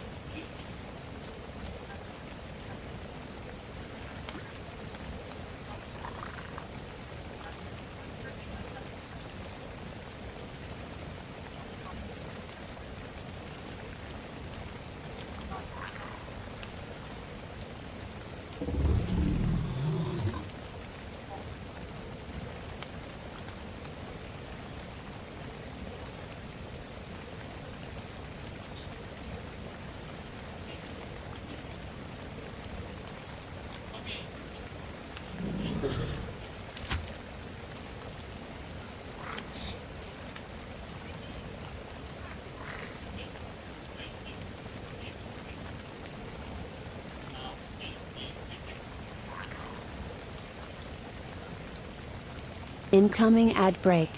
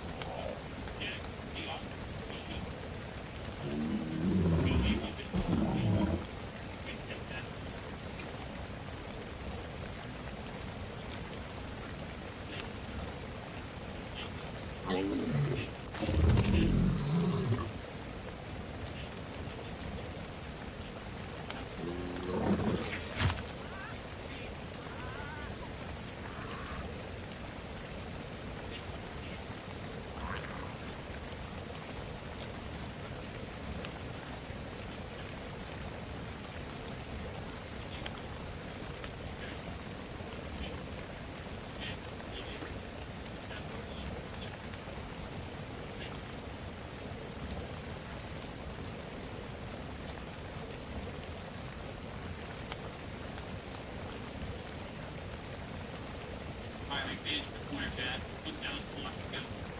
Yep, twist it.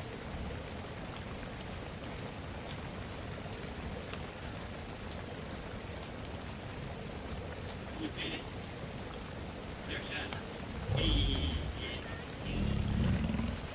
Right. Now.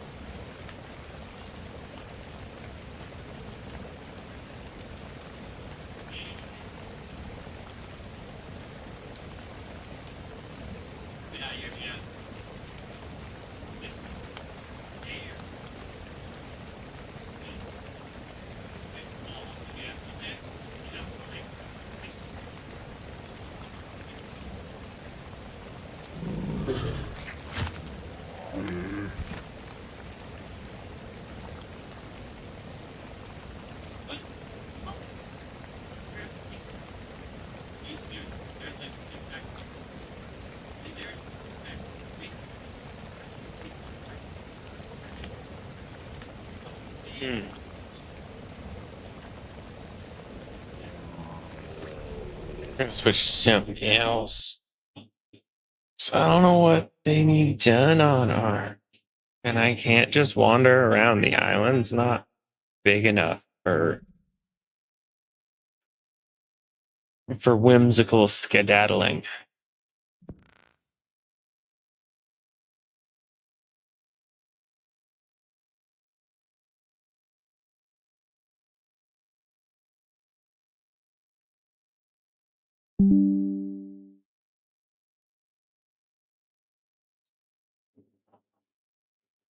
Hope everyone enjoys it here.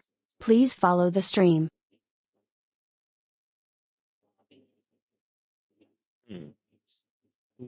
This is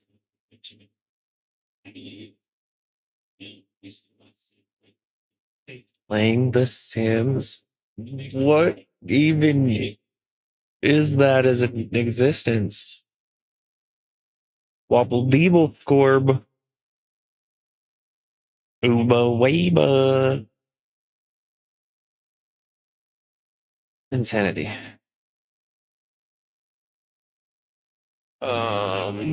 What? Something I wanted to look at.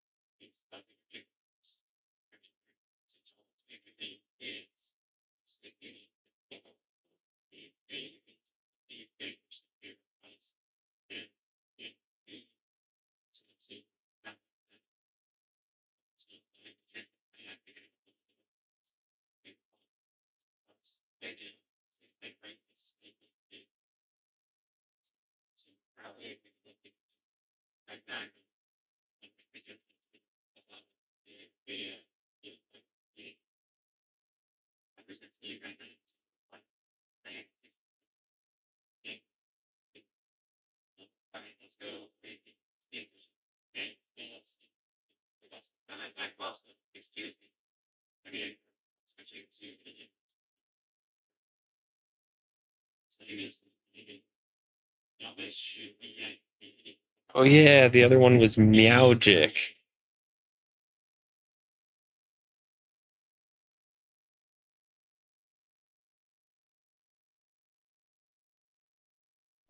I think it's less chaos though. Oh no, it's also kind of chaos. Welcome to the School of Magic. Create your own wizard cat. Fireball. And cast spells with your voice. Or name your spells any word you like. Potato. 6, 7. Exactly. Your quest is to find the lost instruments hidden across the floating islands. Magic words and imagination will help you find them. Please. Let the adventure begin, my wizard cats. Let's go, little kitty cat. Fireball. Why you do that? This way. Wait, guys. Lasso. It's coming. But be careful. Every Every corner hides a secret. No, no, no. That's crazy. What is that? Magic works on bad guys. Fireball. Water it. And your friends, too. So you can help them. Or mess with them. You're kidding. Think you've mastered your magic? Enter the PvP arena for 3 versus 3 battles. 6, 7. Grab your friends. Master your spells. Fireball. And the floating islands are yours to explore. We have the golden instrument. Meowgic is out now. on Meowgic. Steam. Magic looks cool too.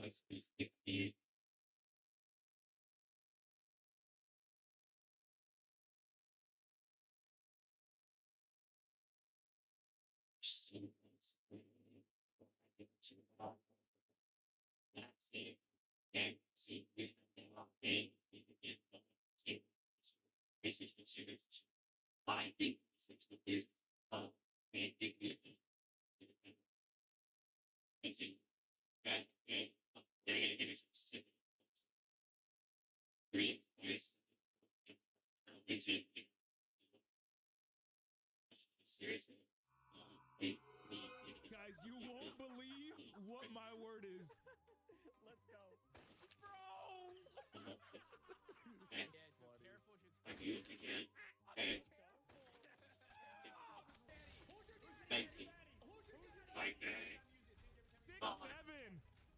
Six,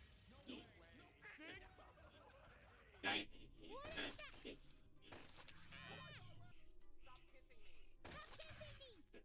You're not my type. You're not my type.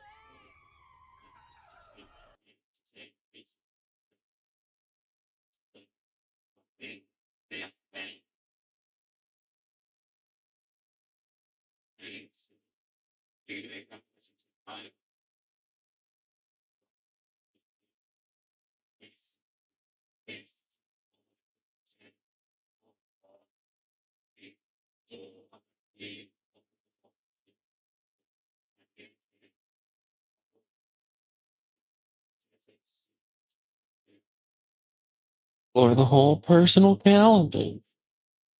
Personal calendar's been bad.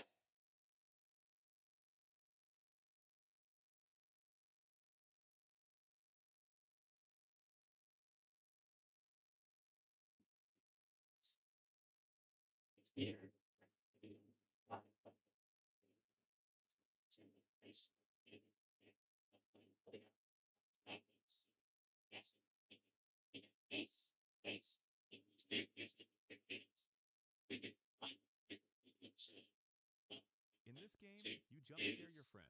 You write their name in a cursed notebook, pick a scare, and a monster hunts them down until they scream. Can you reach the exit together, or will you scare each other out? It's called Scream Note.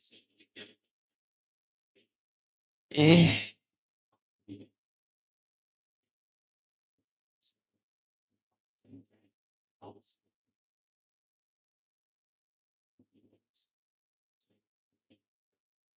What do you mean planned release date July? Oh, it comes out later today. It's technically just barely become today. Okay. You got me on that one, Steam.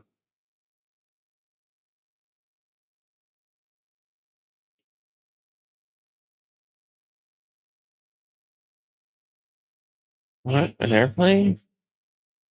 I seen an airplane.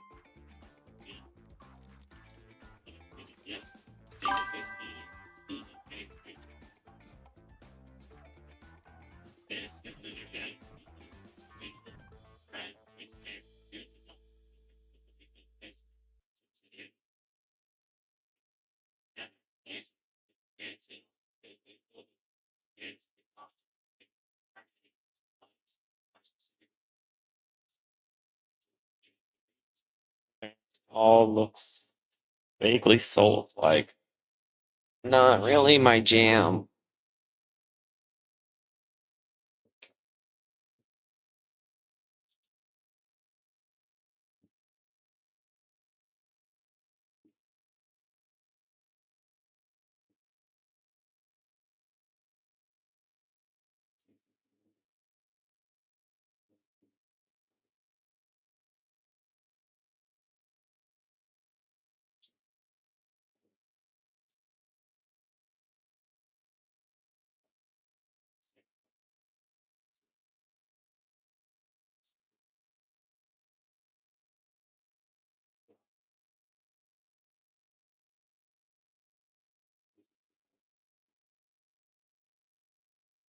Your Nest Heavy Turret Simulator.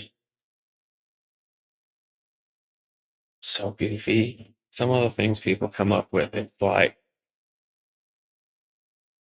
so niche. Like, it's insanely niche.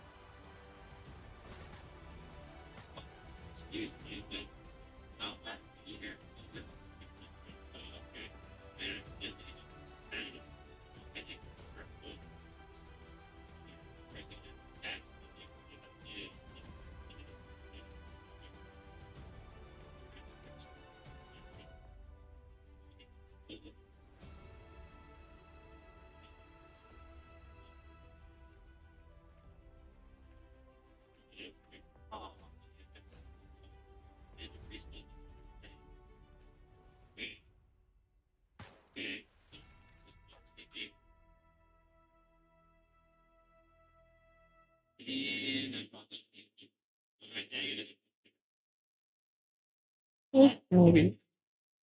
The Dead We Knew might be a cool game. Looks like The Forest, but zombie stuff and not first person. Oh, who knows?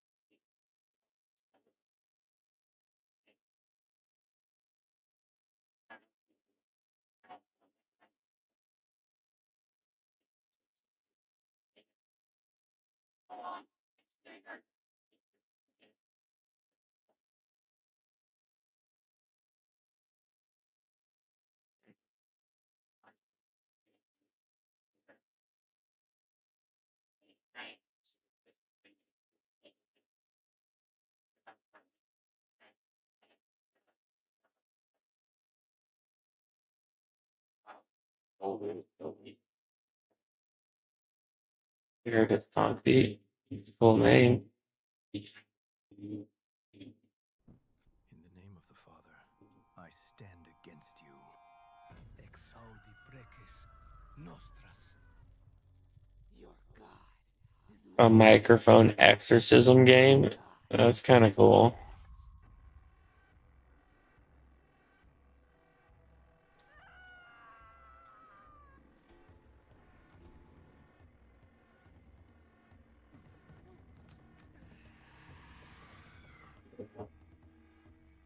Fade retro satana.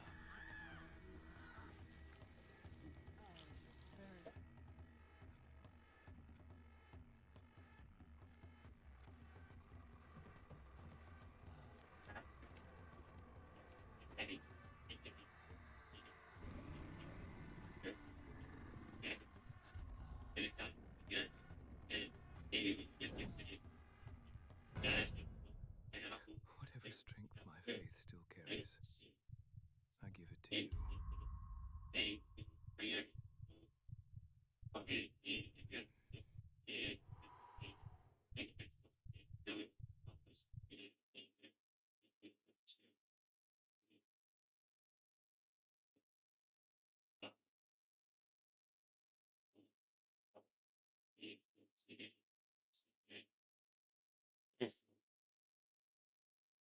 Retardation looks kind of cool.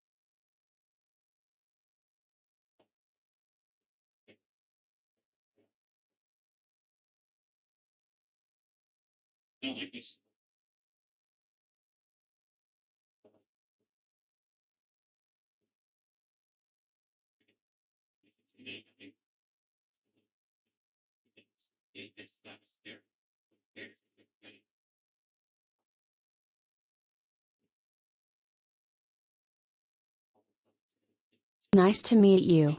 I'm Perk60 Wolf. Don't forget to follow.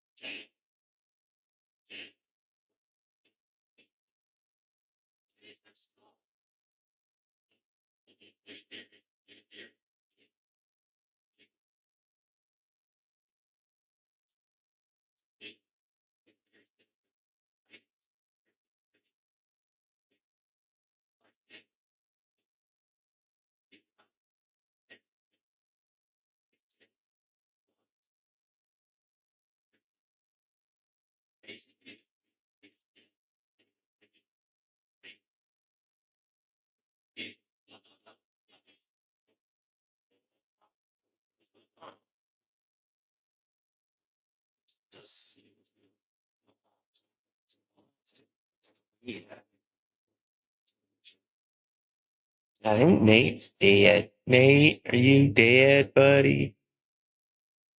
He's dead. My friend is dead.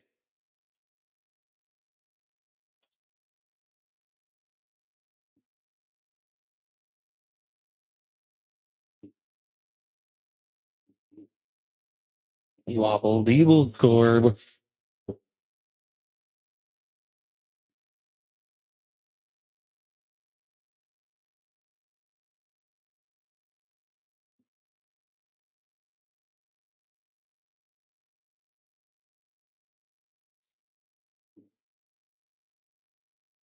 Incoming ad break.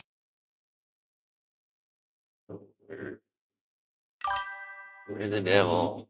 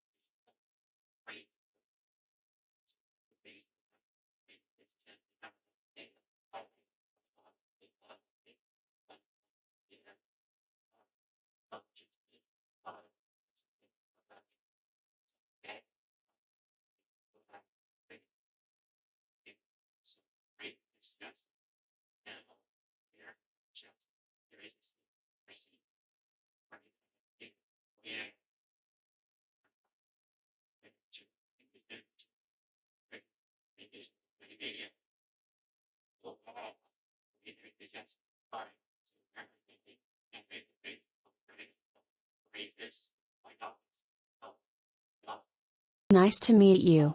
I'm Perk60 Wolf. Don't forget to follow.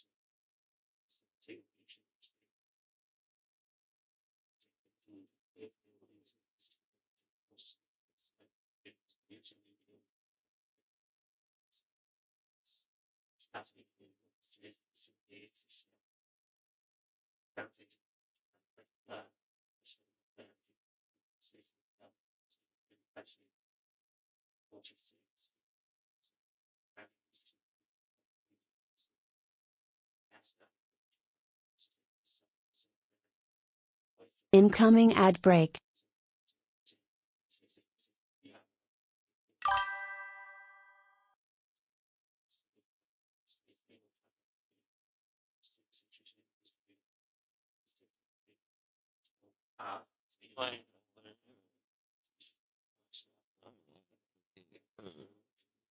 Robot parts. Give me robot shoulder. Because this one's blown out.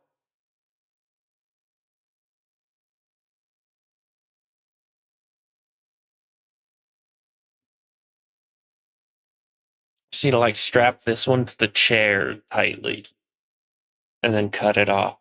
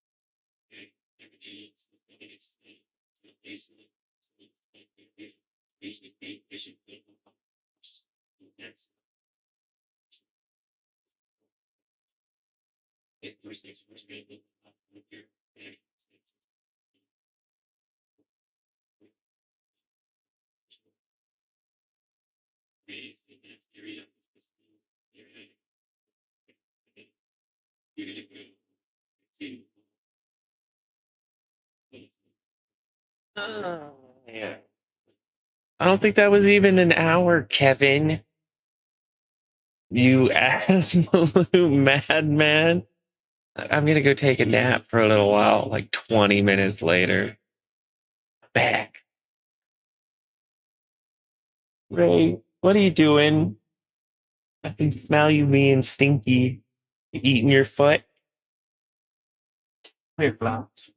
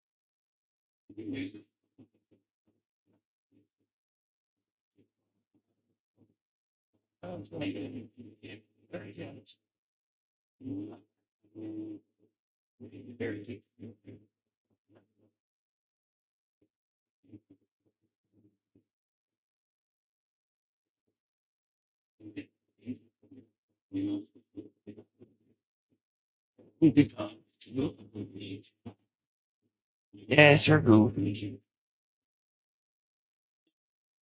Gonna growl.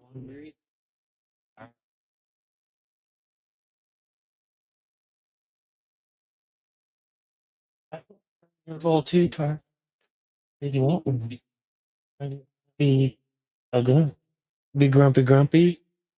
Yeah, grumpy, grumpy. So you just want to growl and gurb and grumble and gorble and grumple?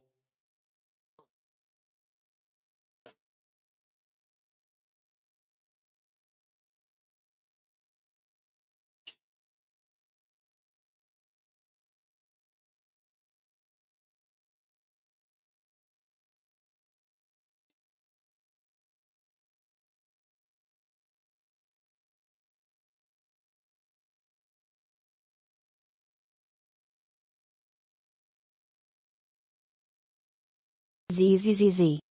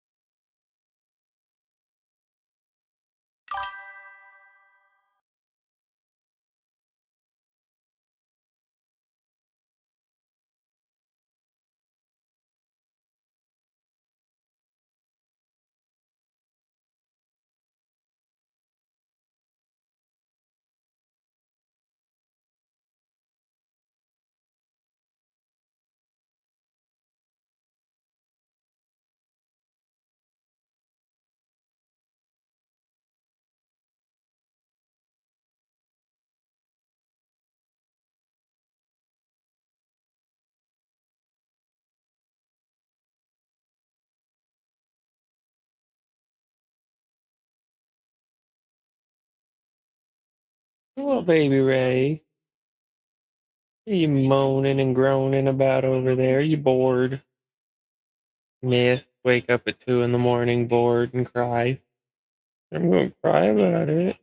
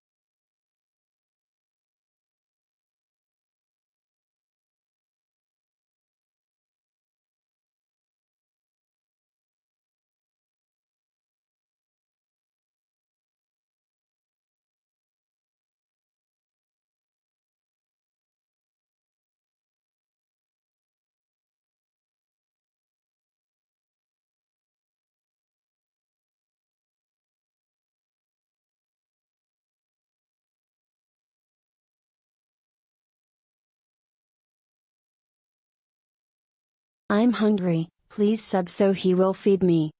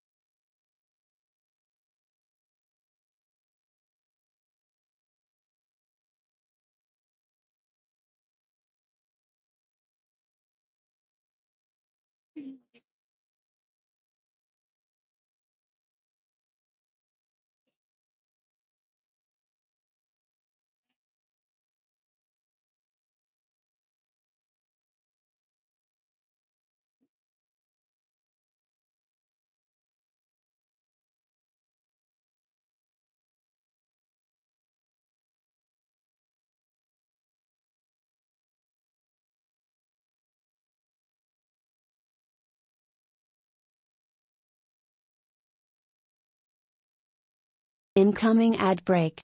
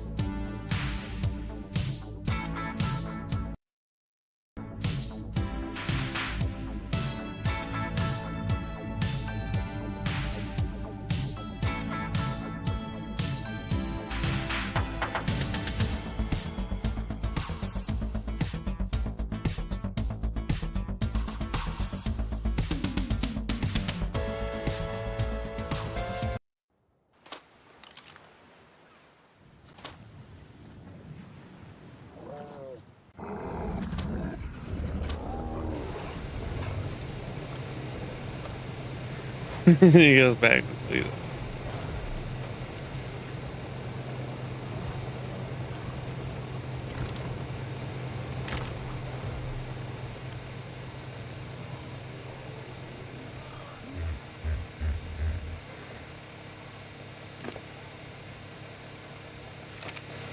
How much stone and whatever did I have to whatever?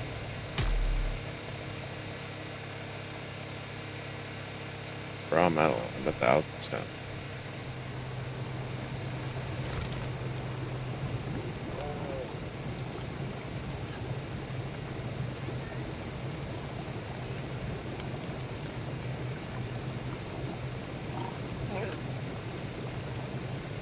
I just need a pickaxe.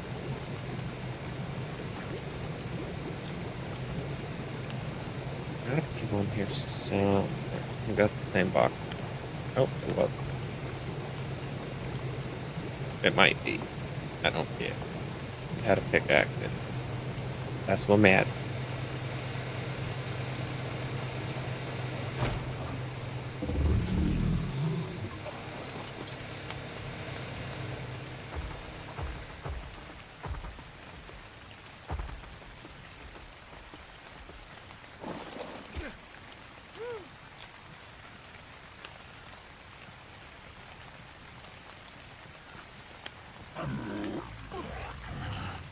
There should be metal in Volcano Land.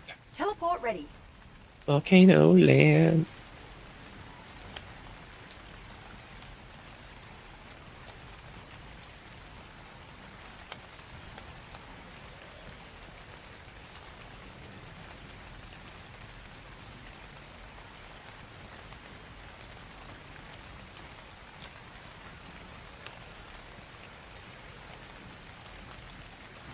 Here we go.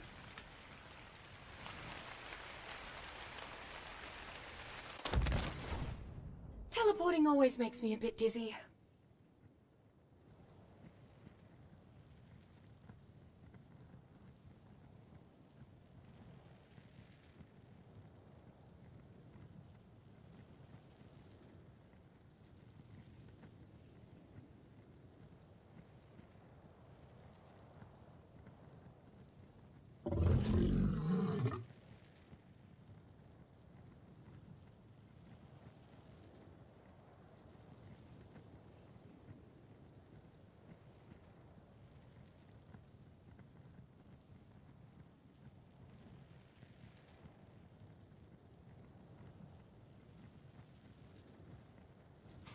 All right, warm kitty, let's go find some rocks and metals. We get boat points.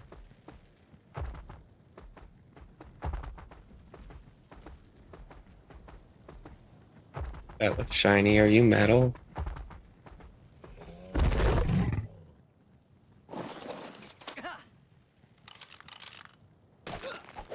It is. It is.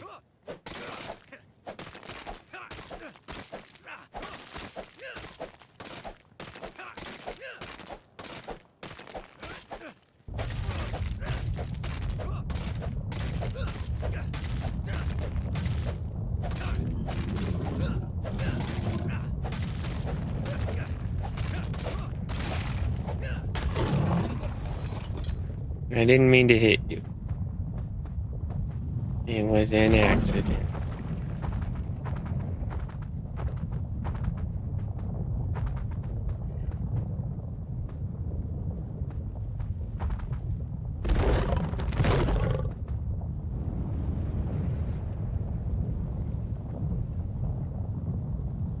Not bad.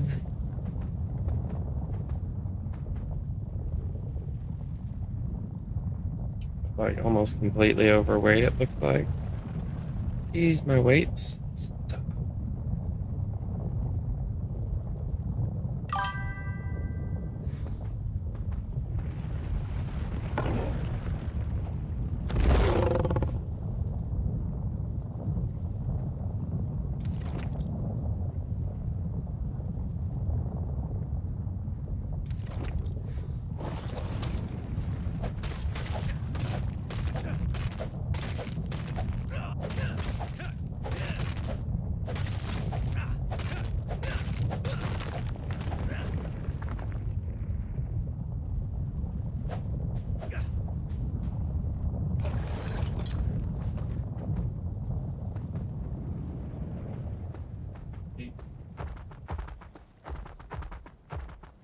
You wongadongs.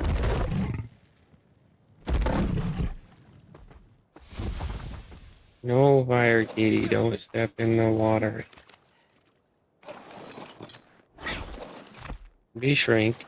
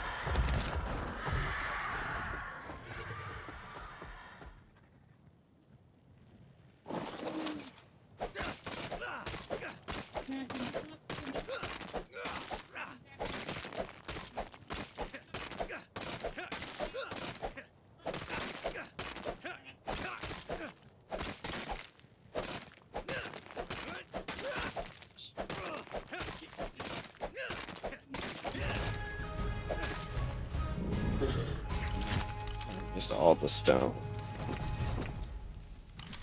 Let's go find stone specifically.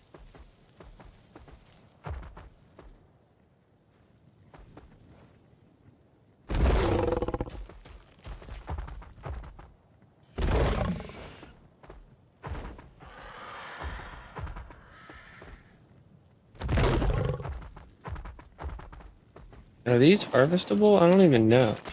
Oh shit, they are.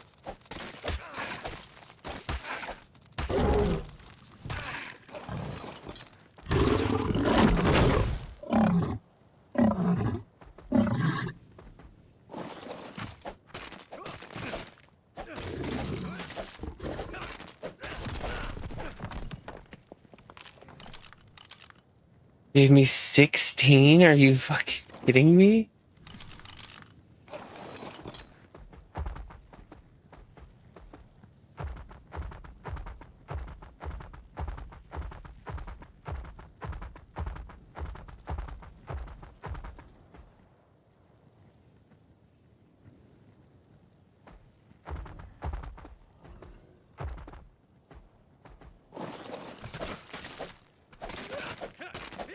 Oh, because it's giving me flint too.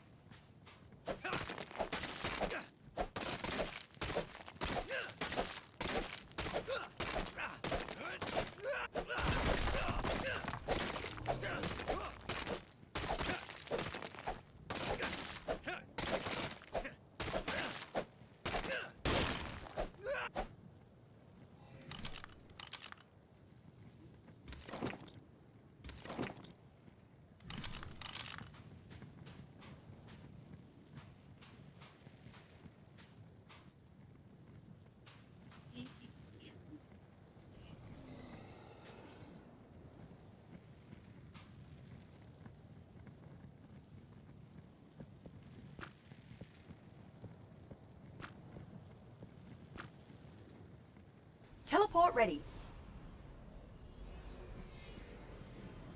Teleport ready.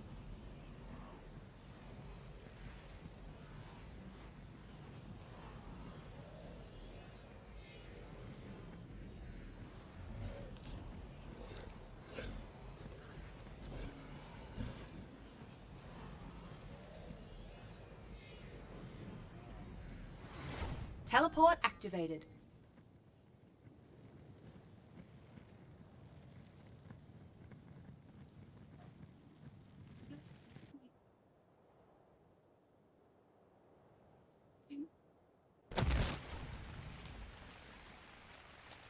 Teleporting always makes me a bit dizzy.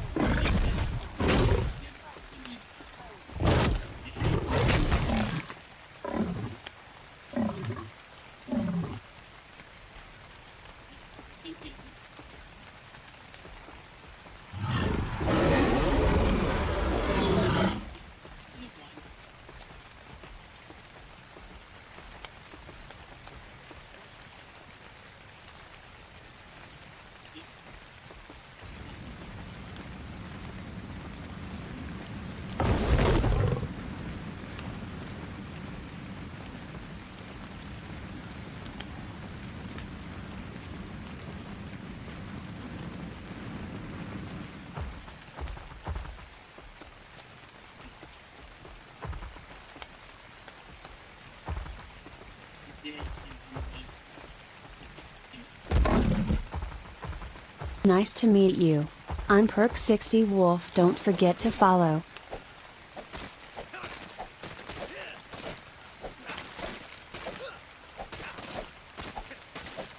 Is there no stone in this rock? Oh my god.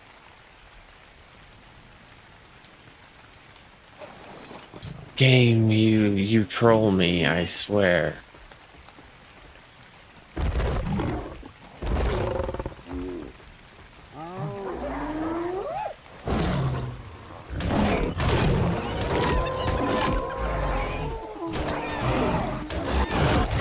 That's a cool wolf. Why you gotta be aggressive? And at a low level. Okay, you all want the smoke. You're gonna you can cook. But I'm taming that red baby. Come here, you little fucker. Run it. Red.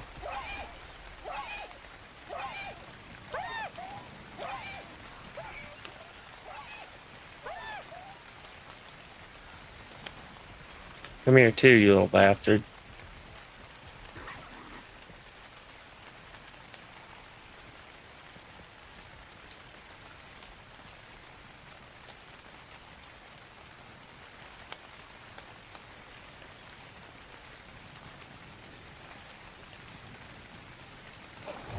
Come with me, you little shit.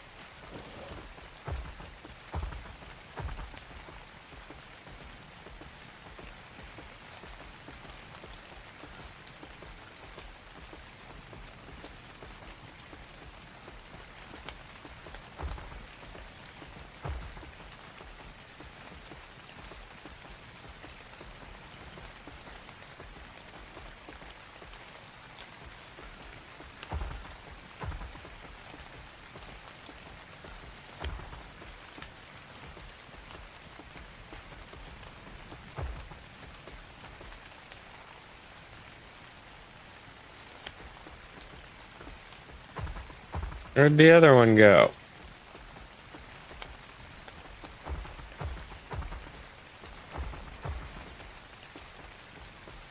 Great.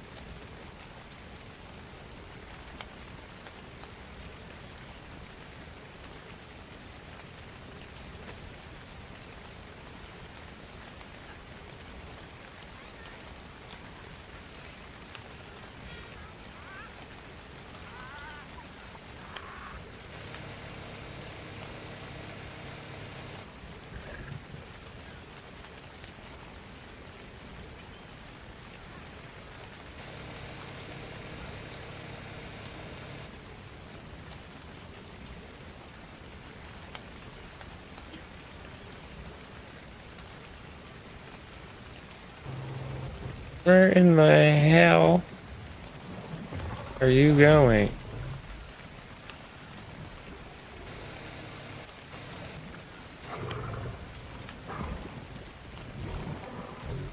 How do I know if it's on or it's off? Little bastard.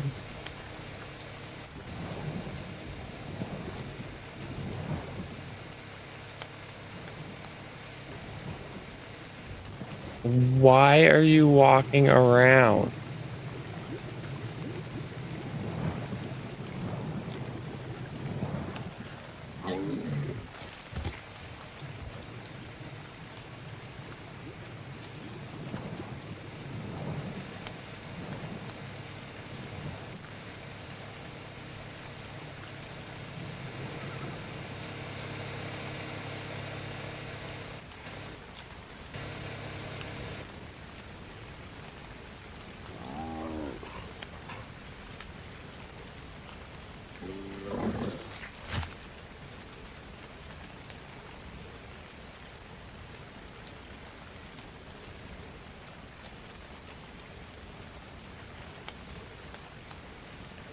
Why are you walking places? What the hell?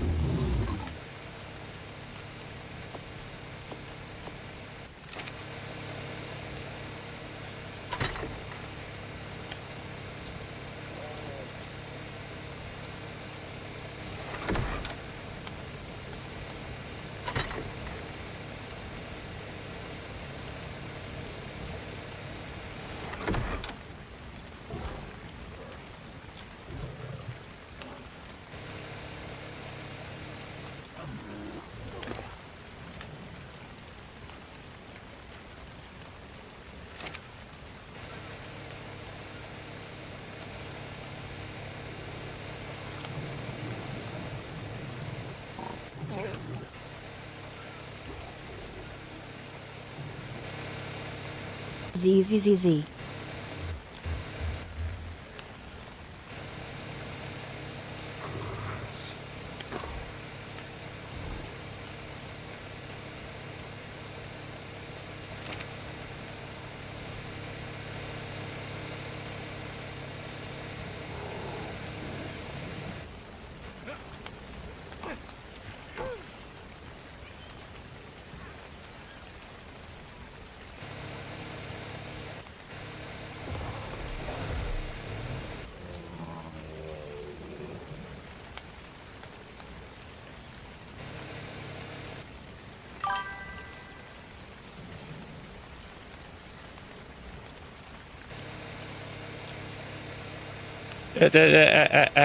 Quit moving, you little bastard.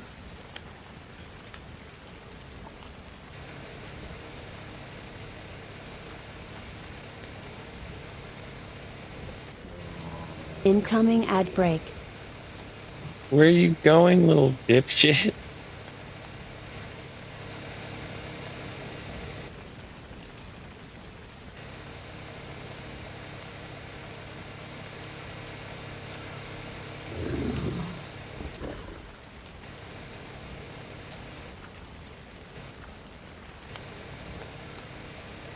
Gonna stand in front of it so it doesn't get any like clever ideas to try wandering off.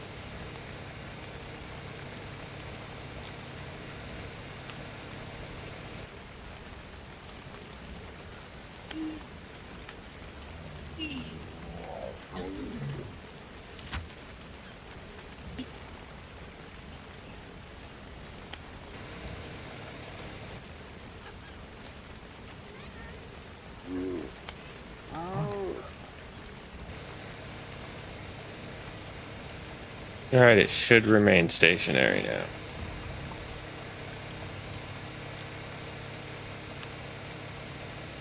How much stone do I still need to harvest? An absolute shit ton.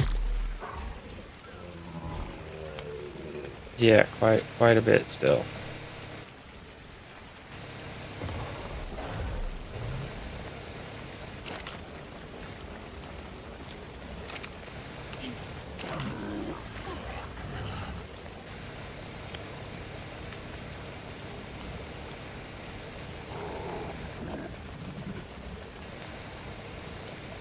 Doesn't the hatchet get more stone?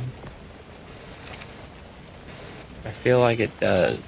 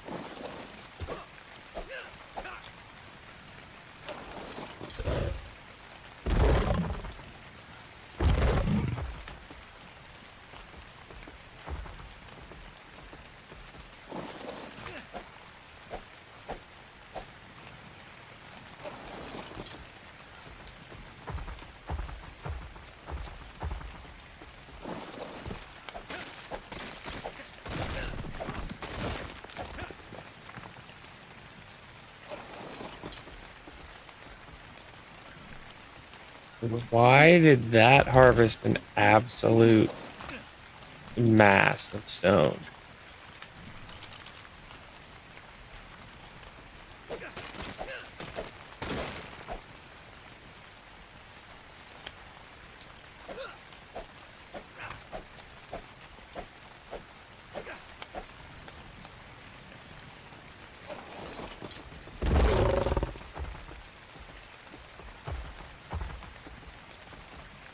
Check out the Pondo Pet Cafe to feed or play with me.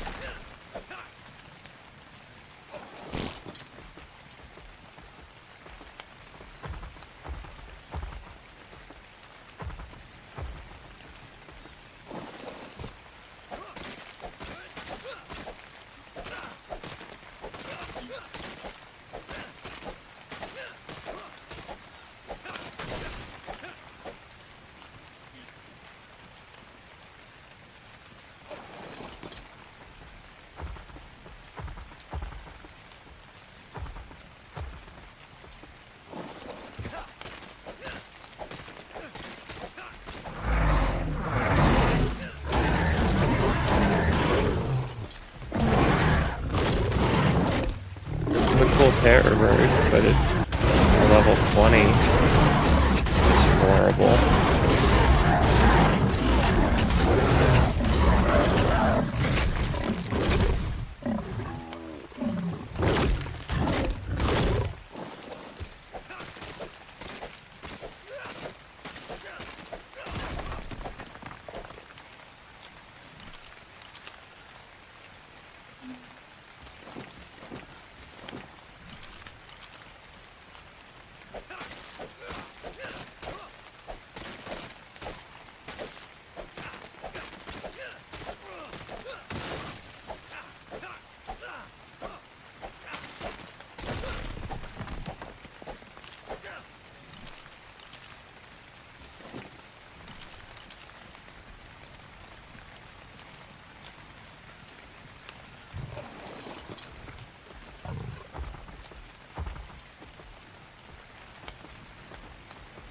Those fucking Bigfoots?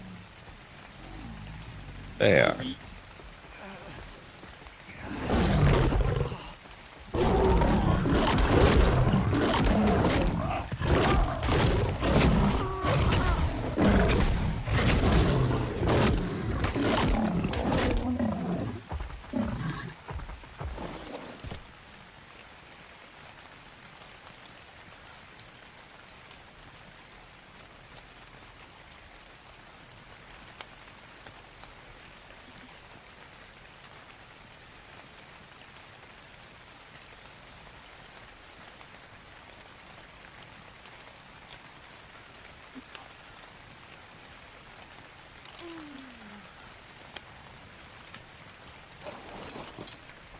What? Why?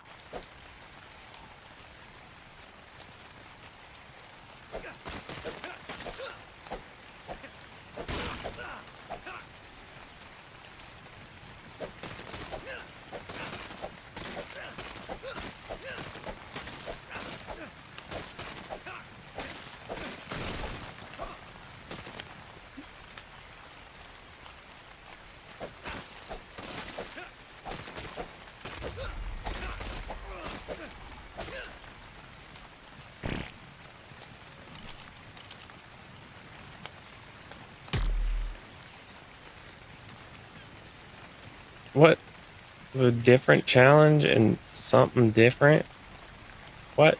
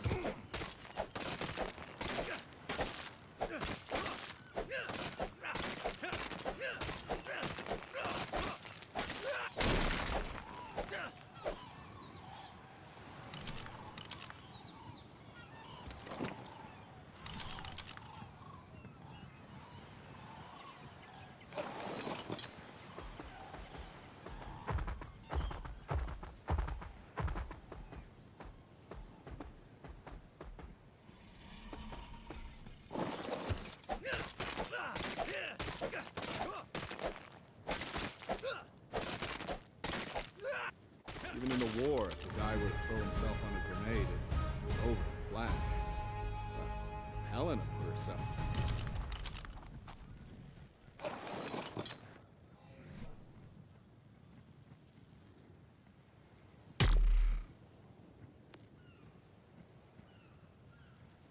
Eesh. 3 ramshackle, a metal ocean platform, collect 5 ramshackle abandoned cargo.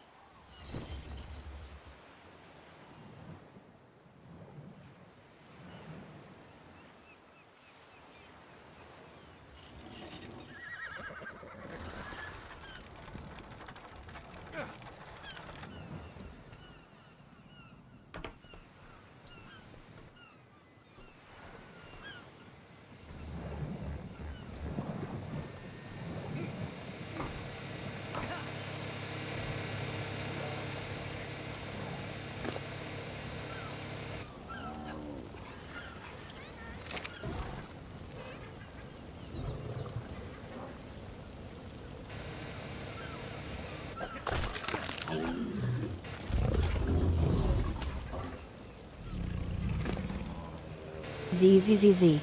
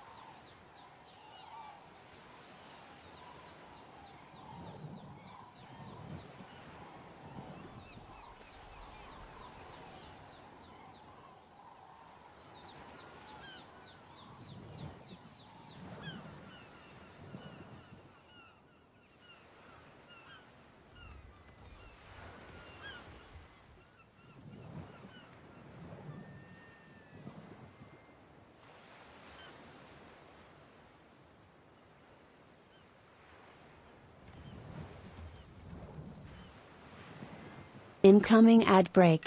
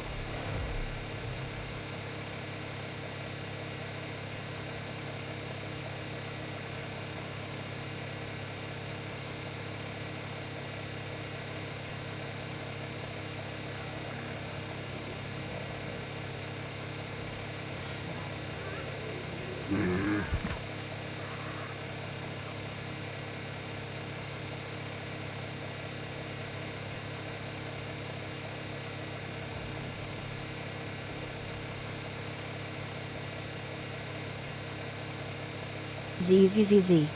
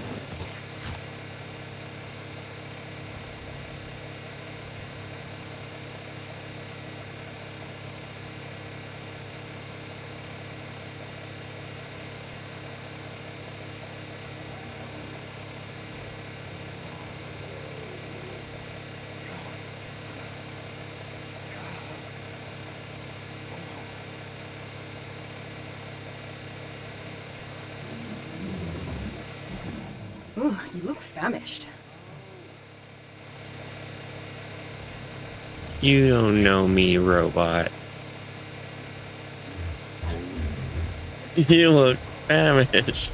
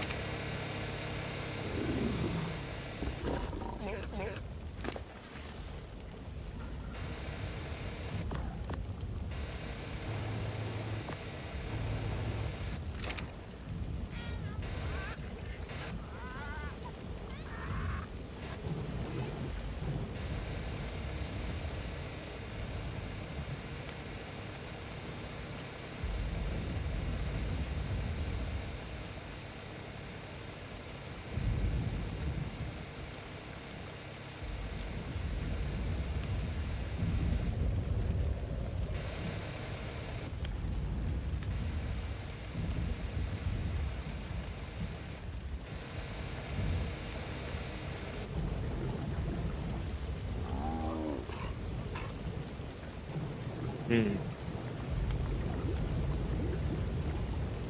don't know where to find fish, bro. Not that I even have that challenge to catch fish anymore, but like I have these stupid fucking nets it made me build. So like that annoys me. I want to use them.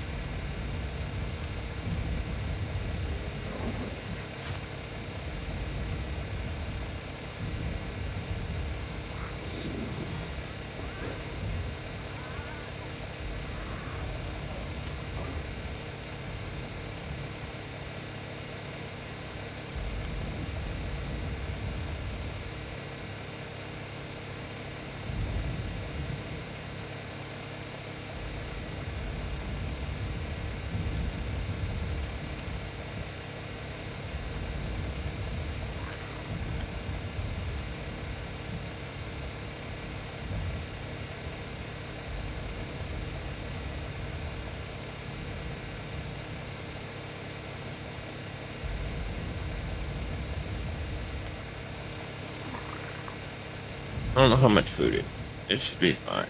If not, it'll die.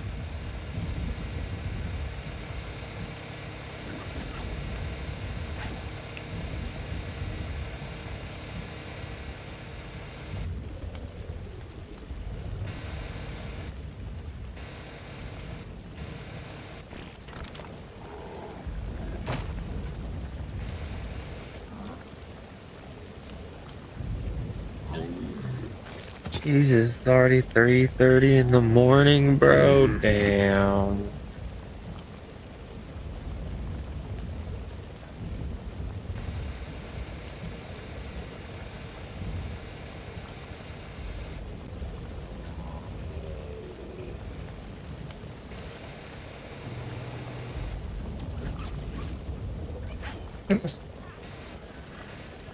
Just throwing the net at stupid shit. Bro, the net pissed me off. Because there's no fish. Like, the fuck's the point?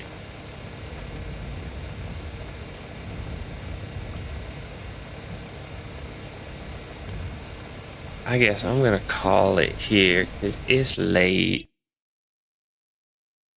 It's late. I got a bunch of cooking I gotta do today.